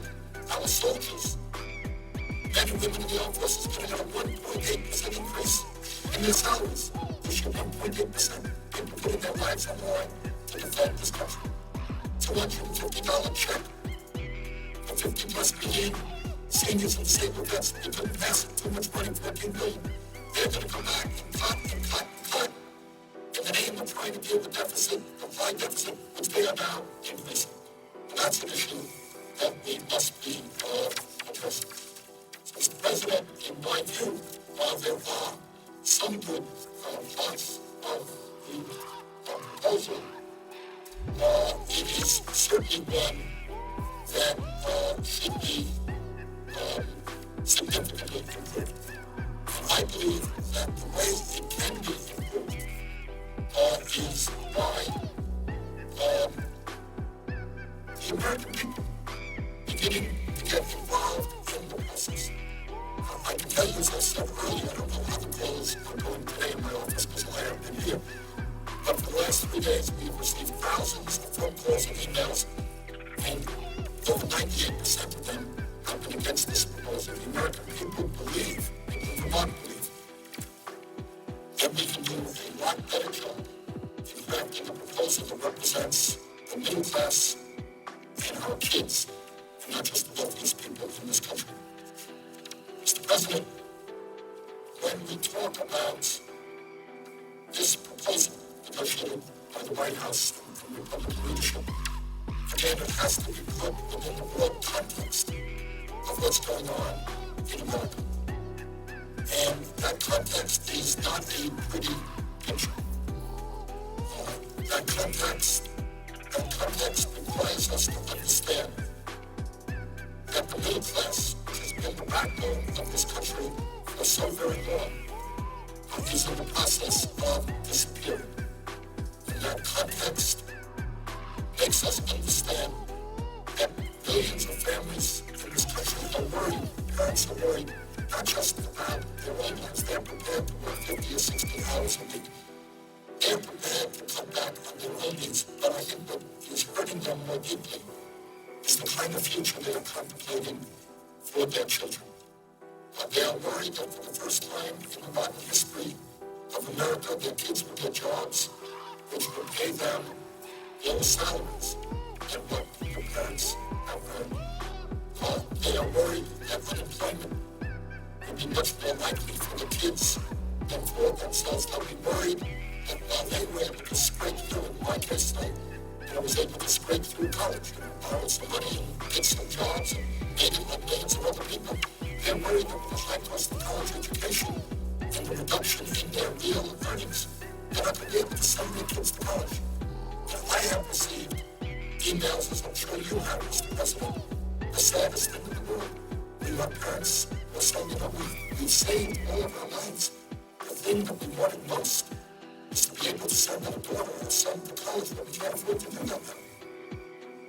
And that is the context, the overall context that this agreement has got to be placed within. And the issue is, again and again and again, the richest people in this country do not need tax breaks. They are doing phenomenally well. They've already been given huge amounts of tax breaks. It is the middle class, it is the working families, it is the low-income people that we've got to be worried about, not just the wealthy and the powerful. Mr. President, when we talk about why the middle class is declining, that is a tough issue, and I'm not here to suggest that I know all of the answers. I'll show you now. It's a complicated issue. Honest people have differences of opinions, but let me touch on a few areas that I think will explain why poverty is going up and middle class is going down. And one of them deals with our trade policies.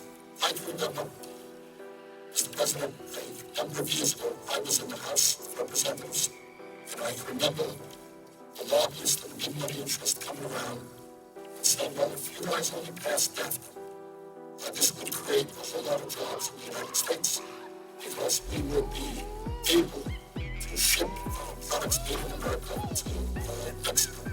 And in fact, as I recall, it seems almost humorous now, what they said was that we passed NAFTA, it would solve the problem of illegal immigration because the economy of Mexico would be so strong that people would stay in their own country and not try to sneak across the border.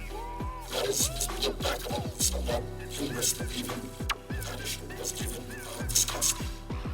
But one of the reasons, Mr. President, that unfortunately, for a variety of reasons, we have not dealt with is our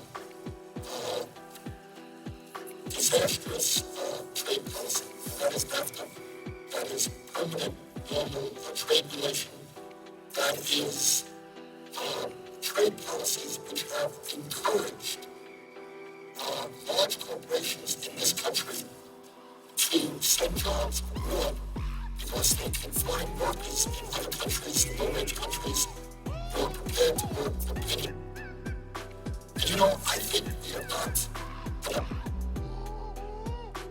from the perspective, the way we should. I have to tell you, Mr. President, I know that during campaigns, a lot of members of Congress put their 30-second ads on the air saying how concerned they are about outsourcing our trade policy. But somehow the day after the election, I don't hear that discussion resumed. soon on the floor of the House and Senate. I want to say this is true, not just of Republicans, but of Democrats as well. A lot of Democrats campaign on the need for trade reform, but it doesn't happen. In fact, I've been here in the Senate now for almost 4 years, and I have not heard one serious, underlying serious discussion to explain how in recent years we have lost millions and millions of manufacturing jobs. When those jobs were the backbone of the working class of this country, providing not only decent wages, but decent benefits, decent health care, decent pensions. Mr. President, there was once a time in this country when a manufacturing job was intended for the middle class. And I gotta say something, because I remember not so many years ago, there were national leaders that said, well, to the young people, you don't have to worry about that factory work anymore. You don't have to be involved in production because you know what? All of the jobs in the future is going to be nice and clean from offices and on computers. And I think we demeaned and insulted the people who built the products that we consume. There is nothing wrong with a factory job if workers there earn a decent wage and have a decent benefit. Those are the jobs that built America. You know, I remember, we should never forget, that we now have celebrated just the anniversary of Pearl Harbor. And there was a speech that President Roosevelt gave the day after Pearl Harbor in a joint session of the Congress when he declared war on Japan. And I saw a video of that speech, and it was really a remarkable speech because at that moment, the United States was not only fighting Japan, we knew the fight with Germany and Nazism was right around the corner.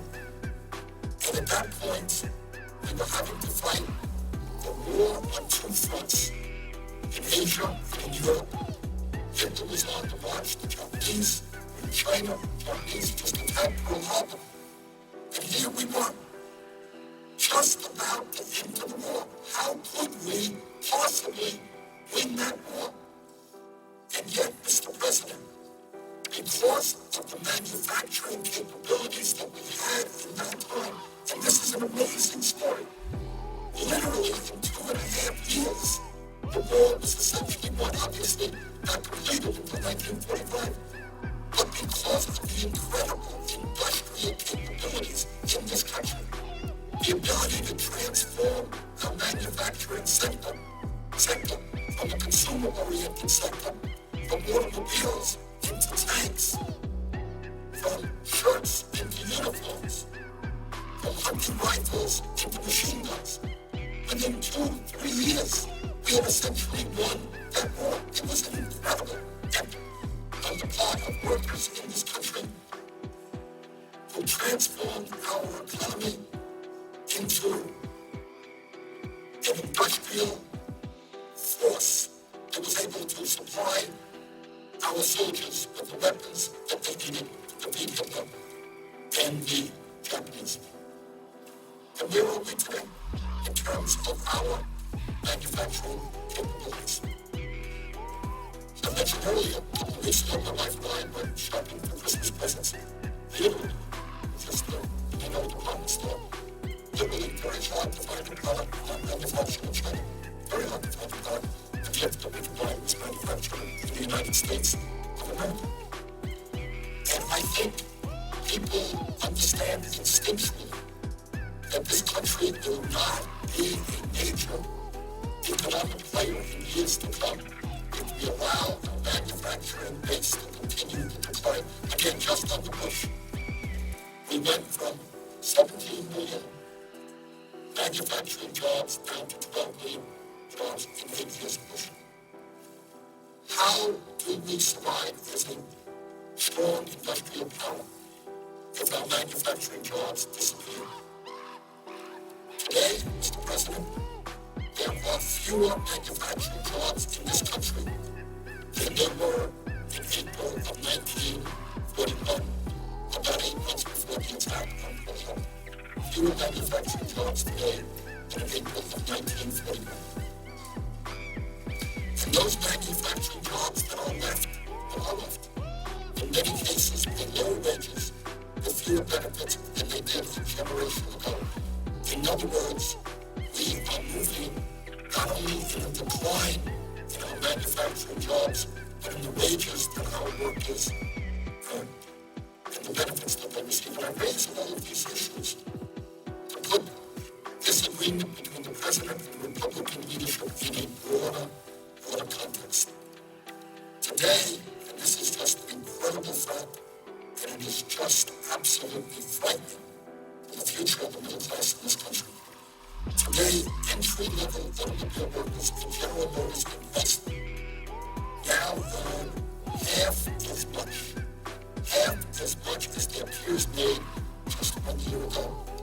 Instead of making $28 an hour in middle-class wage, they are now making $14 an hour. And this is in the automobile industry, which has always been the gold standard for manufacturing jobs in America. And if workers like a union in the automobile industry are making $14 an hour, what do you think workers in New Mexico are going to be making without a strong union? So what you're seeing is a dissolution of the middle class. Wages are going down. And in this remarkable example, a 50% reduction in older workers making good wages, new workers half the wages. Is this the future of America? Is this what our kids have to look forward to? That they're going to be earning half the wages that their fathers made, that their mothers made? Is that the future? And in the midst of all of that, we run up a huge national debt, send their jobs to China, and we give tax breaks to billionaires. Is that the future these kids have to look forward to? I certainly hope not. But let me tell you something. We're going to have to be tough. And we're going to have to take on some very powerful special interests to turn this whole thing around. Mr. President, we often talk, and today I've been devoting a lot of time to our national debt, $13.7 trillion, and to our deficit, which is $1.4 trillion. But we cannot ignore our trade deficit. In 2008, our trade deficit was nearly $700 billion. Last year, our trade deficit with China alone was almost $227 billion. In other words, we are purchasing a whole lot more product than we are selling. And sometimes I get kicked out hearing the defenders of our trade policy talk about all of the product that we are exporting. Oh yeah, we are exporting a lot, but we are importing a heck of a lot more. So, Mr. President, I think what you got is a major economic issue here, and that economic issue is that we are losing millions of good-paying jobs because of our disastrous trade policies, and furthermore, the jobs that we have. On those jobs, we're seeing a decline in wages and in benefits. And I think the bottom line of this is not just, if you like, an economic issue, it's a moral issue as well. And that is when companies like General Electric and all the rest, I don't need to be put on General Electric, but I have a quote here, which I want to make. This was a few years back. I think it's important. Yes, it applies not just to General Electric, but I want people to hear this. GE is, of course, one of our major corporations. And in fact, this recent disclosure pointed out the taxpayers in this country through the Fed provided $16 billion in bailout to General Electric during the recent crisis. This is what the head and CEO of General Electric, Jeffrey Hindell, said in 2010, December 6th. Quote, Jeff Hindell, head of CEO. When I am talking to GE managers, I talk China, 5 times. You need to be there. You need to change the way people talk about it and how they get there. I am a nut on China. Outsourcing from China is going to grow to $5 billion. We are building a tech center in China. Every discussion today has the center on China. The cost basis is extremely attractive. You can take an 18 cubic foot refrigerator, make it in China, land it in the United States, and land it for less than we can make an 18 cubic foot refrigerator today ourselves. End of quote. Jeffrey Immelt, Chairman, CEO of General Electric, quoted in an investigating on December 6, 2002. When GE recently had a couple of years ago some really difficult economic times, they needed $16 billion to bail them out. I didn't hear Mr. Immelt going to China. I didn't hear that. I heard Mr. Immelt going to the taxpayers of the United States in his welfare check. So I say to Mr. Immelt, and I say to all of these CEOs who've been so quick to run to China, that maybe it's time to start reinvesting in the United States of America. But it's not just Mr. Immelt. And I don't mean to just pick on him with all of them. They all see the future in China, in Vietnam, in countries where people work for pennies an hour. Now, Mr. Immelt came to his position in the footsteps of the former CEO of GE, Jack Welch. And Jack Welch was famously quoted as saying, quote, ideally, this is the guy who was head of General Electric before, he said, ideally, we have every plant we own on a barge. End of quote. Remember? He said, we have ideally every plant we own on a barge. What do you mean by that? What he meant by that, if you're on a barge, you can move your plant to any part of the world where the labor is cheapest. So if it gets too expensive in China, you got to pay people 75 cents an hour, you go to Vietnam. If it gets too expensive in Vietnam, maybe you go to North Korea. Now people work on the martial law, I don't know. But what he was saying is his goal was to make sure that GE would create jobs in those countries in the world where workers were paid the lowest possible wages. And former GE Executive Vice President Frank Doyle said, I quote, we did a lot of violence to the expectations of the American workforce. We downsized, we delayed, and we outsourced. He was honest enough to admit, but again, I don't need to just pick on Jeff Immelt or General Electric. It is a history of corporations all over America. Let me just mention that the CEO of Cisco, John Chambers, and this is what he says. And, we tell the young people the future is in information technology. It would be nice to be smart, learn how to use the computers. They're not going to work in factories. This is what the CEO of Cisco, certainly one of the large IT companies in the United States, said. He said, quote, China will become the IT center of the world. And we can have a healthy discussion about whether that's in 2020 or 2040. What we're trying to do is outline an entire strategy of becoming a Chinese company. End of quote. John Chambers, CEO of Cisco. This was in 2004. Furthermore, he says, October 15, 2004, this is Cisco. We believe in giving something back and truly becoming a Chinese company. Meanwhile, when Cisco needs tax breaks, they get it from the taxpayers of the United States of America. Boy, they've taken us for dummies. They outsource their jobs to China and so forth. Now, in the last campaign, one of the folks who ended up getting a lot more publicity than he usually does is the president and CEO of the U.S. Chamber of Commerce, a gentleman named Tom Donahue. And again, my point tonight is not to just to pick on individuals, because every quote that I'm giving you now can be multiplied 50, 100 times over. This is what corporate America believes. They believe that it is totally appropriate to throw American workers out on the street, move to low-wage countries, China and other countries, pay people a few cents an hour, bring their products back into the United States. Thomas Donahue is the president and CEO of the U.S. Chamber of Commerce, and he got a lot of publicity recently, especially during the last election, because the Chamber of Commerce became the funnel for a lot of money that went into campaigns around this country. They raised tens and tens of millions of dollars. A lot of the money, I believe, was undisclosed. So only rich folks and billionaires gave money to the Chamber of Commerce, and they were able to elect candidates that were sympathetic to their point of view. So let's find out what their point of view is. This is a quote again going back to 2004. Thomas Donahue, CEO of U.S. Chamber of Commerce. Quote, one job sent overseas, if it happens to be my job, is one too many. But the benefits of offshoring jobs outweighs the cost. End of quote.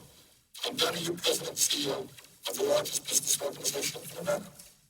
They are in favor of offshoring American jobs. They think it is a good idea because they understand that if corporations or American workers out on the street and go to China and pay people their pennies an hour, they are going to make more profits. That's what they say.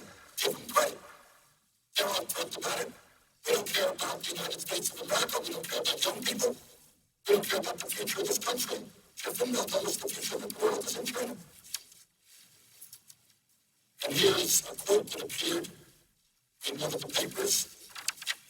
U.S. Chamber of Commerce President CEO Thomas Donahue urged American companies to send jobs overseas. I don't know if they have a date on that quote. In 2004, was the case. Let me repeat that. It was in one of the newspapers. An AP story. U.S. Chamber of Commerce President CEO Thomas Donahue. This is the head of the largest business organization in America. That's where all these businesses come together to develop policy, to lobby us, to provide campaign contributions. U.S. Chamber of Commerce President CEO Thomas Donahue urged American companies to send jobs overseas. Now that's really patriotic. That's still, the United States of America. Donahue said Wednesday that exporting high-paid tech jobs to low-cost countries such as India, China, and Russia saves companies money. It is no surprise to Donahue, who tripled the Chamber of Commerce's lobbying team since 1997 and aggressively promotes pro-business policies, endorses offshoring. The 3 million member organizations, the Chamber of Commerce, the world's largest business consortium, champions tax cuts, free trade, workers' compensation reform, and more liberal trade policies with China. End of quote. What more do you need when you want to understand why we have lost millions of good-paying manufacturing jobs, why wages are going down?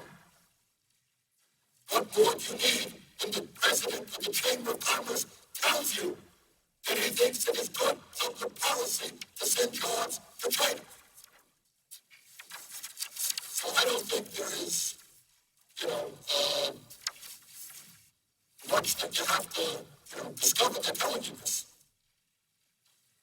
Now, in a moment, what I'm going to be talking about is how these ideas from the big money people become implemented into policy, which has to do a lot with lobbying and campaign contributions. But before I go there, I want to just give you some more examples about how the business leaders of this country feel about the workers of this country and the young people of this country. This again is a quote, and I apologize, it is a few years old, but 2004 perhaps. 2004. Quote, January 19th. This is from Alan Lacey, the CEO, who was then the CEO of Sears Roebuck and Company. And he said, quote, there are 4 or 5 times as many smart, driven people in China than there are in the United States. And there's another 4 or 5, 3 or 4 times as many people in India that are smarter or as smart or have more drive. And if technology is now going to basically reduce location as a barrier to competition, i.e., you have a worldwide web, and you can do your work in China or India, then essentially you've got something like whatever that was, 7 or 9 times more smart, committed people that are now competing in this marketplace against certain activities. So we're going to see, I think, this huge incentive to shift some of these more commodity-like knowledge workers' jobs offshore. So here you have our blue-collar jobs decimated. And we told the kids not to worry, you didn't want to work in a factory anyhow. We've got these good information technology, computer-based jobs for you. But then you have the heads of large corporations saying, hey, why do I want to get American young people to do this? I can have Indian young people do it who work for a fraction of the wages. And I think we all see this. I mean, it's nothing new. You try to get a plain reservation right now, you're talking to somebody in India, and please do not hear me. To be anti-India or anti-Chinese, that is the furthest thing that I would want anyone to think. We want to work with people all over the world. But you don't have to destroy the middle class of this country to help people around the world. You don't have to be a corporate CEO to sell out your own people who built your company to run a war zone.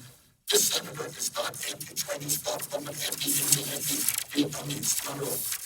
I guess I keep guilty of being pro-American, I don't know. Maybe that's suspect here. The former CEO of Hewlett Packard, Chloe Fearing, was obviously Ms. Fearing ran for senator. This is what she said when she was the CEO of Hewlett Packard in 2004. She said, quote, there is no job that is America's God-given right anymore, end of quote.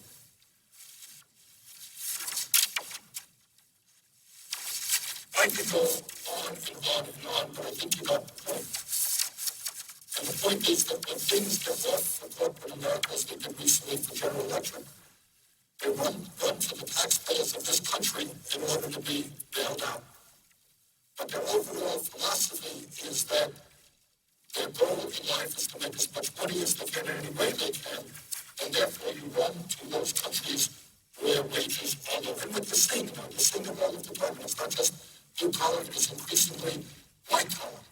You have radiologists who are able to read x-rays in India. You have people behind the computer can do work in India as well as here. And these corporate folks have taken advantage of that and sold out the young people of this country and the working class of this country. Mr. President,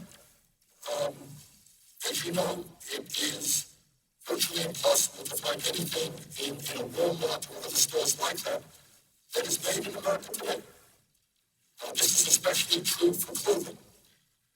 An increasing amount of our clothing comes from Bangladesh. Today, there are 4,000 garment factories in Bangladesh making clothes for Walmart, Gap, JCPenney, Levi Strauss, Tommy Hilfiger, and many, many others. Garment workers in Bangladesh, some 3.5 million of them, and that number is growing, are among the lowest paid workers in the world, and they have difficulty buying enough food and shelter for their own needs. As I mentioned earlier today, the good news is the minimum wage in Bangladesh was doubled. It went from 11.5 cents an hour to 23 cents an hour. So when you buy a shirt made in Bangladesh, you have young women there coming in from the countryside who are paid now, have received the doubling of their minimum wage to 23 cents an hour. Is that something that our people should be asked to compete against? Should we say to the American worker, hey, we can get you jobs, we're prepared to invest in the United States. Yeah, we're an American company, you helped make us great. Thank you for the work you've done over the years. Thank you for purchasing our products. Thank you for making us strong. And if you are prepared to work for $1 an hour, $2 an hour, $3 an hour, then we'll come back. And by the way, Mr. President, I think you know this, in the last campaign, what did we begin to hear rumbles about? Abolishing the minimum wage. Abolishing the minimum wage. Minimum wage now is $7.50 an hour. That's what we say should be. $7.25.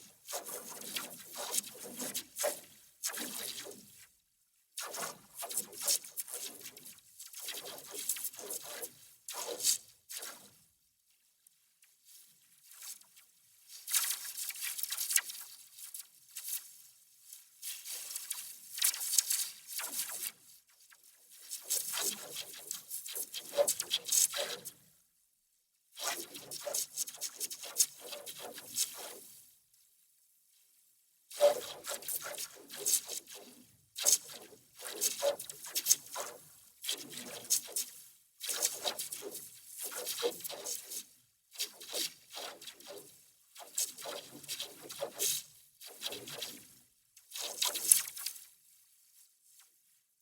Circumstances have deserved as a trade test and has put us where we are today. The immediate cause of this crisis is, and it just gets me sick thinking about it, and that is what the crooks on Wall Street have done to the American people. These people fought for a period of years to deregulate the banking industry. These people said to us, well, if you just do away with Glass-Steagall, if you will just allow financial institutions, commercial banks, investor banks, insurance companies, if you allow them to merge the way that these walls, which Glass-Steagall since the Depression have established, my God, it would be just terrific. It would be good for our economy, good for the American people, good for our international competitiveness. And I remember those debates, Mr. President, because I was at that point in the House of Representatives. I was a member of the Banking and Financial Institutions Committee at that point. And I was on the committee that dealt with that.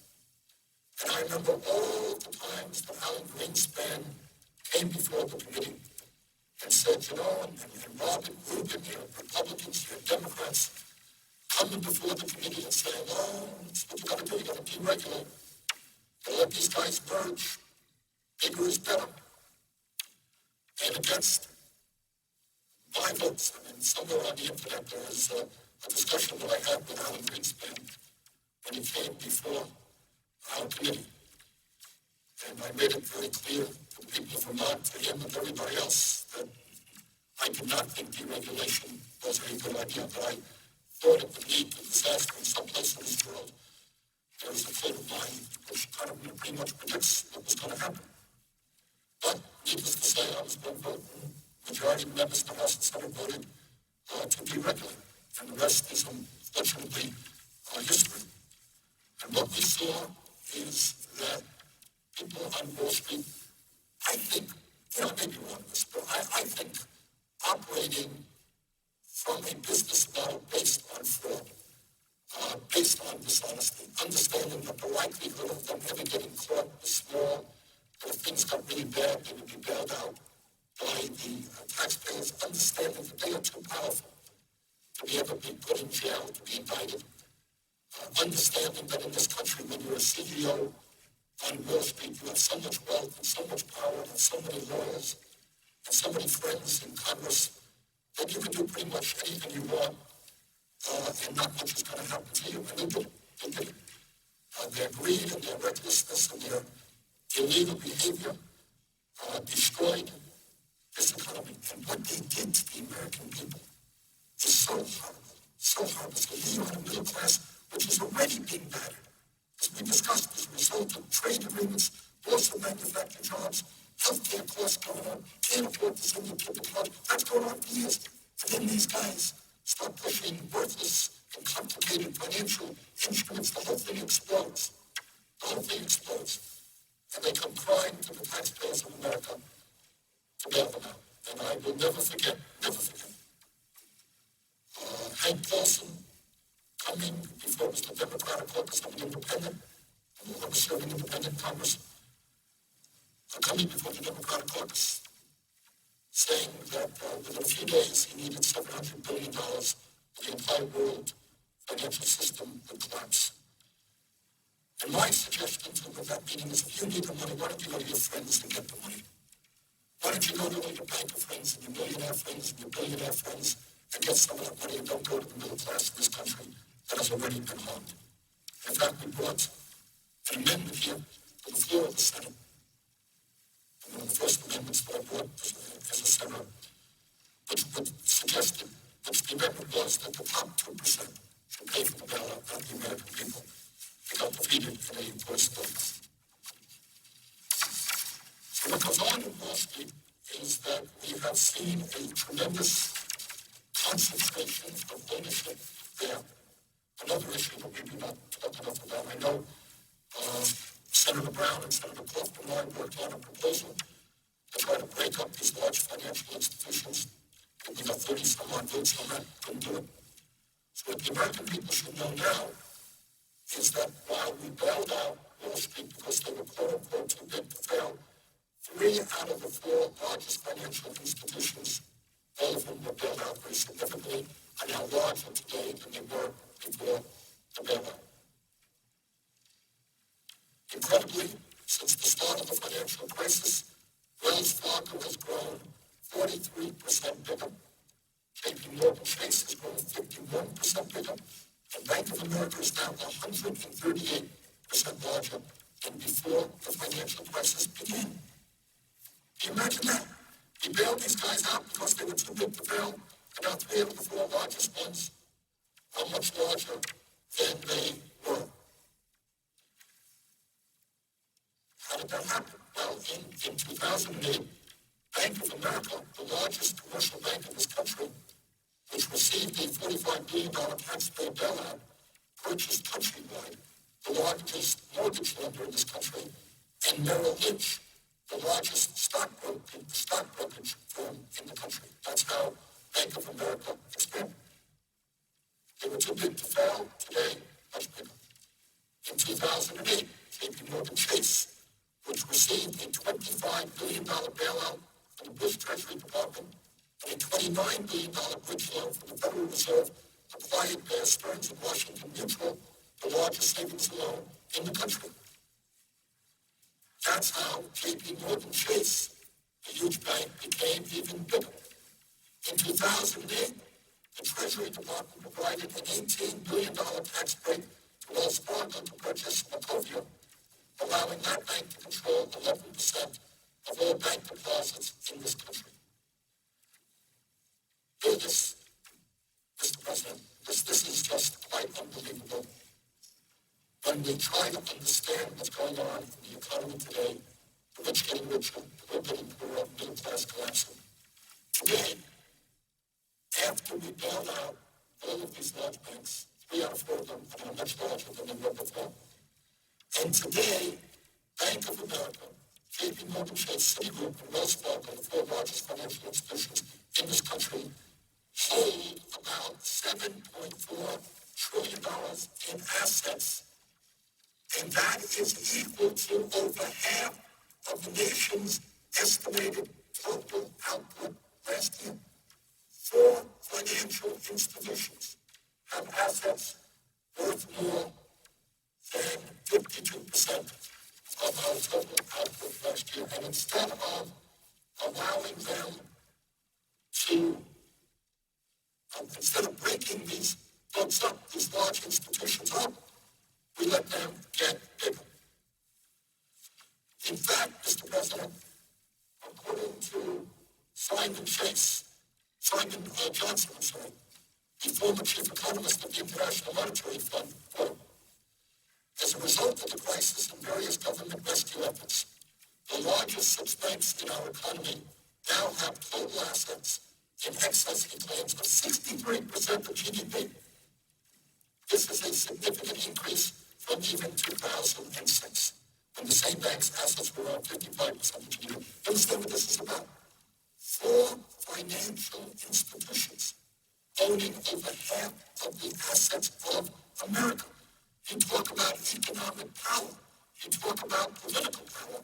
That is what we were talking about. Simon Johnson continues, he said, this is a complete transformation compared with the situation in the United States just 15 years ago, when the largest 6 banks had combined assets of only about 17% of GDP.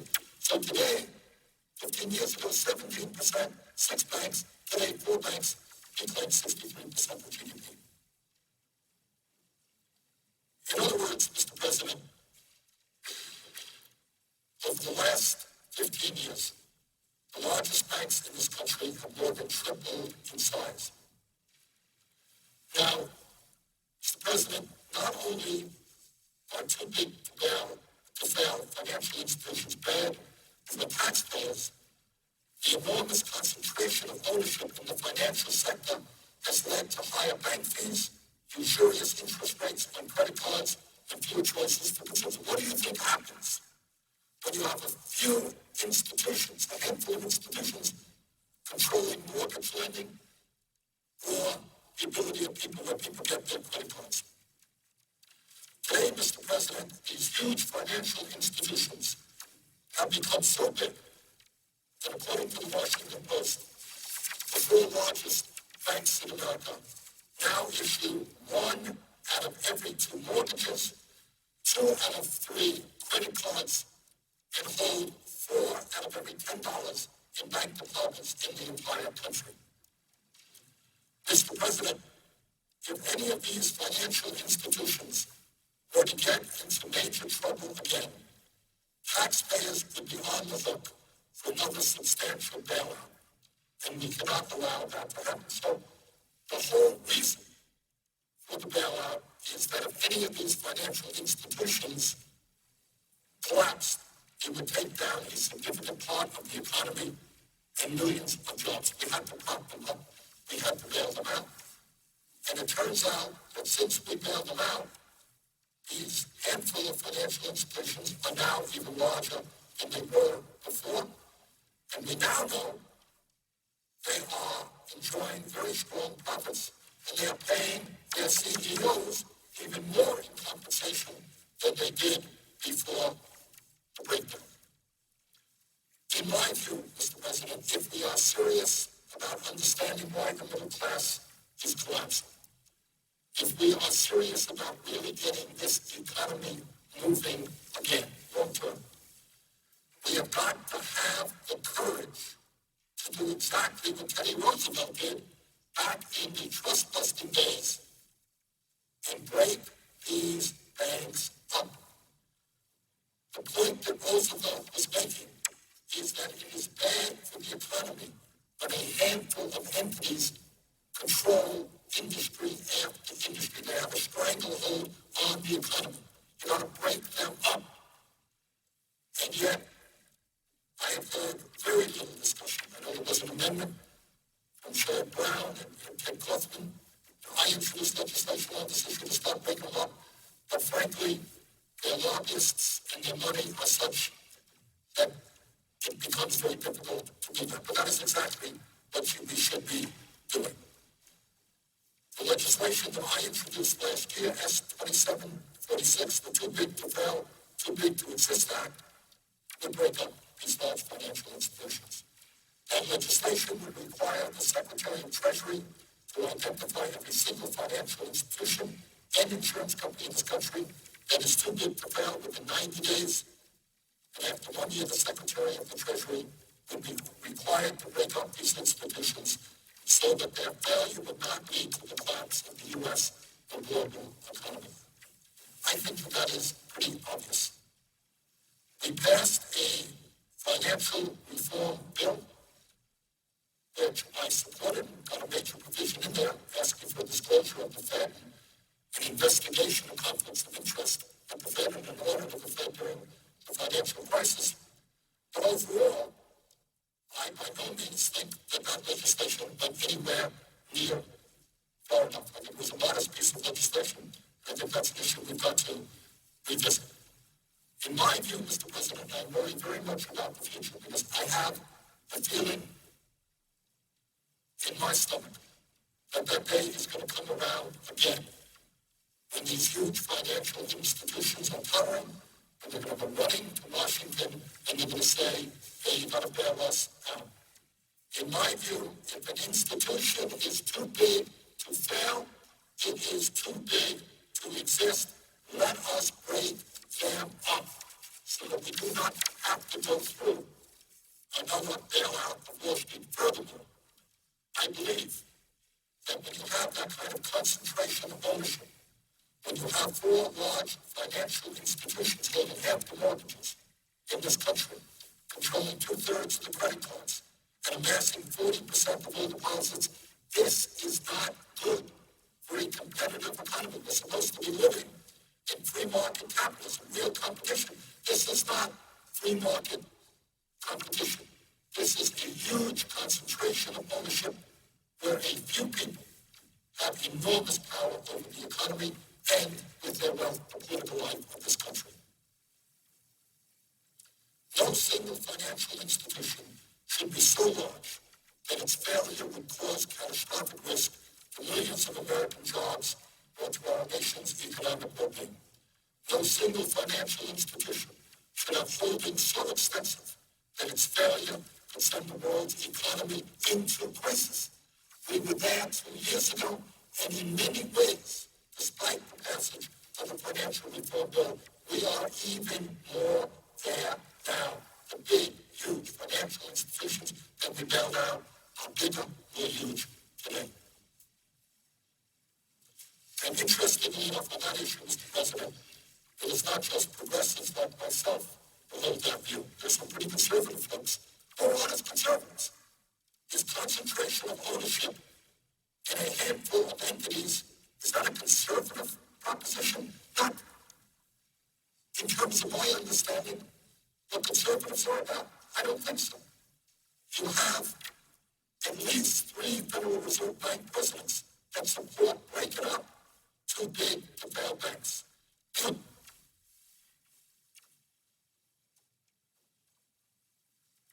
James Bullard, I hope I'm pronouncing his name right, President and Chief Executive of the Federal Reserve Bank of St.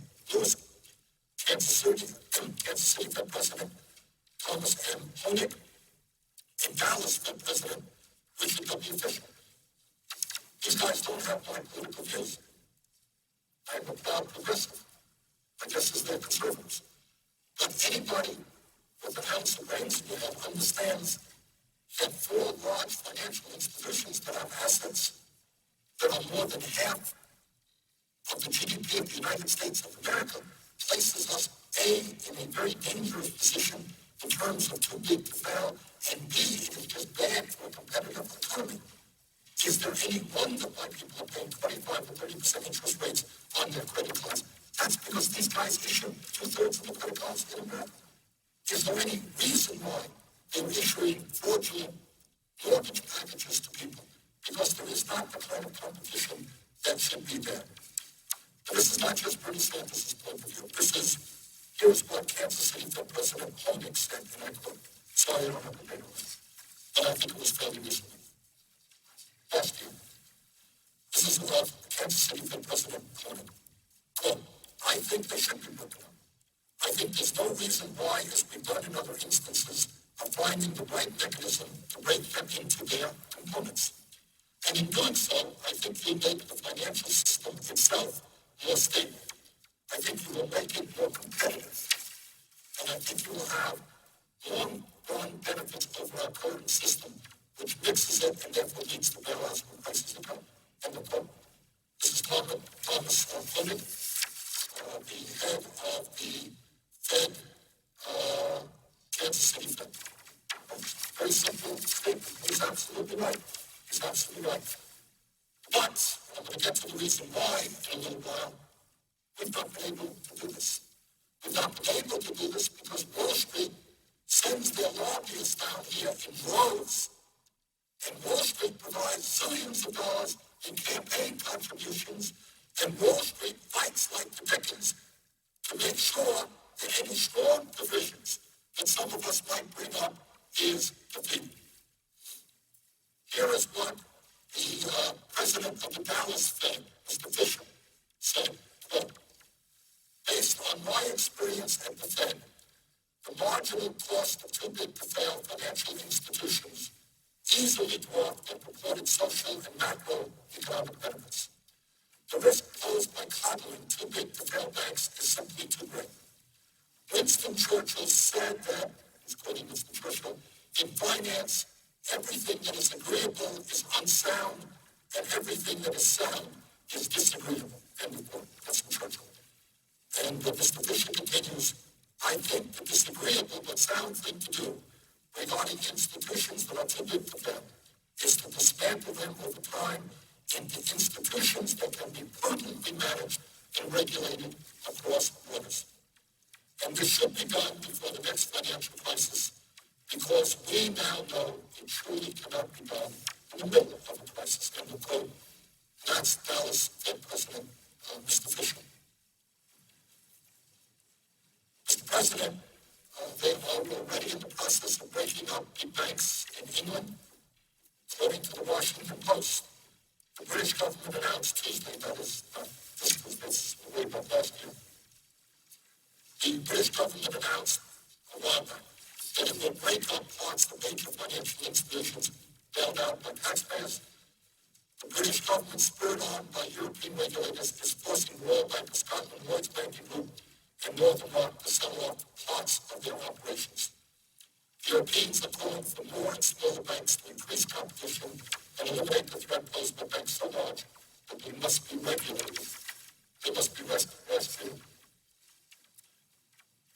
They must be rescued by taxpayers, no matter how they conduct their business, in order to avoid damaging the global financial system. Mr. President, very interesting development occurred on October 15th of last year. On October 15th, and as I mentioned earlier, Alan Greenspan, who was the chairman of the Fed before Mr. Monke, and I had our run-ins. Mr. Greenspan, along with Mr. Rubin and others, were the chief proponents, Larry Summers in there, were the chief proponents of deregulation of financial institutions.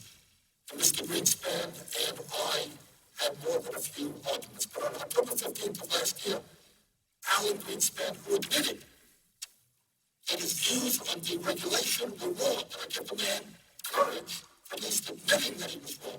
Did a heck of a lot of damage, but at least he had the courage to admit that he was wrong. He was quoted in Bloomberg News as saying, and I quote, "If they're too big to fail, they're too big." In 1911, we broke up Standard Oil. So what happened?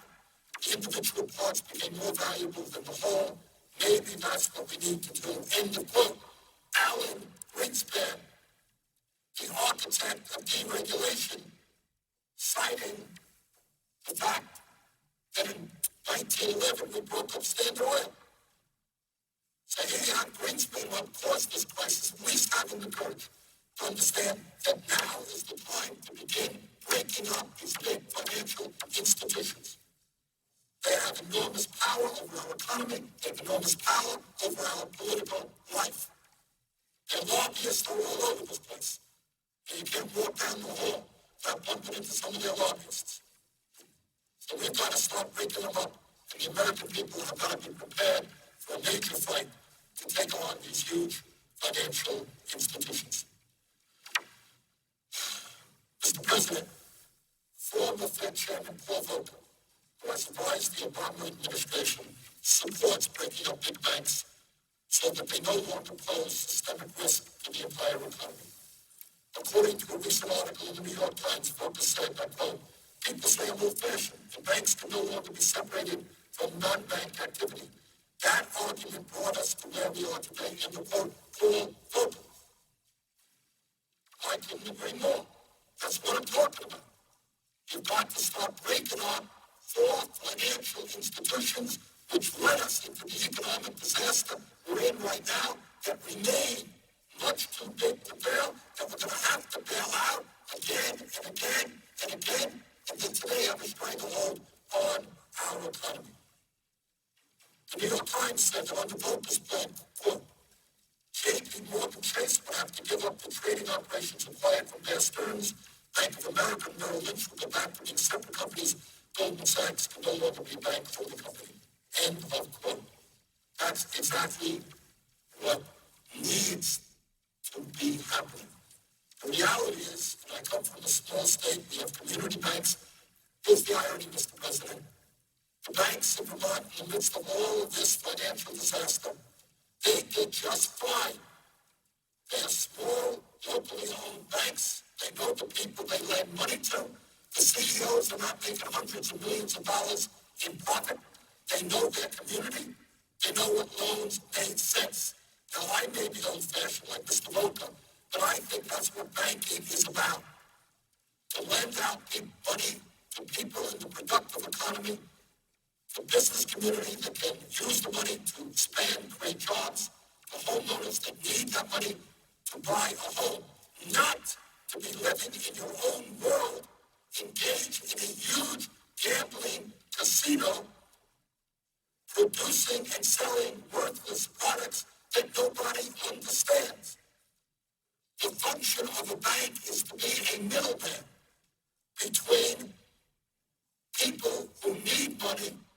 of producing real products and helping them get that money, and people are investing in the banks.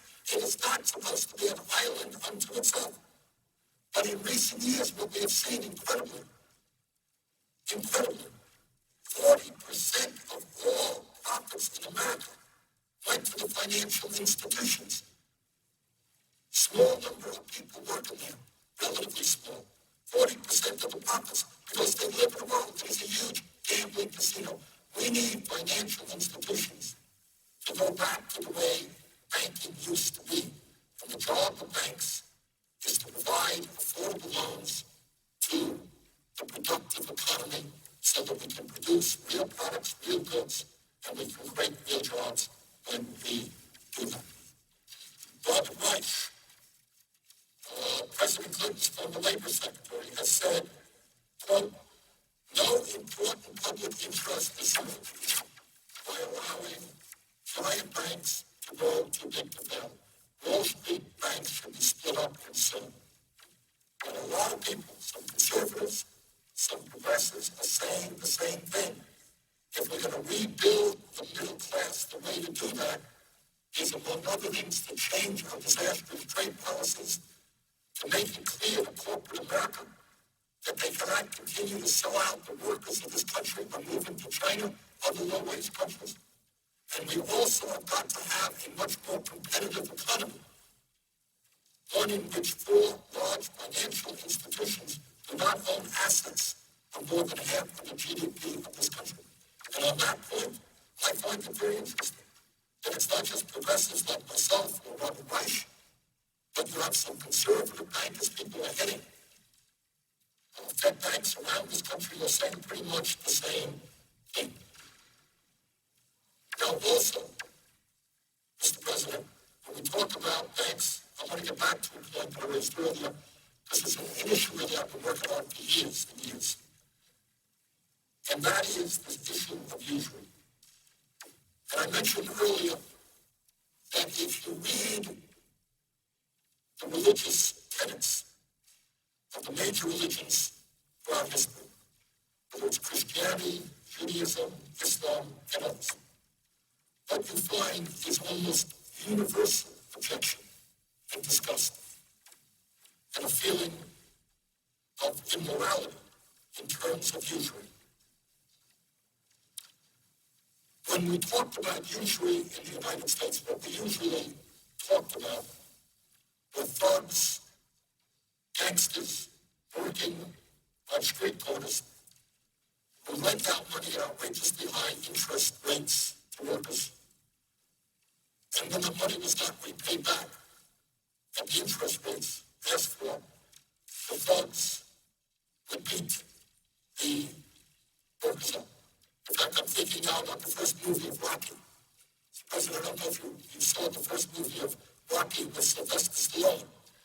And before Rocky became a successful fighter and the heavyweight champion of the world, in the movie, that's what he was. Big, tough guy, and he beat up people who did not pay back the gangsters, the high interest rates that they were asking. Well, the world has changed. And now, the people who are committing usury are not the gangsters. On street corners all over America, their place has been taken by the CEOs of Wall Street financial institutions who are lending out money to desperate Americans at 25 or 30% interest rates. That, my friends, is called usury. According to every religion on earth, that is immoral. What you're doing is going up to people who are desperate, people who are hurting. And you're saying, you desperately need money, we're going to give you money, but there's a string attached. You're going to be charged an outrageous amount of interest on that money. So here's the irony. The people who are earning the most pay the highest interest rates. The people who need the money most, need the money the least, are paying the lowest interest rates. So the Fed lent out billions and billions of dollars to the largest financial institutions of the General Electric, often less than 1%. That's American taxpayer money. Large corporations, less than 1%. But if you are a worker today and you're having hard times, maybe you're unemployed, you're going to pay 25 or 30% interest rates on your credit, and sometimes more. You have to pay the lender, where people are paying outrageous sums of money. I think that's immoral. I think we have got to stop that. And it disturbs me very much that especially at a time when we bailed out these large financial institutions, that they are still able to charge our people 25 to 30%. People bail them out.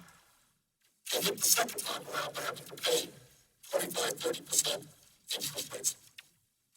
And right now, it's not even 25 to 30%. As a matter of fact, the 10th largest credit card issuer in this country, an entity called Premier Bank, is now offering a credit card with a 79.9% interest rate and a $300 credit limit. What do we make of that?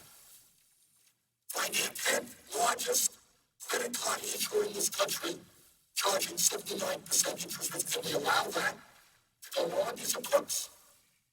These are no different than the gangsters who beat up people on street corners when they didn't get payment back, except now the gangsters are wearing three-piece suits and sitting in some fancy suite on Wall Street. Mr. President, today, over 1/4 of all the credit card holders in this country are now paying interest rates above 20%, as I indicated, as high as 79%. Mr. President, let's be clear. When credit card companies charge over 20% interest on credit cards, they are not engaged in the business of making credit available. What they are involved in is extortion and loan sharking. Nothing essentially different than gangsters, except they dress a lot better. It's all of us. It's thievery, and we tolerate it. And we bail them out. And Mr. President, it's interesting in terms of these high interest rates, because for many, many years, we have had states, including the state of Vermont, saying that you're not going to charge outrageously high interest rates. For example, between establishing the usury law is not a radical concept, which is what we've got to move in. We've got to put a cap on interest rates. In fact, between 1978 and today, over 20 states in America have laws capping credit card interest rates. In Alabama, the legal maximum rate of interest is 8%. Alaska, it's 10.5%. Arizona, 10%. Idaho, 12%. Kansas, 15%. State of Vermont, my own state, the legal maximum rate of interest is 12%. But what happened if all of those state interest cap rates disappeared under the 1978 U.S. Supreme Court decision known as the Monke case, which allowed banks to charge whatever interest rates they wanted if they moved to a state without an interest rate, like South Dakota or Delaware. So all these companies moved to South Dakota, they moved to Delaware, low interest rates, and they charged people in Vermont or Hawaii or anyplace else 25 or 30% interest rates. So, Mr. President, getting original agreement, which I strongly disagree with, agreed to. If we are going to save the middle class, and I think that agreement significantly helps the upper income people by lowering the tax rates, the millionaires and billionaires, by lowering the interest rate on the estate tax, by providing some business loans, which are not the kinds of investments that can best create jobs. One of the things that we have got to do to protect the middle class today is have a cap on interest rates, because otherwise all the people are doing is getting a paycheck, they're going into debt, and then they're paying 25 to 30% on their interest rates, money which is going to a handful of banks on Wall Street. Now, I have introduced legislation to put a cap on interest rates, and it ain't a radical idea. Right now, credit unions in this country, by law, are not allowed to charge more than 15%, except under extraordinary circumstances. And by and large, that's good. for about 30 years. So if you get a credit card through a credit union, you're not going to be paying in almost every case no more than 15%. And that was developed by federal law. And you know what? I talked to the credit union people in the state of Vermont, people all over the country. Credit unions are doing pretty good. They're doing just fine. They're not the ones paying, begging the American taxpayer for a huge bailout. So for 30 years, they have survived just fine on a 15% cap. But our friends on Wall Street who caused this recession, our friends on Wall Street who needed a welfare check from the American people in order to survive, our friends on Wall Street today are earning more money than they did before the bailout. We don't have any cap on the interest rates that they can charge. In my view, if the credit unions have survived and survived well with a 15% max interest rate cap, most they can charge work for credit unions, it can work for the private banks as well, and that is what we have got to do. According to a recent article, this is not so recent, this is a year ago, an article in the Los Angeles Times, quote, Chris Carver, legislative and regulatory analyst for the California Credit Union League, said that a rate cap hasn't hurt business for the nearly 400 credit unions represented by his organization. It hasn't been an issue, he said. Credit unions are still able to thrive. So here's my point, Mr. President. Middle class is hurting, unemployment outrageously high, poverty increasing, 50 million people, no health insurance, gap between the very rich, everybody else, manufacturing collapsing, jobs going all over the world, China, Mexico, India. We have got to start protecting the middle class of this country. A number of things we've got to do.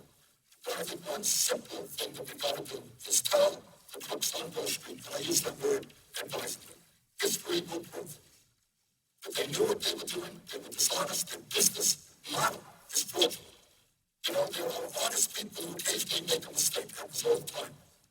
But there are other businesses which are based on fraud and assume that they're never going to get caught, or when they do get caught, the penalty they have to pay is so little that it's worth it.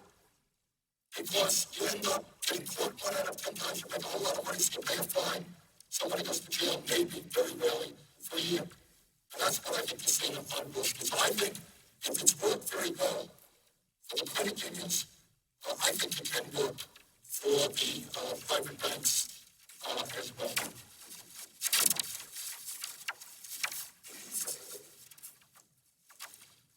Mr. President,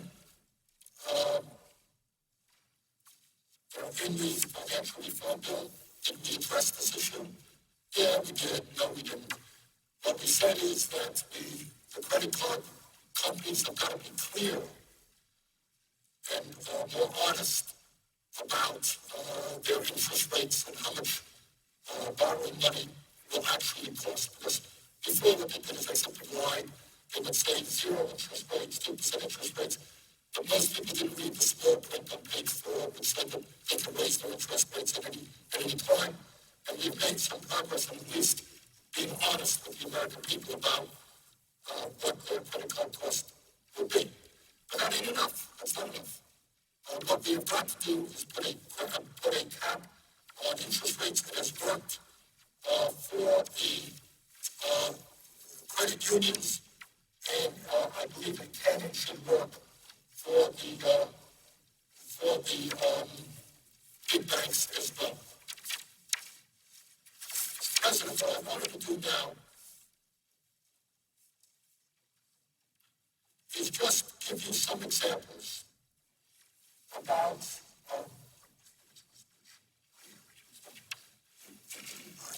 you know, sometimes here, I'm guilty of that as well, we talk in big numbers. You know, billion here and a trillion there, and it adds up. But I think it's also important to look at the flesh and the blood that's out there, the real suffering that people are experiencing. And a while back, what I did because I sent an email out to people in the state of Vermont. And it was a very simple email. It said, tell me your own words, what's going on in your family? What's going on in your lives in the midst of this terrible recession? Because again, it's important to get beyond, we know that unemployment is 9.8, unemployment is 15%, we know that people don't have any health insurance, using family income is gone down, poverty is gone up, 25% of people is control of this. It is important to know that stuff. But behind the walls of those statistics, of flesh and blood and protein, what doing everything to attempt to survive the spread of people in their lives. So what I do is ask you, simply email the house, and get this business and study the life as a risk of them. Tell me in your own words what is going on in your lives, and I promise them that every single person that you're going to have you will see.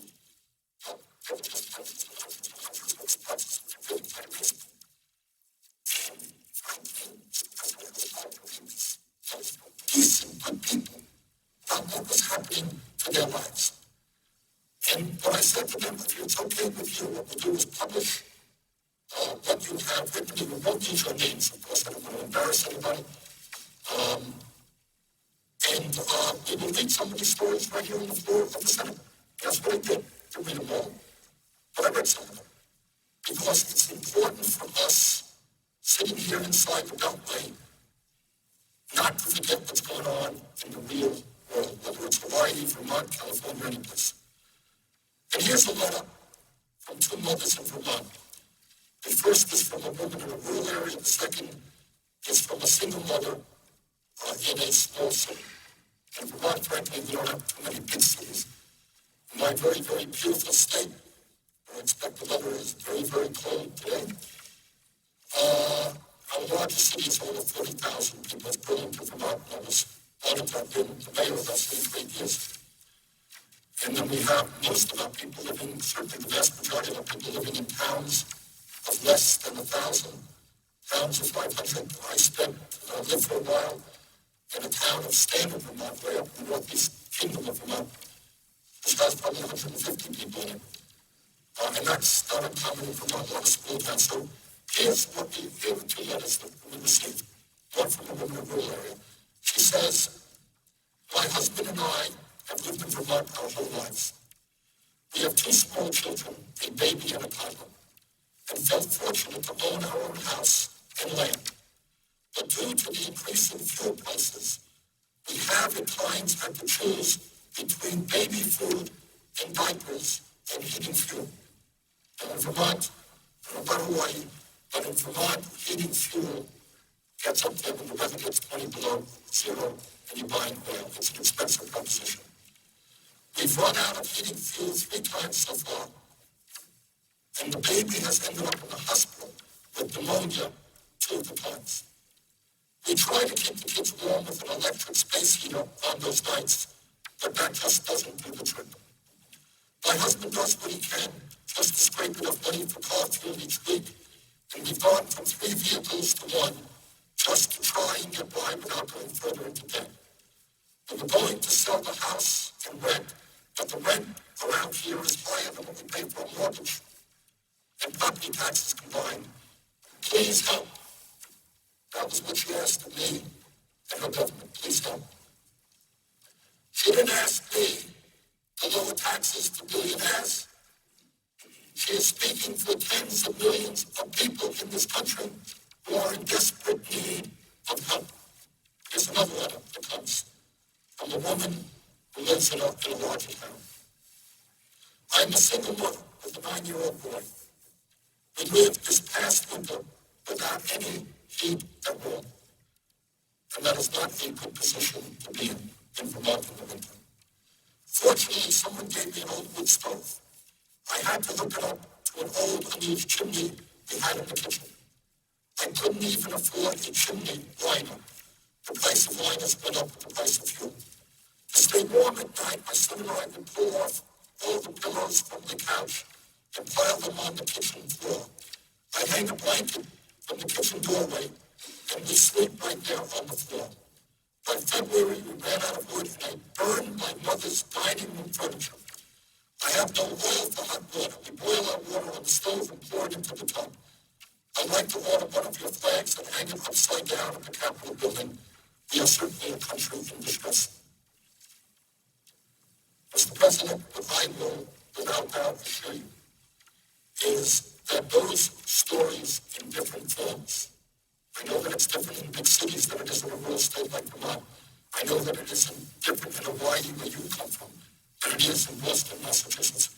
But I am absolutely sure that millions of people in one way or another are telling the same stories. These are great Americans. These are people who want to work, people who want to do the best they can by their kids. And they're simply not making it right now. This is the United States of America. In 2010, people are going cold. People are going cold. People don't have enough food. People are homeless. And my friends here are talking about huge tax breaks for billionaires. My friends here are talking about lowering rates on the estate tax for the top 0.3% of the American people. What are we talking about? What kind of priorities are those? Here's another letter. Comes to me from Vermont. There's a couple, and this is not a woman who's in desperation. Those folks I just read, they're in desperation. She says, there's a couple, married couple with one child, earning about $55,000 a year, which is, in Vermont, fairly decent wages. We have been able to eat out a bit, buy groceries and health insurance, contribute to our retirement funds, and live a relatively comfortable life financially. We never accumulated a lot of savings, but our bills were always paid on time, and we never had any interest on our credit card. Over the last year, even though we've tightened our belts, not eating out much, watches and purchases at the grocery store, not buying extras like a new TV, repairing the washroom instead of buying a new one. Doing all those things, we find ourselves with over $7,000 of credit card debt and trying to figure out how to pay for braces for our son. I work 50 hours per week to help earn extra money to catch up. But that also takes a toll on the family life. Not spending those 10 hours at home with my husband and son makes a big difference for all of us. My husband hasn't had a raise in 3 years, and his employer is looking to cut out any extra benefits they can to lower their expenses, which will increase ours. How many millions of Americans do you think are saying exactly the same thing? Let me read another story that comes from Vermont. My 90-year-old father in Connecticut has recently become ill and asked me to visit him. I want to drop everything I am doing and go visit him. However, I am finding it hard to save enough money to add to the extra gas I'll need to get there. I am self-employed with my own commercial cleaning service, and money is tight not only with gas prices, but with everything. I make more than I did a year ago, and I don't have enough to pay my property taxes this quarter for the first time in many years. They're due tomorrow. There's another letter that I think deserves to be read. And frankly, Mr. President, I think it wouldn't hurt this body if every member of the Senate, and I know we all get letters like this, if every member of the Senate came down here and we spent a couple of days talking about what's really going on for working families in this country. Spouting statistics is good. Dealing with, tax deals of $900 billion is fine. But I think we should, reacquaint ourselves with the reality of life in America today. This is what another constituent of mine writes. My husband and I are retired at 65 years of age. We would have liked to work longer, but because of injuries caused at work and the closing of our factory to go to Canada, we chose to retire early. Now with oil prices the way they are, we cannot afford to heat our home unless my husband cuts and splits wood, which is a real hardship as he has had his back fused and should not be working most of the day to keep up with the wood. Not only that, he has has to get up 2 or 3 times each night to keep the fire going. So in other words, what she's talking about in Vermont, a lot of people heat with wood. Increasingly, with pellets. It's an important source of fuel in the state of Vermont. What she's talking about is her husband, who is 65, with a bad back, has to go out and cut wood.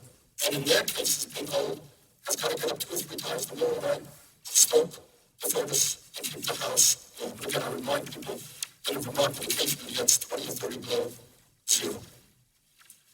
She continues, we also have a 2003 car that we only get to drive to get groceries or go to the doctor or to visit my mother in the nursing home 3 miles away.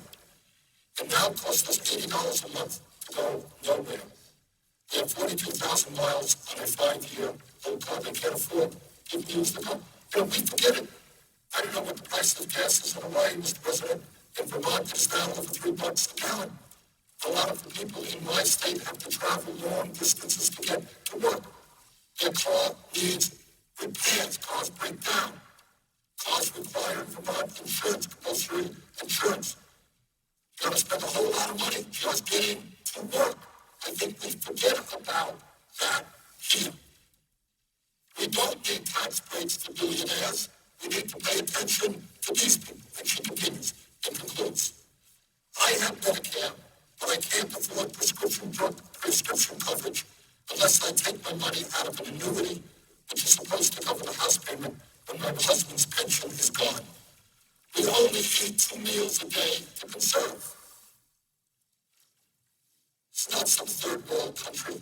This is the United States of Vermont, the United States of America. This is my state of Vermont. And Vermont is better off today than a number of states around this country. You have these stories and multiply them by 10 in every area of this country. There's another story. Yesterday, I paid for our latest home heating fuel delivery. And again, I'm focusing now on the cost of fuel because in Vermont, where I come from, it is a big deal. So she writes, yesterday I paid for our latest home heating fuel delivery, $1,100. $1,100. I also paid my $2,000 plus credit card balance, much of which bought gas and groceries for the month. Point here, I'm going to continue her letter. There's a lot of people use their credit cards not, isn't it nice and convenient? I don't have to use cash. When I go shopping, I'm going to use my credit card. I will pay it off at the end of the month. What a nice thing. People are using their credit cards to buy food, to buy gas, to buy the basic necessities of life. It is their only line of credit open. And then, as I mentioned earlier, they charge 25 to 30% interest rates on what they owe. She continues. My husband and I are very nervous about what will happen to us when we are old. Although we have 3 jobs between us and participate in 403B retirement plans, we have not saved enough for a realistic post-work life if we survive to our life expectancy. As we approach the traditional retirement age, we are slowly paying off our daughter's college tuition loan and trying to keep our heads above water. We have always lived frugally. We buy used cars and store-brand groceries, recycle everything, walk or carpool when possible, and plastic our windows each fall. What that means is in Vermont, you don't have good storm windows, you put plastic up there. It's a way of keeping the wind out, keeping your homes up. I know about that because that's what I used to do. Even so, if and when our son decides to attend college, we will be in deep debt at age 65.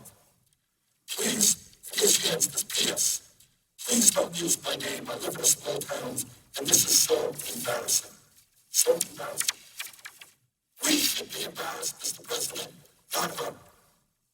We should be embarrassed that we are for 1 second talking about a proposal which gives tax breaks to billionaires while we are ignoring the needs of working families, low-income people, and the middle class. We should be embarrassed that we are not investing in our infrastructure, that we're not breaking up these large financial institutions, that we're not putting a cap on interest rates, that we are the only country in the world that does not have health should be embarrassed. Not this wonderful woman who is trying to maintain her dignity. Another letter from the state of Vermont. I too have been struggling to overcome the increasing cost of gas, heating oil, food, taxes, etc. I have to say that this is the toughest year financially that I have ever experienced in my 41 years on this earth. I have what used to be considered a decent job. I work hard, pinch my pennies, but the pennies have all been dried up. I am thankful that my employer understands that many of us cannot afford to drive to work 5 days a week. Instead, I work 3 15-hour days.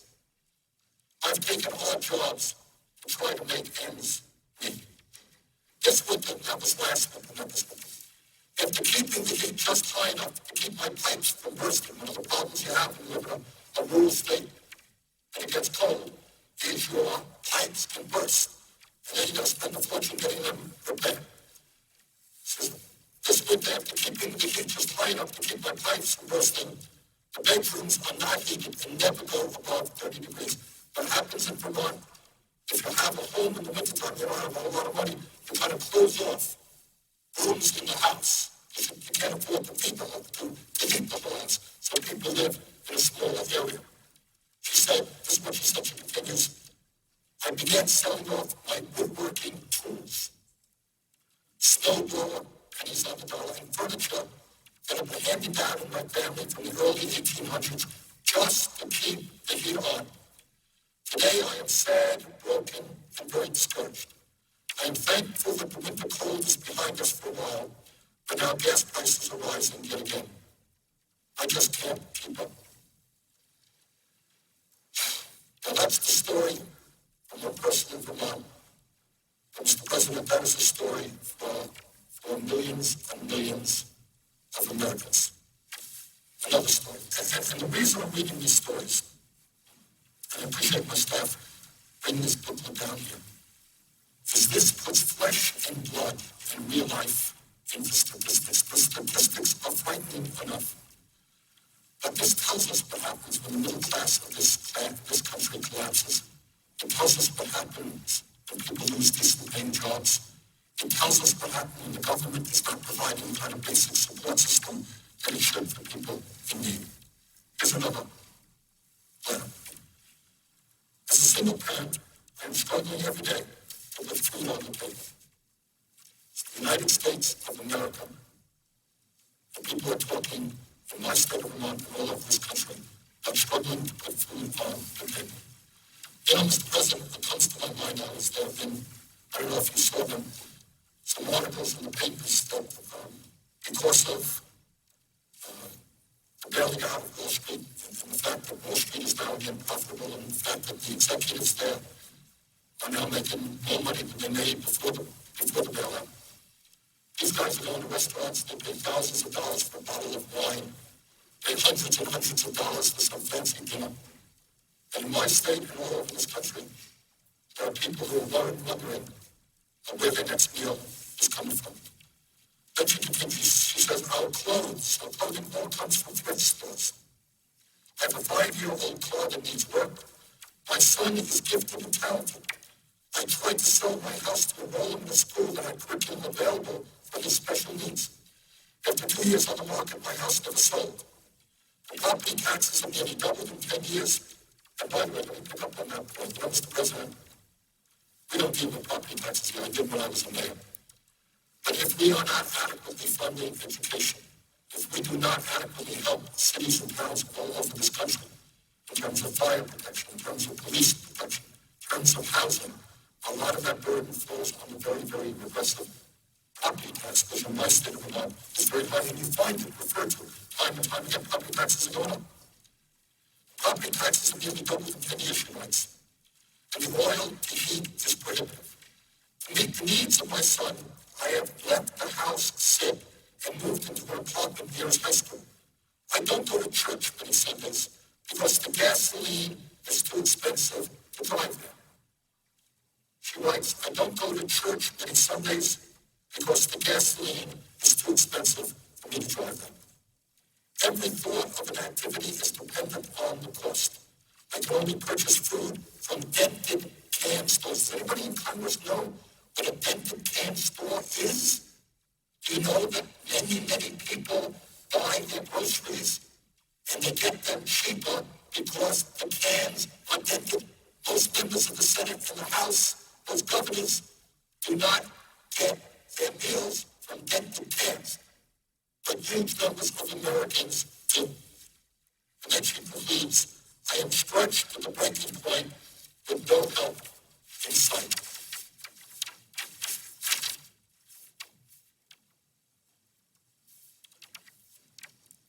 And by the way, the letters that I received when I asked for letters came not just from the state, most of them came from one.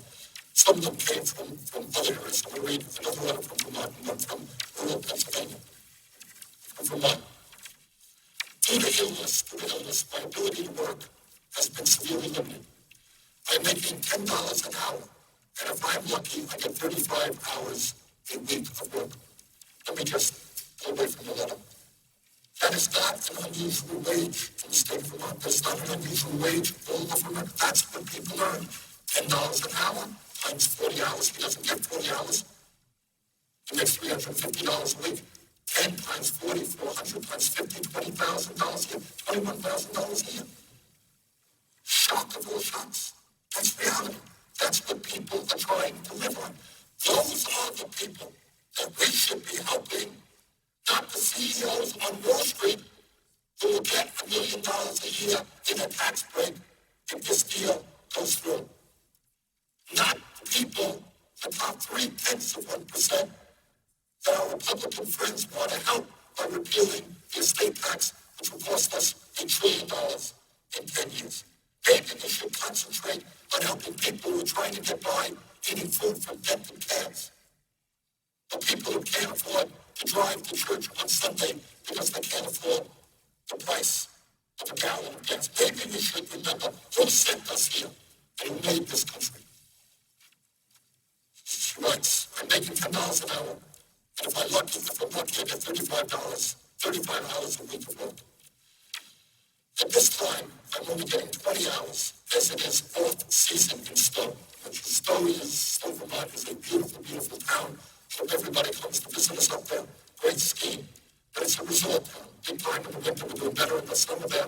But it's a resort town. The resorts get more business in the winter and the summer, less time else will show. What she's talking about is that it's off-season up there. She's only getting 20 hours a week of work at $10 an hour. It does not take a mathematician, she writes, to do the figures. How are my wife, I'm sorry, this is a man, not a woman. How are my wife and I supposed to live on a monthly take-home income of less than $800 a month? We do it by spending our hard-earned retirement savings. I am 50 and my wife is 49. At the rate we are going, we will be destitute in just a few years. The situation is so dire, it is all that I can think about. Soon, this is from a 50-year-old gentleman, soon I will have to start walking to work, an 8-mile round trip, because the price of energy is so high that it's either that or going without heat. 50-year-old guy, $10 an hour, 20 or 30 hours a week. His choice is either walking 8 miles to and from his job in Stowe, or else not heating his home. And then he concludes, this happens in Vermont all of the time. It's quite unbelievable. He says, as bad as our situation is, I know many in worse shape. We try to donate food when we do our weekly shopping. But now we are not able to even afford to help our neighbors eat. What has this country come to? I don't know about other parts of the country. I'm sure it's the same, but in Vermont, if you go to a grocery store, there's often a bin out there in front where people buy food and they drop a can of peas or a can of corn or something into it. So here is a family. Here is a guy who's now faced with the reality of having to walk 8 miles to and from work, and he's upset at himself that he can't have the money to buy food for his neighbors who he thinks are even worse off than him. Yes. That's the good people of Vermont and America. They're all over this country. And you got the lobbyists here representing the largest corporations in the world, where the CEOs make tens of millions of dollars a year, and their job is to squeeze the middle class and these families harder and harder, cut back on their benefits in order to give tax breaks to the richest people in this country. What a difference in attitude. A poor man faced with the choice of either walking 8 miles to and from his job or losing his sleep, worried about his neighbors. You got the lobbyists here worrying about the richest people in the world and winning. And I got a letter that comes down from Vermont, comes from rural Pennsylvania. I am 55 years old and worse off than my adult children. I have worked since age 16. I don't live from paycheck to paycheck. I live day to day. I can only afford to fill my gas tank on my payday. Thereafter, I put $5, $10, whatever that I can. I cannot afford to buy the food items that I would. I'm riding around daily to and from work with a quarter of a tank of gas. This is very scary. It's like I can see myself working until the day that I die. And trust me, the gentleman is talking about getting older, worrying about working till the day that he dies. We're already seeing this. You go to grocery stores in Vermont, you see old people who should be sitting home with their grandchildren. You know what they're doing? They're packing groceries. And then we have some geniuses on this deficit reduction commission. People have made their money on Wall Street. They've got a brilliant idea. Let's raise the Social Security age to 68, 69 years old. So that people like this will have to work, in fact, to the day they die. He says, he continues, I do not have, this is not from Vermont, this is from Pennsylvania. I do not have a savings, no credit cards, and my only resources are through my employment. I have to drive to work as there are no buses from my residence to work. I don't know how much longer I can do this. I am concerned as gas prices climb daily. I am just tired. The harder that I work, the harder it gets. I work 12 to 14 hours daily, and it just doesn't help. I'm not saying, Mr. President, that every person in America is experiencing these stories. A lot of people are doing fine, they have good jobs. The kids are doing well, they're taking care of their parents. A lot of people are doing just fine. But we would be fools and dishonest not to understand the reality of what's going on in this country. And it breaks my heart, and I know that it breaks the hearts of millions of people in this country to see what is going on in this great nation of ours. That so many people are hurting, that so many parents. I don't know if I have that letter here, if it's in another booklet, but I'll never forget one letter that I received.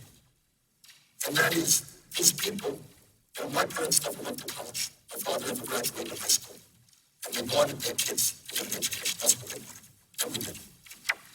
And it was very important how proud my mother was of that. And we get letters from people saying, I dreamed that my daughter would go to college. I'm going to go to college. I'm going to go to college. And it's just painful to even talk about and to think about what this country, the direction in which this country is moving. So, Mr. President, I want to now take a break from reading these letters.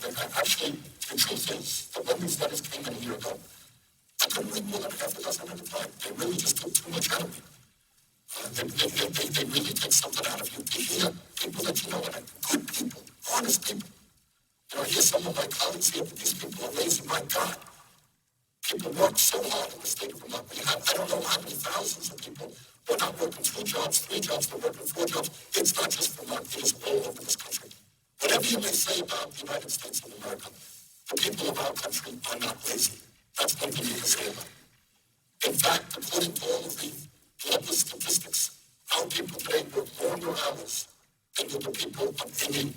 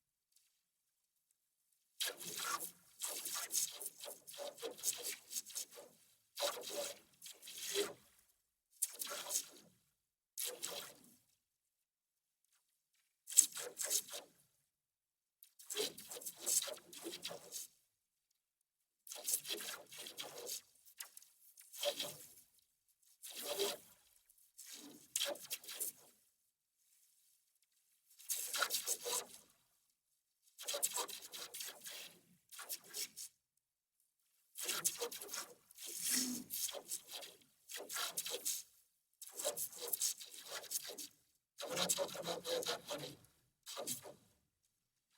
And we're not talking about the Citizens United horrendous decision reached by the Supreme Court, which allows billionaires and all of these companies and their executives to put money into campaigns and not even have to be identified. What are you talking about? This is just lobbying. Just lobbying. So if you wonder why we are having a serious discussion about whether or not we should give tax breaks to millionaires and billionaires while the middle class is collapsing and tens of millions of people have no health insurance, and we have the highest rate of child poverty, and we have the most unequal distribution of wealth and income of any country. If you're wondering how we would consider for 1 minute talking about more tax breaks for the rich, and you don't know much about what goes on here in Washington, and you don't know about campaign contributions and the degree to which big money buys and sells politicians. Mr. President, what I want to review again, because the reason I'm down here today, and I'll be here for a few hours, is to voice my very strong opposition to the agreement that was reached between the Republican leadership and President Obama. I think that the American people don't like this agreement. All I can tell you, I don't know what's going on in your office, coming from Alaska, Mr. President, but I can tell you that the last 3 days, between phone calls and emails, we've probably gotten 5,000. We've heard from about 5,000 people, many from Vermont and some from out of state as well. The opposition to this agreement is probably 99%. People cannot understand why in a million years, with a $1.7 trillion national debt and a $1.4 trillion yearly deficit, we would be thinking for 1 second, about giving tax breaks to the richest people in this country who are already doing fabulously well. So, Mr. President, I'm down here today, and I've been for a few hours, to I urge my colleagues and, more importantly, the American people to say no to this agreement. If we stand together, if the American people write or email or call their senators and their congresspeople, I think we can turn this thing around. I think we can come up with an agreement that makes us all proud rather than one that we have to be ashamed of. I know there was an editorial back in the state of Vermont that I saw, I don't remember the exact title, but something to the effect, this agreement stinks, it's odious, but it's better than nothing. But I don't think that has to be the choice. Awful or better than nothing. I think the choice can actually be a good agreement. And I think if the American people stand with those of us who are opposing this agreement, we can pull this off. We can defeat this agreement and come up with a much better one. One does not force our kids and grandchildren to pay higher taxes in order to provide huge tax breaks for the richest people in this country. So, Mr. President, in talking about the reasons that I am opposed to this agreement, one of the other reasons is that while the President and the Republican leadership say, well, you know, this is just a temporary extension. It's going to be for 2 years. Just temporary. You know and I know that when you talk about temporary here, it becomes long-term and then perhaps becomes permanent. If they extend these tax breaks for the top 2% now, my strongest, and I hope I'm wrong, and I certainly hope that this proposal is defeated. But if we extend them for 2 years, my strong guess is they will be 2 years from now extended again. And depending on the politics of what goes on here, they could be extended permanently. Our Republican colleagues, as you well know, wanted to extend them for 10 years at a cost of $700 billion increase in our national debt. Our Republican friends are fighting hard to completely repeal the estate tax, which would cost us $1 trillion, $1 trillion in 10 years in increased national debt. So the point that I'm going to make, I want to emphasize this point, is that when people talk about these things being short-term, being temporary, take those thoughts with a grain of salt. Maybe that's the case. I don't think it is. So I think once you move over the cliff and make that decision to extend these tax breaks, they're going to be extended long-term. And here's the reason why. I mean, you have right now the dynamic here is the president campaigned against these tax breaks. The president does not believe in extending these tax breaks to the rich. But he felt he had to make the compromise. I thought he made a bad compromise. But our Republican friends are saying over and over again that if you rescind in these tax breaks for the rich, you are raising taxes.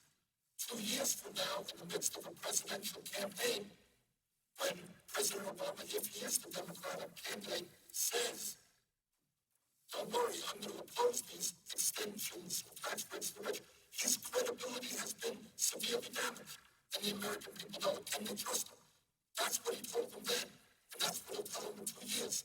Is he going to believe? I don't think so. So these tax breaks, while ostensibly for 2 years, may in fact be for a lot longer than that. Mr. President, I would also say that while we have talked about primarily the discussion has centered around extending tax breaks, personal income tax breaks for the very rich, there are other tax breaks in this proposal equally odious. What this proposal, this agreement between the President and the Republican leadership does,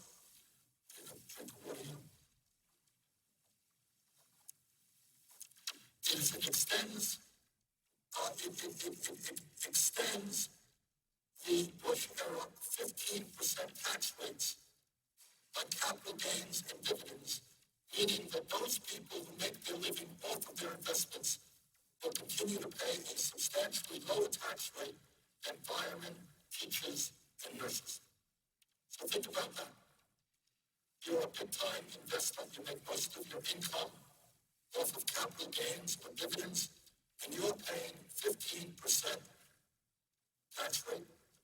But if you're a worker, do something with your hands, or you're a teacher, or you're a fireman, or you're a cop, a nurse, doctor, you're paying tax rates that are higher than that.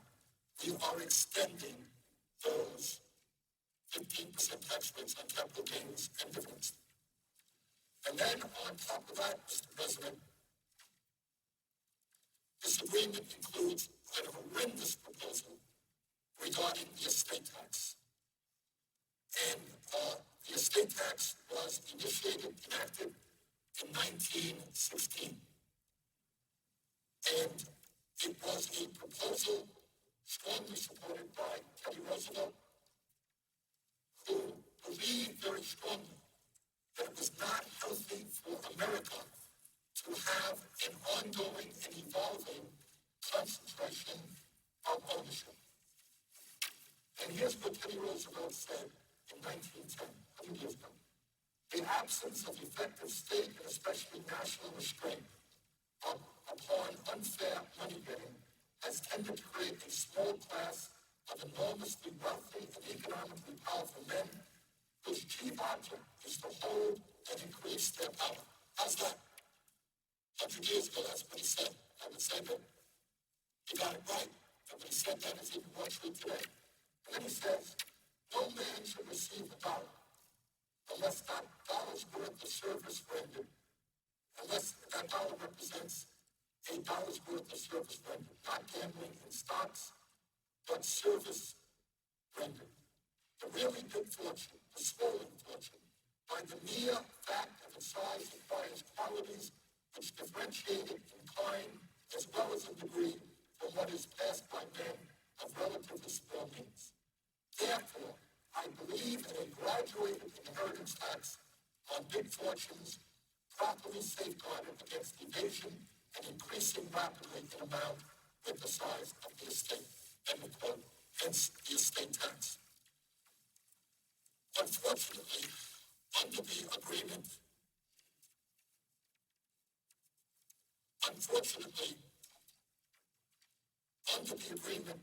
reached by the President and the Republicans, the estate tax rate, which was 55% under President Clinton, and the economy, by the way, was a heck of a lot stronger than it is today, will decline to 35% with an exemption on the first $5 million of an individual's estate, $10 million for couples.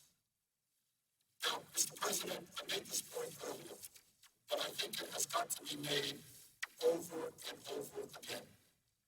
Our Republican friends have renamed the estate tax into the death tax. And the implication of what they are saying, and what many Americans believe, is that if I have $100,000 in the bank or $50,000 in the bank, and I die, that my kids are going to have to pay a hefty estate tax on what I left them. But that is absolutely and categorically not the case. The estate tax applies only to the top 0.3%. This is not a tax on the rich. This is a tax on the very, very, very rich. And under this proposal, which benefits only the top 0.3%, the President and the Republicans agreed to lower the tax rate on the estate tax to 35% with an exemption on the first $5 million. That is just wrong. And Mr. President, let me give you an example. Let me give you an example of who the folks are who will benefit from this, from doing this. Many of my Republican colleagues have been pushing very hard, not just to lower the tax rate, but by the way, this 35 is lower, I think, than they ever dreamed. But What they really want, and ultimately I suspect will continue to fight for, is a complete repeal of the estate tax. So just to give you one example, I don't mean to pick on the Walton family, but just as a flesh and blood example. Sam Walton's family, and the Waltons, of course, are the heirs to the Walmart fortune. They are worth, and this may be a little bit more, this is a couple of years old, but give or take, $86 billion. That's a lot of money. It's one family, $86 billion. The Walton family would receive an estimated $32.7 billion tax break if the estate tax was completely repealed. Does anybody in their right mind believe that when this country has a national debt of $13.7 trillion, and when we have the highest rate of childhood poverty in the industrialized world, and our unemployment rate is 9.8%, can anybody for 1 second fathom members of the United States Senate saying that we want to give a $32 billion tax break to one family? So in terms of the estate tax, what we have done is made it even more regressive. We have given substantial help to exactly the people who need it the least. And that, to me, is not what we should be doing. Our job here, I know it's a radical idea, I admit it, should be to represent the vast majority of the people in this country, the middle class, the working families in this country, and not just the top 1 or 2%. So under this proposal, this lowering of the estate tax, which will cost our government substantial sums of money because the revenue is not going to come in, this will benefit only the top 0.3%. And again, if some of my Republican colleagues are successful in their desire, okay, I'm moving down the path, if we repeal the estate tax entirely, which is what they want to do. I know it's hard to believe, and some of the listeners out there think that I am kidding, but I am deadly serious. They want to completely remove the estate tax, which will drive up the national debt by $1 trillion over a 10-year period. So, Mr. President, that is this lowering of estate tax rates and raising the exemption is clearly an onerous provision. And it is not just the Walton family of Walmart's who benefits. According to Forbes magazine, there are 403 billionaires living in this country with a combined net worth of $1.3 trillion. That's not shabby. That's pretty good. 403 billionaires are worth $1.3 trillion. Anyone lucky enough to inherit this extraordinary wealth would benefit the most from repealing the estate tax. As Robert Frank wrote in his book, Understand, the wealthiest people in this country accumulated so much wealth that they have been competing to see who could own the largest private yacht, who could own the most private jets, who could own the most expensive cars, jewelry, artwork, etc. In 1997, for example, Leslie Wexner, the chairman and CEO of Limited Brands, the company that owns Victoria's Secret, and none of us know what Victoria's Secret is, I know that, paid a German shipmaker to build what was then the largest private yacht in the United States, called the Limitless. And there is a photo, this is the photo, it's a nice photo. It stretches 315 feet and has 3,000 square feet of teakwood in a gym. According to Forbes magazine, Mr. Wexler is one of the wealthiest 400 people in this country, worth an estimated $2.3 billion.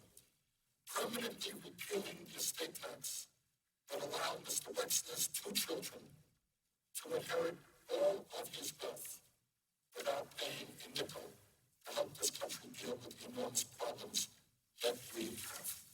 So I wish Mr. Wexler, I don't know, I hope he's alive and well, and I wish him a long life. But I believe very strongly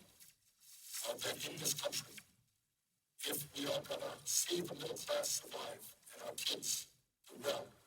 But we cannot repeal the estate tax and we cannot lower estate tax rates. Mr. President, I want to get to another issue which I've talked about earlier, which I think there is some misunderstanding. And I know, Mr. President, you raised this issue. I'm glad you did at a recent meeting that we had. You know, all over the country, people say, isn't it great? We are going to lower the payroll tax on workers. We're going to go from 6.2%, which workers now pay down to 4.2%. People can have more money in their pocket, which certainly is a good thing. It's going to cost us $120 billion in Social Security payroll tax. Here's the point. Yes, we do want to put more money in workers' pockets. That's why many of us in the stimulus package supported the $500 or $400 a year tax break for every worker, virtually every worker in America. That's what we said. We want people in these difficult times to be able to have the money to take care of their families, and when they have the money, they go out spending it, and when they spend it, they create other jobs because people have got to provide goods and services for them. It has a good stimulus impact. Yes, we do want workers to have more money in their pockets. But while this idea of lowering the payroll tax sounds like a good idea, in truth, it really is not a good idea.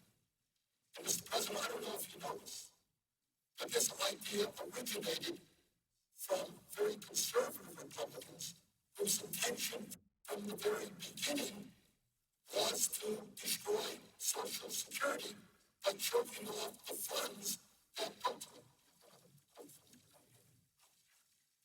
And this is not just Bernie Sanders' analysis.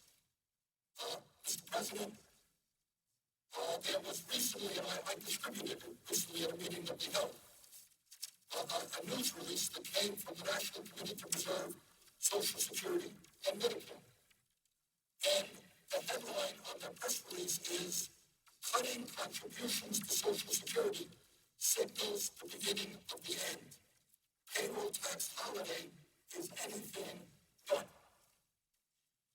And what the National Committee to Preserve Social Security and Medicare, which is one of the largest senior groups in America, well understands is that there are people out there who want to destroy Social Security, and one way you do that is you divert funds into the Social Security Trust Fund, and they don't get there.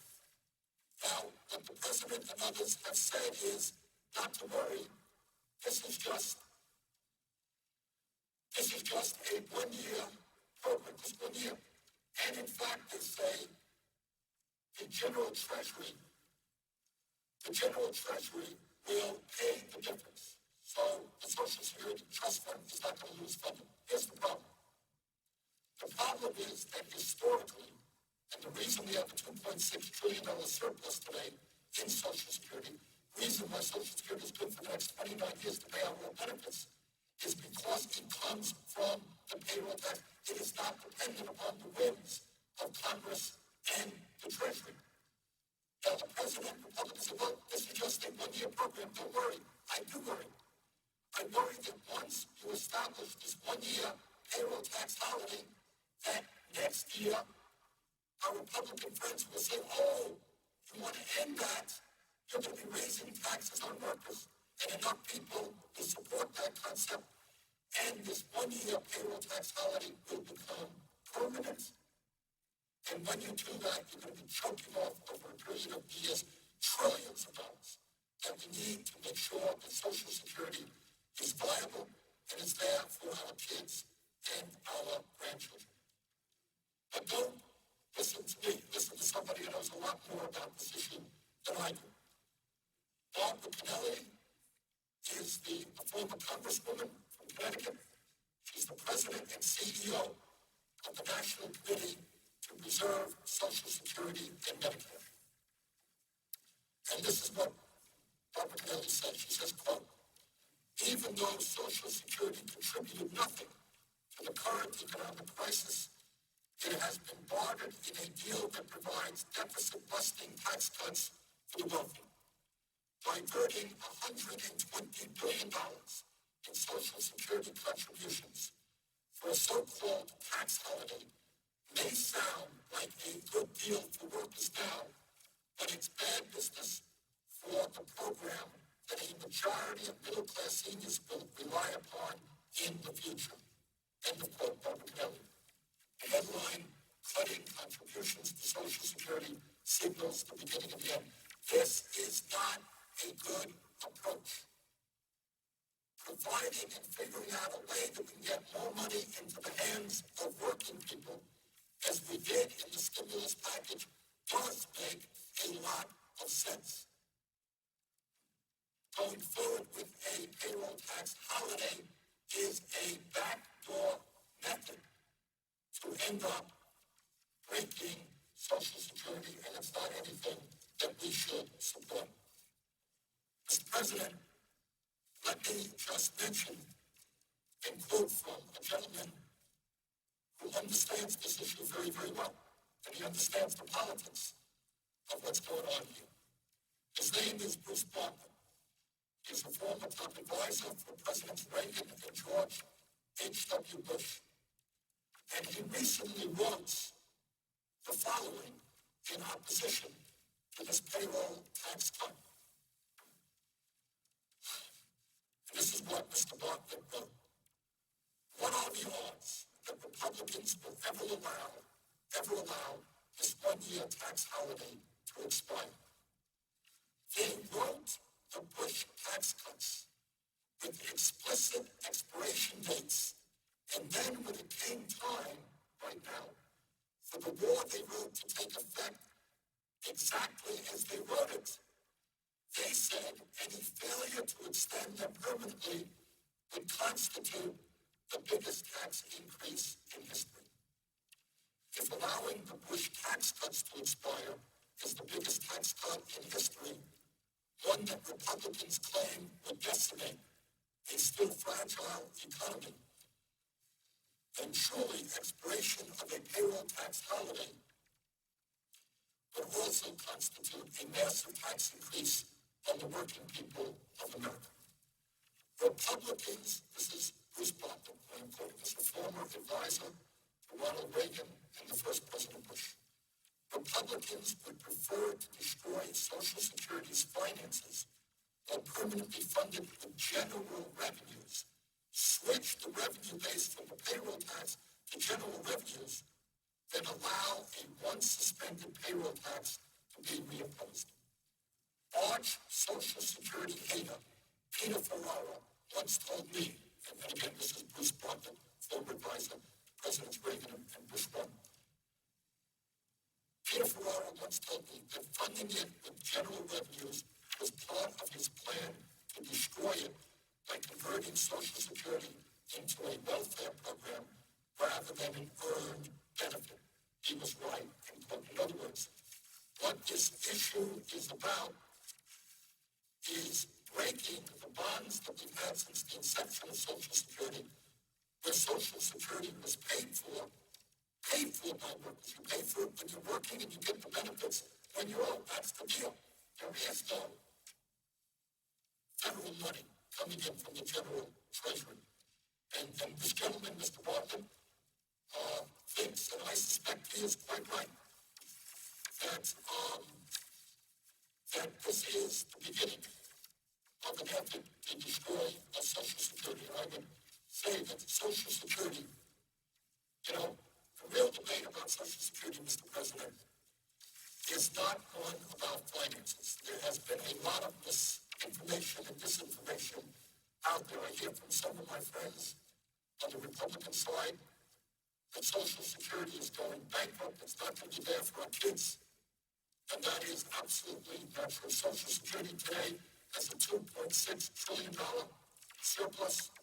Social Security can pay out every benefit owed to every eligible American if we don't start diverting funds for the next 29 years, at which point it pays out about 78% of benefits. So our challenge in 29 years is to fill that 22%. Yeah, that's it. Can we do it? Sure we can. President Obama when he was campaigning, and I think has repeated since, a very good suggestion that instead of having a cap in terms of which people contribute into the fund at $106,000, what we should do is do a bumper go up to $250,000, and people at $250,000 or more should contribute into the Social Security Trust Fund. If you did that and nothing else, you've essentially solved the Social Security problem for the next 75 years. Very easy, it is done. So what this payroll tax holiday is doing, in my view, is pretty dangerous. I don't think enough people understand that, and I think that is one of the strong reasons why this agreement should be opposed. Now, Mr. President, another reason that I believe that this agreement is not as good an agreement as we can get is that it provides tens and tens of billions of dollars in tax cuts for various types of businesses. And I'm not here to say that these tax cuts cannot do some good. I suspect that they can.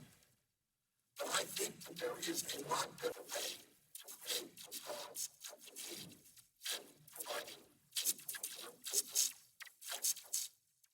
Frankly, I think economists from these old political spectrums, conservative to progressive, understand that if we are serious about creating the kinds of jobs that this economy desperately needs, and if we want to do that as rapidly and as cost-effectively as we possibly can, the way to do that is not to provide business tax cuts, because right now, corporate America is sitting on close to $2 trillion cash on hand.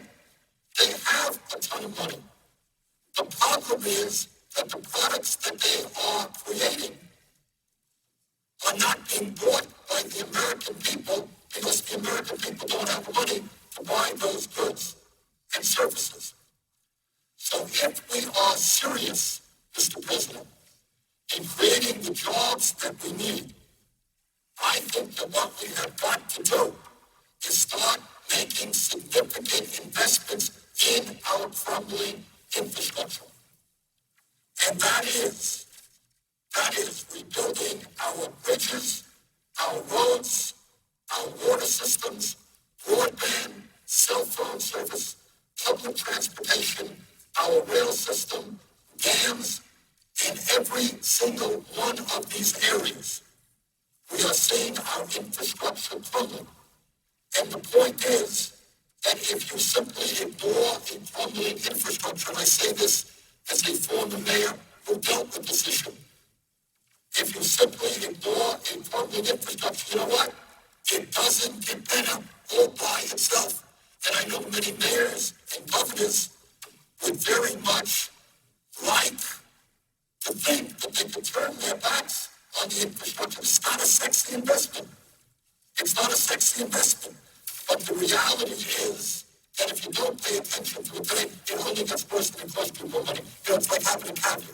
You can get your cavity filled, you neglect it, as I have, and you end up doing root canal, far more painful, far more expensive. That's what it's about. Do we maintain our infrastructure? Clearly, we are not.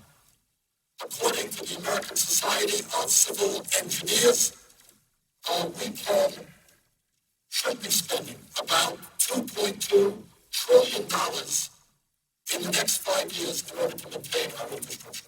I don't know about Alaska, don't know. Spent a very brief time in your beautiful state. But I do know that in Vermont, we have bridges all over our state that are in desperate need of repair. It is fair to say that the stimulus package has been very, very positive for my state. We're spending more money on roads and bridges, but we have a long, long way to go. So we're putting money into roads and bridges. We're hiring people to do that work. That's what we should be doing all over the country. But, Mr. President, it is not just roads and bridges. It is water systems. I told the story, I guess a few hours ago now, about the mayor of Rutland, Vermont, which is the second largest city in the state. And I was in his office and he showed me a pipe. And the pipe was in pretty bad shape. And he said, you know, this pipe was laid by an engineer, developed, who then, after he did this, went off to war. And he said, what war do you think he went off to fight? He said it was the Civil War. The Civil War. So this was pipe laid in Rutland, Vermont, which is still being used, which was laid, I'm guessing, in the 1850s, maybe 1860s. And it's not just Rutland, Vermont. When I was mayor of Vermont, mayor of Burlington, we had to spend $50 million back then, 20 years ago, I think, rebuilding our wastewater plant and making sure that a lot of pollution and filthy water didn't get into our beautiful Lake Champlain. It's an expensive proposition. But right now, we're going to have to invest in that. It's our water systems, our dams, our levees, our roads, our bridges. I mentioned earlier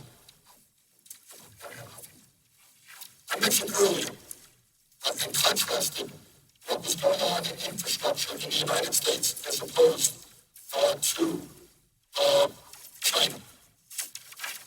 And I quoted from a book called Third World America, written by Arianna Huffington, who tells us essentially that if we don't get our act together, that's what we will become, a third world. And she points out that compared to countries like China, our investments in rail is absolutely pathetic and inadequate. In China right now, that country is investing billions and billions of dollars in high-speed rail, building thousands and thousands of miles of high-speed rail. They're building over 100 new airports. And what are we doing? So, Mr. President, one of my many objections to the proposal struck between the President and the Republican leadership is I think we can do better in job creation than in business tax cuts. There is a time and a place for business tax cuts, but I'm not against them.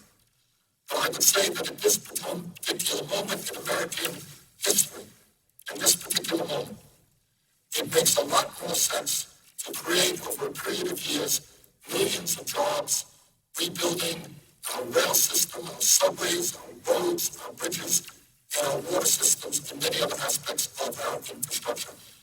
There are places in Vermont and throughout this country where people cannot today get decent quality broadband service, can't get cell phone service.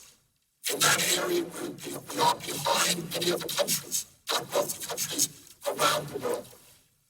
When we make those investments in infrastructure, we not only create jobs, but we make our country stronger and more productive, and we enable ourselves to compete effectively in the international economy. Mr. President, another one of my objections to this proposal, and why I think we can do a lot better, is that I was really quite disturbed to hear that the President and others who defend this proposal talk about one of the quote-unquote compromises that was struck was to extend unemployment benefits for 13 months. Now, to my mind, as I said earlier, at a time of deep recession, at a time of horribly high unemployment, it would be absolutely wrong and immoral for us to turn our backs on the millions of workers who are about to lose their unemployment benefits. If we do that, it's hard to imagine what happens to those families. Many of whom this is their only source of income. What do? Do they lose their homes? Do they move out onto the streets? How do they take care of their kids? I don't know. There are parts of this country where it is very, very hard to get a job. Extended unemployment is at the highest level I think we have ever seen. You can't turn your backs on those families. But I get upset when I hear that the Republicans' willingness to support an extension of unemployment benefits for 13 months is a major compromise. I will tell you, Mr. President, I think a lot of the American people don't know this, that for the past 4 years, 40 years, 4 decades, under both Democratic and Republican administrations, whenever the unemployment rate has been above 7.2%, unemployment today we're 9.8%, always, whether the Democrats were in control, the Republicans were in control, President was Democrat, President was Republican. What people did is say we have got to extend unemployment benefits. It's kind of common sense, it's not partisan. So when you have a program that has existed for 40 years in a bipartisan effort, it sounds to me that it is not much of a compromise for the Republicans to say, okay, we will do what Democrats and Republicans have done for 40 years. What a major compromise. It is not a compromise. It is just continuing existing bipartisan policy, which is sensible. It's sensible from a moral perspective. You can't leave our fellow American families out high and dry.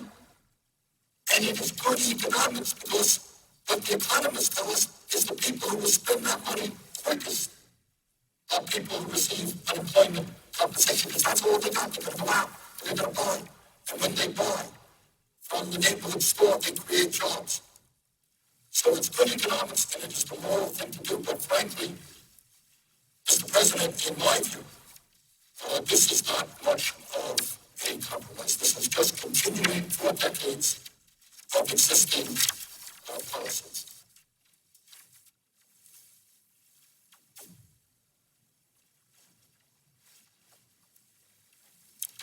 Mr. President, as I've said earlier, there are very clear positive parts of this agreement. And no question about it. I think almost every American will tell you that it would be totally absurd. I know there's some who disagree, but I think the vast majority of Americans believe that in the time when the middle class is collapsing, the median family income has gone down, when unemployment is high, that it would be a real hardship if we did not extend the Bush tax breaks for the middle class for 98% of the American people. 98%, that's what we want. You know, we could have crafted it much tighter, couldn't we? We could have said nobody above 100,000, nobody above 150,000. That's pretty generous. We said 200, a family earning $250,000 should get an extension of these tax breaks. That is 98% of the American people. That's not good enough for our Republican friends. They are fighting tooth and nail to make sure that the top 2%, the millionaires and billionaires, the CEOs, earn tens of millions a year. They're fighting. It's like they're at war. They are so engaged to make sure that these fabulously wealthy people receive at least $1 million. In some cases, for people who are making $1 million a year, they can receive, on average, $100,000 a year in tax breaks. For the very, very wealthiest, it could be over $1 million a year. You know, Mr. President, I know you joined me just 2 days ago in saying that at a time when senior citizens in this country and disabled vets for 2 years in a row have not received any COLA, that maybe it was the right thing to do because we know that healthcare costs and prescription drug costs are soaring, that maybe we provide a $250 check for those seniors and disabled veterans one time. I could not get one Republican vote in support of that proposition. We won 53 to 45, but around here, it doesn't take 50 votes to win, not like a majority to win. It takes 60 votes. We couldn't get one Republican vote. So here you have every Republican voted against a $250 check for a disabled vet or a senior citizen who's living on $15,000, $16,000 a year. Can't afford it. But we can't afford $1 million a year tax break for somebody who's worth hundreds of millions of dollars. Now, somebody may understand that rationale. I don't. I really don't. I can't understand that. I can't understand asking our kids and grandchildren to pay more in taxes as the national debt goes up in order to provide tax breaks for the richest people in this country. So, Mr. President, while there are some good provisions in this bill, and certainly extending the tax breaks for 98% of our people, for the broad, very broad middle class, I think if the American people demand it in our democracy, we can do better. Now, I don't know if you or I alone would be able to convince some of our Republican friends or maybe some of our Democratic friends to make this into the kind of proposal we need for the working families of this country and for our children, for our next generation. I don't know that we can do it inside this bill. As I said earlier, I think that the way we win this battle, the way we defeat this proposal and come back with a much better proposal, is when millions of Americans start writing and emailing and calling their senators, their congresspeople, and say, wait a second, are you nuts? Do you really think that millionaires and billionaires need a huge tax break at a time when this country has a $13.7 trillion national debt? What are you smoking? How could you for 1 second think that that makes any sense whatsoever? And I'll tell you something, Mr. President, I don't know what my phones are doing today in my office right now, but in the last 3 days we have gotten, I'm guessing, 5,000 phone calls and emails, and about 99% of them are in disagreement with this proposal. I'm looking at a chart here. We've gotten 2,100 calls that just came in on the phone today. So the overwhelming people are calling. I don't know what kind of calls other members of the Senate are getting, but certainly those are the calls that I am getting. Now, also, Mr. President, and this point cannot be made strongly enough. What our Republican friends want to do, and they've been pretty honest and upfront about them, especially some of the extreme right-wing people who have been running for office, and in some cases have won, they have been honest enough to say that they want to bring this country back to where we were in the 1920s. That their ultimate aim is to basically repeal almost all of the provisions that have been passed in the last 70 years to protect working people, the elderly, and the children. They believe in a Darwinian-style society in which we have the survival of the fittest. That we are not a society which comes together to take care of all of us. That you take care of me in need, and I take care of you and your family in need, that we are one people. And their strategy is pretty clear. They want to ultimately destroy Social Security. And what we are beginning to hear more and more of is, why don't we raise the retirement age to 68 or 69? That deficit reduction commission, which I thought was the people on that commission were bad appointees by the president. You can put together some good economists to say, how do we in a fair way, address the deficit and national debt crisis? That wasn't what that commission did. So these folks are talking about major cuts in Social Security, Medicare, Medicaid. They want, at a time when it is so hard for young people to afford to go to college, they want to raise the cost by asking our young people while they're in college to be accruing the interest on their loans. So I think that if the president believes that if this agreement is passed, that the Republicans can come to the table and we're all going to live happily in the future, and all work together in a nonpartisan way, I think he's done understanding the reality. These people are going to come back, and they're going to come back very aggressively for major cuts in Social Security, Medicare, Medicaid, environmental protection, education, child care, Pell Grants, you name it. Because their belief is, I don't quite understand it, that it is somehow good public policy to give tax breaks for the wealthiest people in this country. In many ways, have never had it so good, but you cut programs that the middle class and working families of this country are desperately dependent on. So I would suggest that this big debate we're having right now on whether or not we should accept the proposal agreed to by the President and the Republicans is just the beginning of what's coming down the pike. And if we surrender now on this issue, we can expect next month and the following month another governmental crisis, another threat of a shutdown, unless they get their way.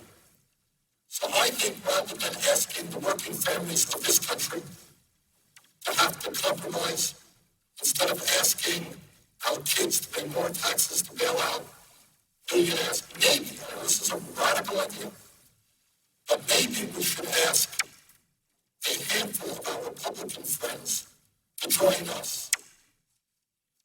Maybe a handful of honest conservatives over there who have been telling us for years their great concerns about deficit spending and a huge national debt.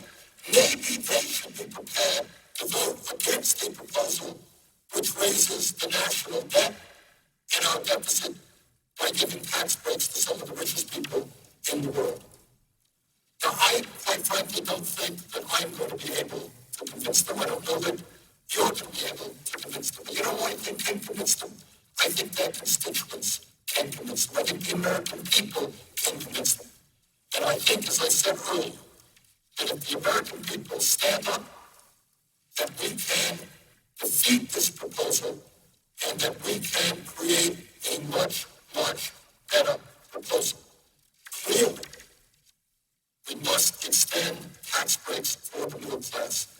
Clearly, we must make sure that unemployed workers continue to get the benefits that they desperately need. But equally clearly, we must make sure that we are not raising the national debt, which, as sure as I'm standing here, will result in cuts in Social Security, Medicare, Medicaid, education, other programs, by passing if this proposal is passed. So, Mr. President, this is not only an important proposal unto itself. $900+ billion, even in Washington, is nothing to sneeze at. But it is an important proposal in terms of the direction in which our country goes into the future. If we accept this proposal of a 2-year extension for the richest people in America, I believe that will eventually become either a long-term extension or a permanent extension. If we accept the proposal that lowers the rates on the estate tax, which benefits only the top 0.3%, 99.7% of Americans get nothing.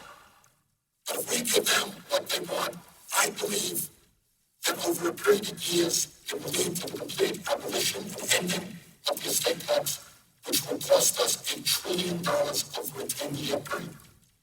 So I would hope that this issue is not one that just progressives or moderates feel strongly about. I would hope that honest conservatives who in their heart of hearts believe that this country is seriously endangered when we have unsustainable deficits and a huge national debt, that they will tell their elected officials here in Washington not to pass a piece of legislation which increases the national debt significantly and, in fact, will allow for the permanent, over years, in my view, extension of these tax breaks.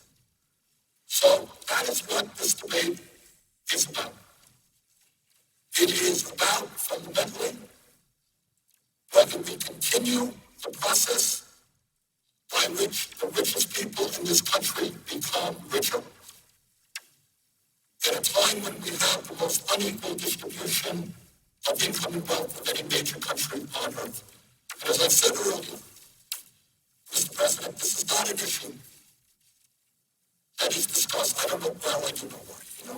It's just not an issue that people feel comfortable talking about because they don't want to give a front to their wealthy campaign contributions, contributors who take on the lobbyists that are out there. But that is the reality. Throughout the entire world, the United States has the most unequal distribution of income, top 1%, earning 23.5% of all income. That, Mr. President, is more than the bottom 15%. And that is not just the world. It is bad economics. It is the world class. Washington planning for this point of time for business services, for this economy. So this piece of legislation, as important as it is, untrue itself, it is very, very important. This is simply important in terms of what it says about where we are going to the future. How are we going to protect the middle class and working families of our country? How are we going to make sure that every young person in America, regardless of income, has the ability to go to college, to work and go to go down, college becomes affordable, hundreds and hundreds of thousands per brain, young people blessed in school, cheaply, in debt. How are we going to create a healthcare system which guarantees healthcare for all of our people, high-quality healthcare? How are we going to continue this situation with 45,000 Americans dying each year because they don't have access to income? How are we going to invest in our energy system so that we break our electric platform and spend about $850 million a year in oil, exporting to other foreign countries, almost $10 billion a day? We should be used to make this country energy independent, which will be used to transform our energy system from away from fossil fuel into energy efficiency and sustainability, technologies such as wind, solar, geothermal, and biomass. Mr. President, and by the way, income has been addressed slightly different. And this proposal is not here. It's not just this proposal, it's the main proposal as it stands before us now. But it is going to move us in the future in a direction that I do not believe this country should be going. I can tell you that my own personal family's history is the history of millions and millions of Americans. My father's family came to this country at the age of 17 when I remember it was party. Their bodies for life never came. Their left hand, and he and my mom had very history of college.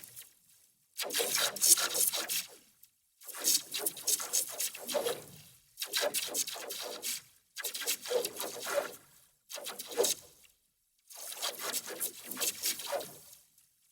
And I think what's going on in this country about the anxiety that is so high. It's not just that people are worrying about themselves. Parents worry more about their kids than they do about themselves. Their parents all stay around and are worried about how the same feel for the first time in the history of this country. And kids have the lowest standard of living than parents. The young kids are less income. The young kids don't have the education. The young kids don't have the opportunity to travel and to learn and grow. It's my income. Or the best case of the young parents that's really the best case of them. And I don't think it has been because when the failure was conventional earlier, if we were to change the national priorities in this country, if we will start devoting our attention and our attention to the needs of working families and the middle class, you can't think this proposal, you can't think some of the proposals which come down from them. When this country has the 13 unselfish $1 billion national debt,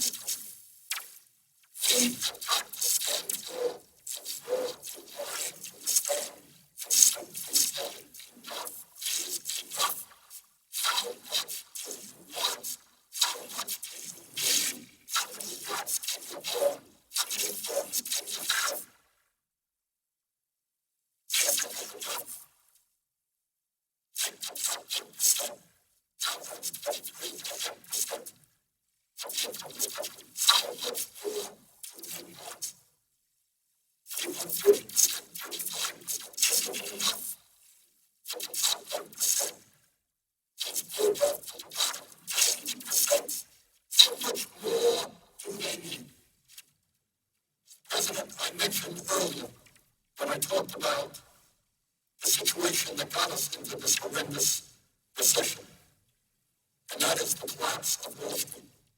And I talked about what I think most Americans understand very well, and that is the incredible greed and recklessness and dishonesty that exist on Wall Street.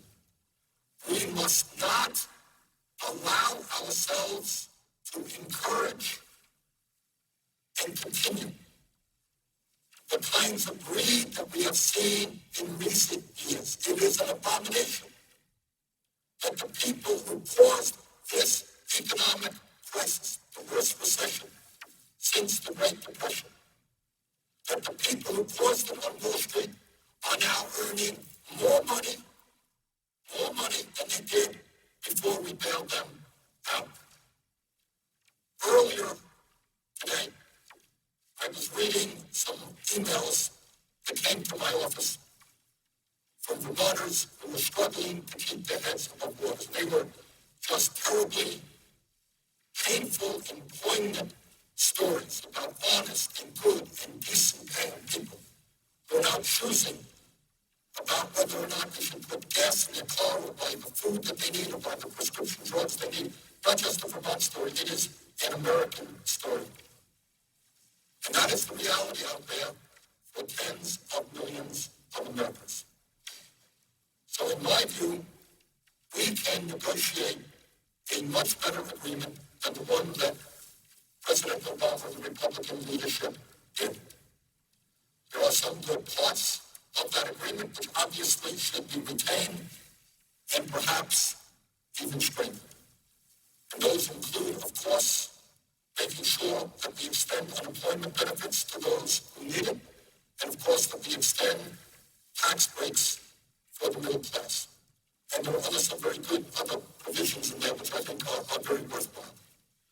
But I think if the American people stand up and agree with those of us who say no more tax breaks for the very wealthiest people in this country, we can defeat this proposal and we can come up with a much better one that is fairer to the middle class of this country and is fairer to our young children.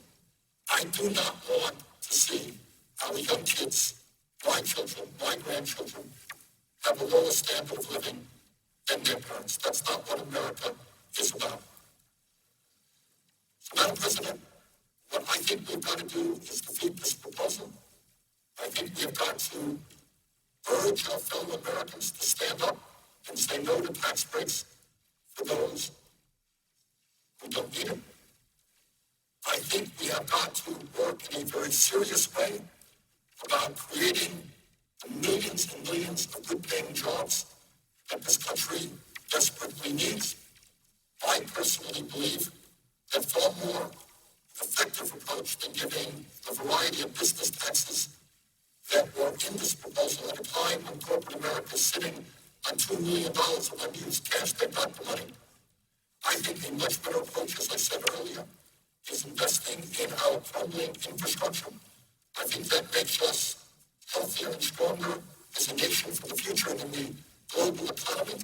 And I think it creates jobs quicker and in a more cost-effective way than these tax cuts. I think also, Madam President, that it is high time that the American people move. They want us to move in an entirely new direction in terms of trade.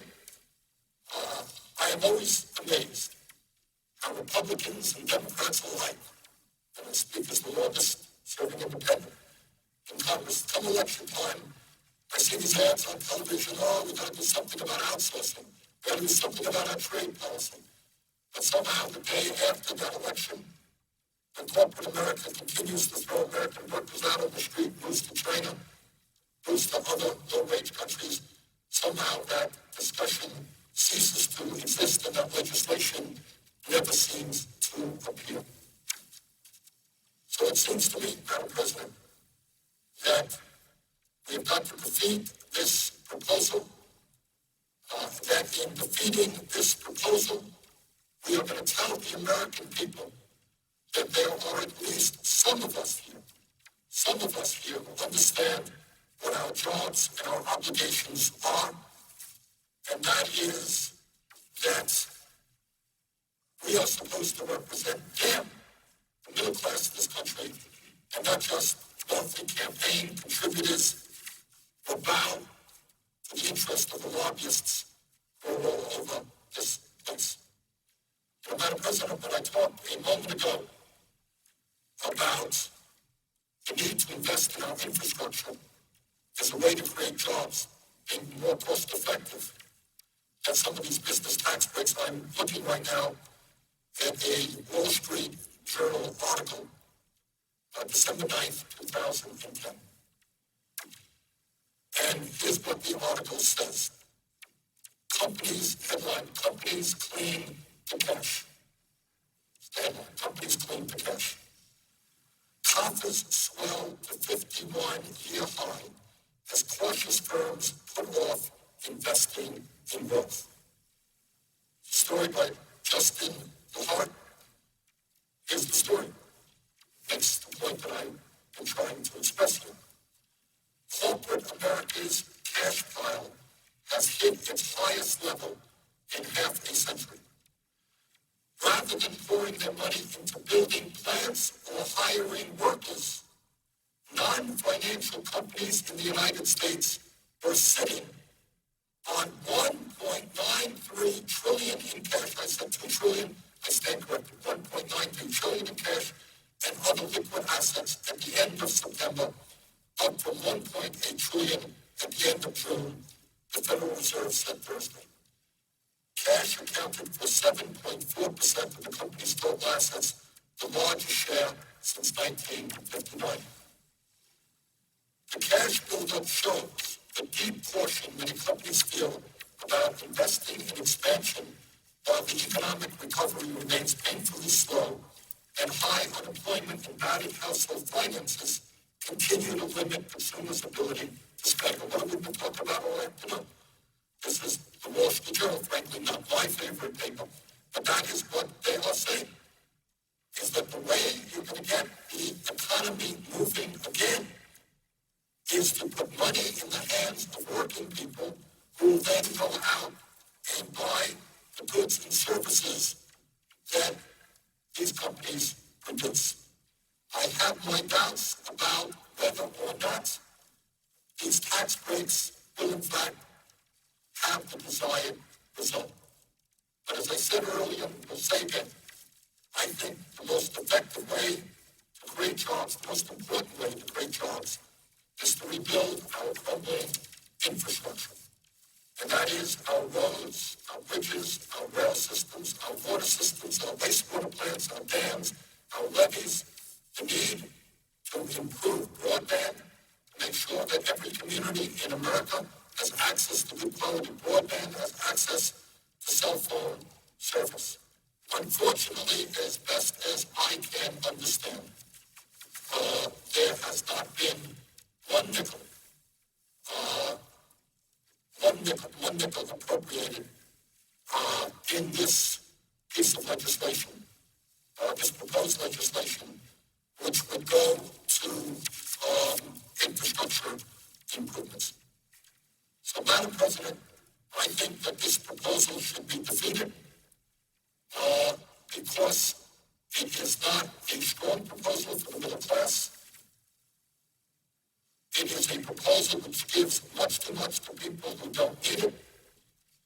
And it is a proposal which I think sets the stage for similar type proposals down the pipe.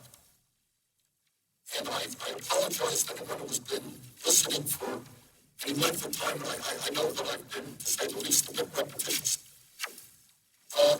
But the concern here is that when the President and some of our Republican colleagues talk about some of these tax breaks being temporary, we're just going to extend them for 2 years, talking about this payroll tax holiday being just 1 year. I've been in Washington long enough to know that that assertion just doesn't fly. That what is temporary today is long-term tomorrow and is permanent the next day. So I fear very much that this proposal is bad on the surface. I fear very much that this proposal will lead us down a very bad track in terms of more trickle-down economics, which benefits the tricklers and not the ordinary Americans. So I think that it is a proposal which should be defeated. But Madam President, that's the point that I want to make. Is not just my point of view. I think it should be defeated. I think we can do a lot better. But I've got to tell you that the calls that are coming in to my office are, here's what we got today, I guess, 2,122 calls opposed the deal, and I think 100 calls are supportive of the deal. So you can do the arithmetic about it. But that is at least 95% of the calls that I got today are saying this is not a good deal. We can do better. And I know that in the last 3 or 4 days, we've gotten probably now 6,000 or 7,000 calls that say this. And this is not just Vermont. And some of many of those calls come from out of state, by the way, not just from Vermont. But I think that is true all over this country. So, Madam President, let me conclude that it has been a long day. Let me simply say that I believe the proposal that was developed by the President and the Republicans are nowhere near as good as we can achieve. I don't know that we are able ourselves to get the handful of Republicans that we need to say no to this agreement. But I do believe that if the American people stand up, and by the way, it may not just be Republicans, there may be some Democrats as well. If the American people stand up and say, we can do better than this, that we don't need to drive up the national debt by giving tax breaks to millionaires and billionaires. That if the American people are prepared to stand and we're prepared to follow them, I think we can defeat this proposal. I think we can come up with a better proposal which better reflects the needs of the middle class and working families of our country, and me, most importantly, the children of our country. And with that, Madam President, I would yield the floor.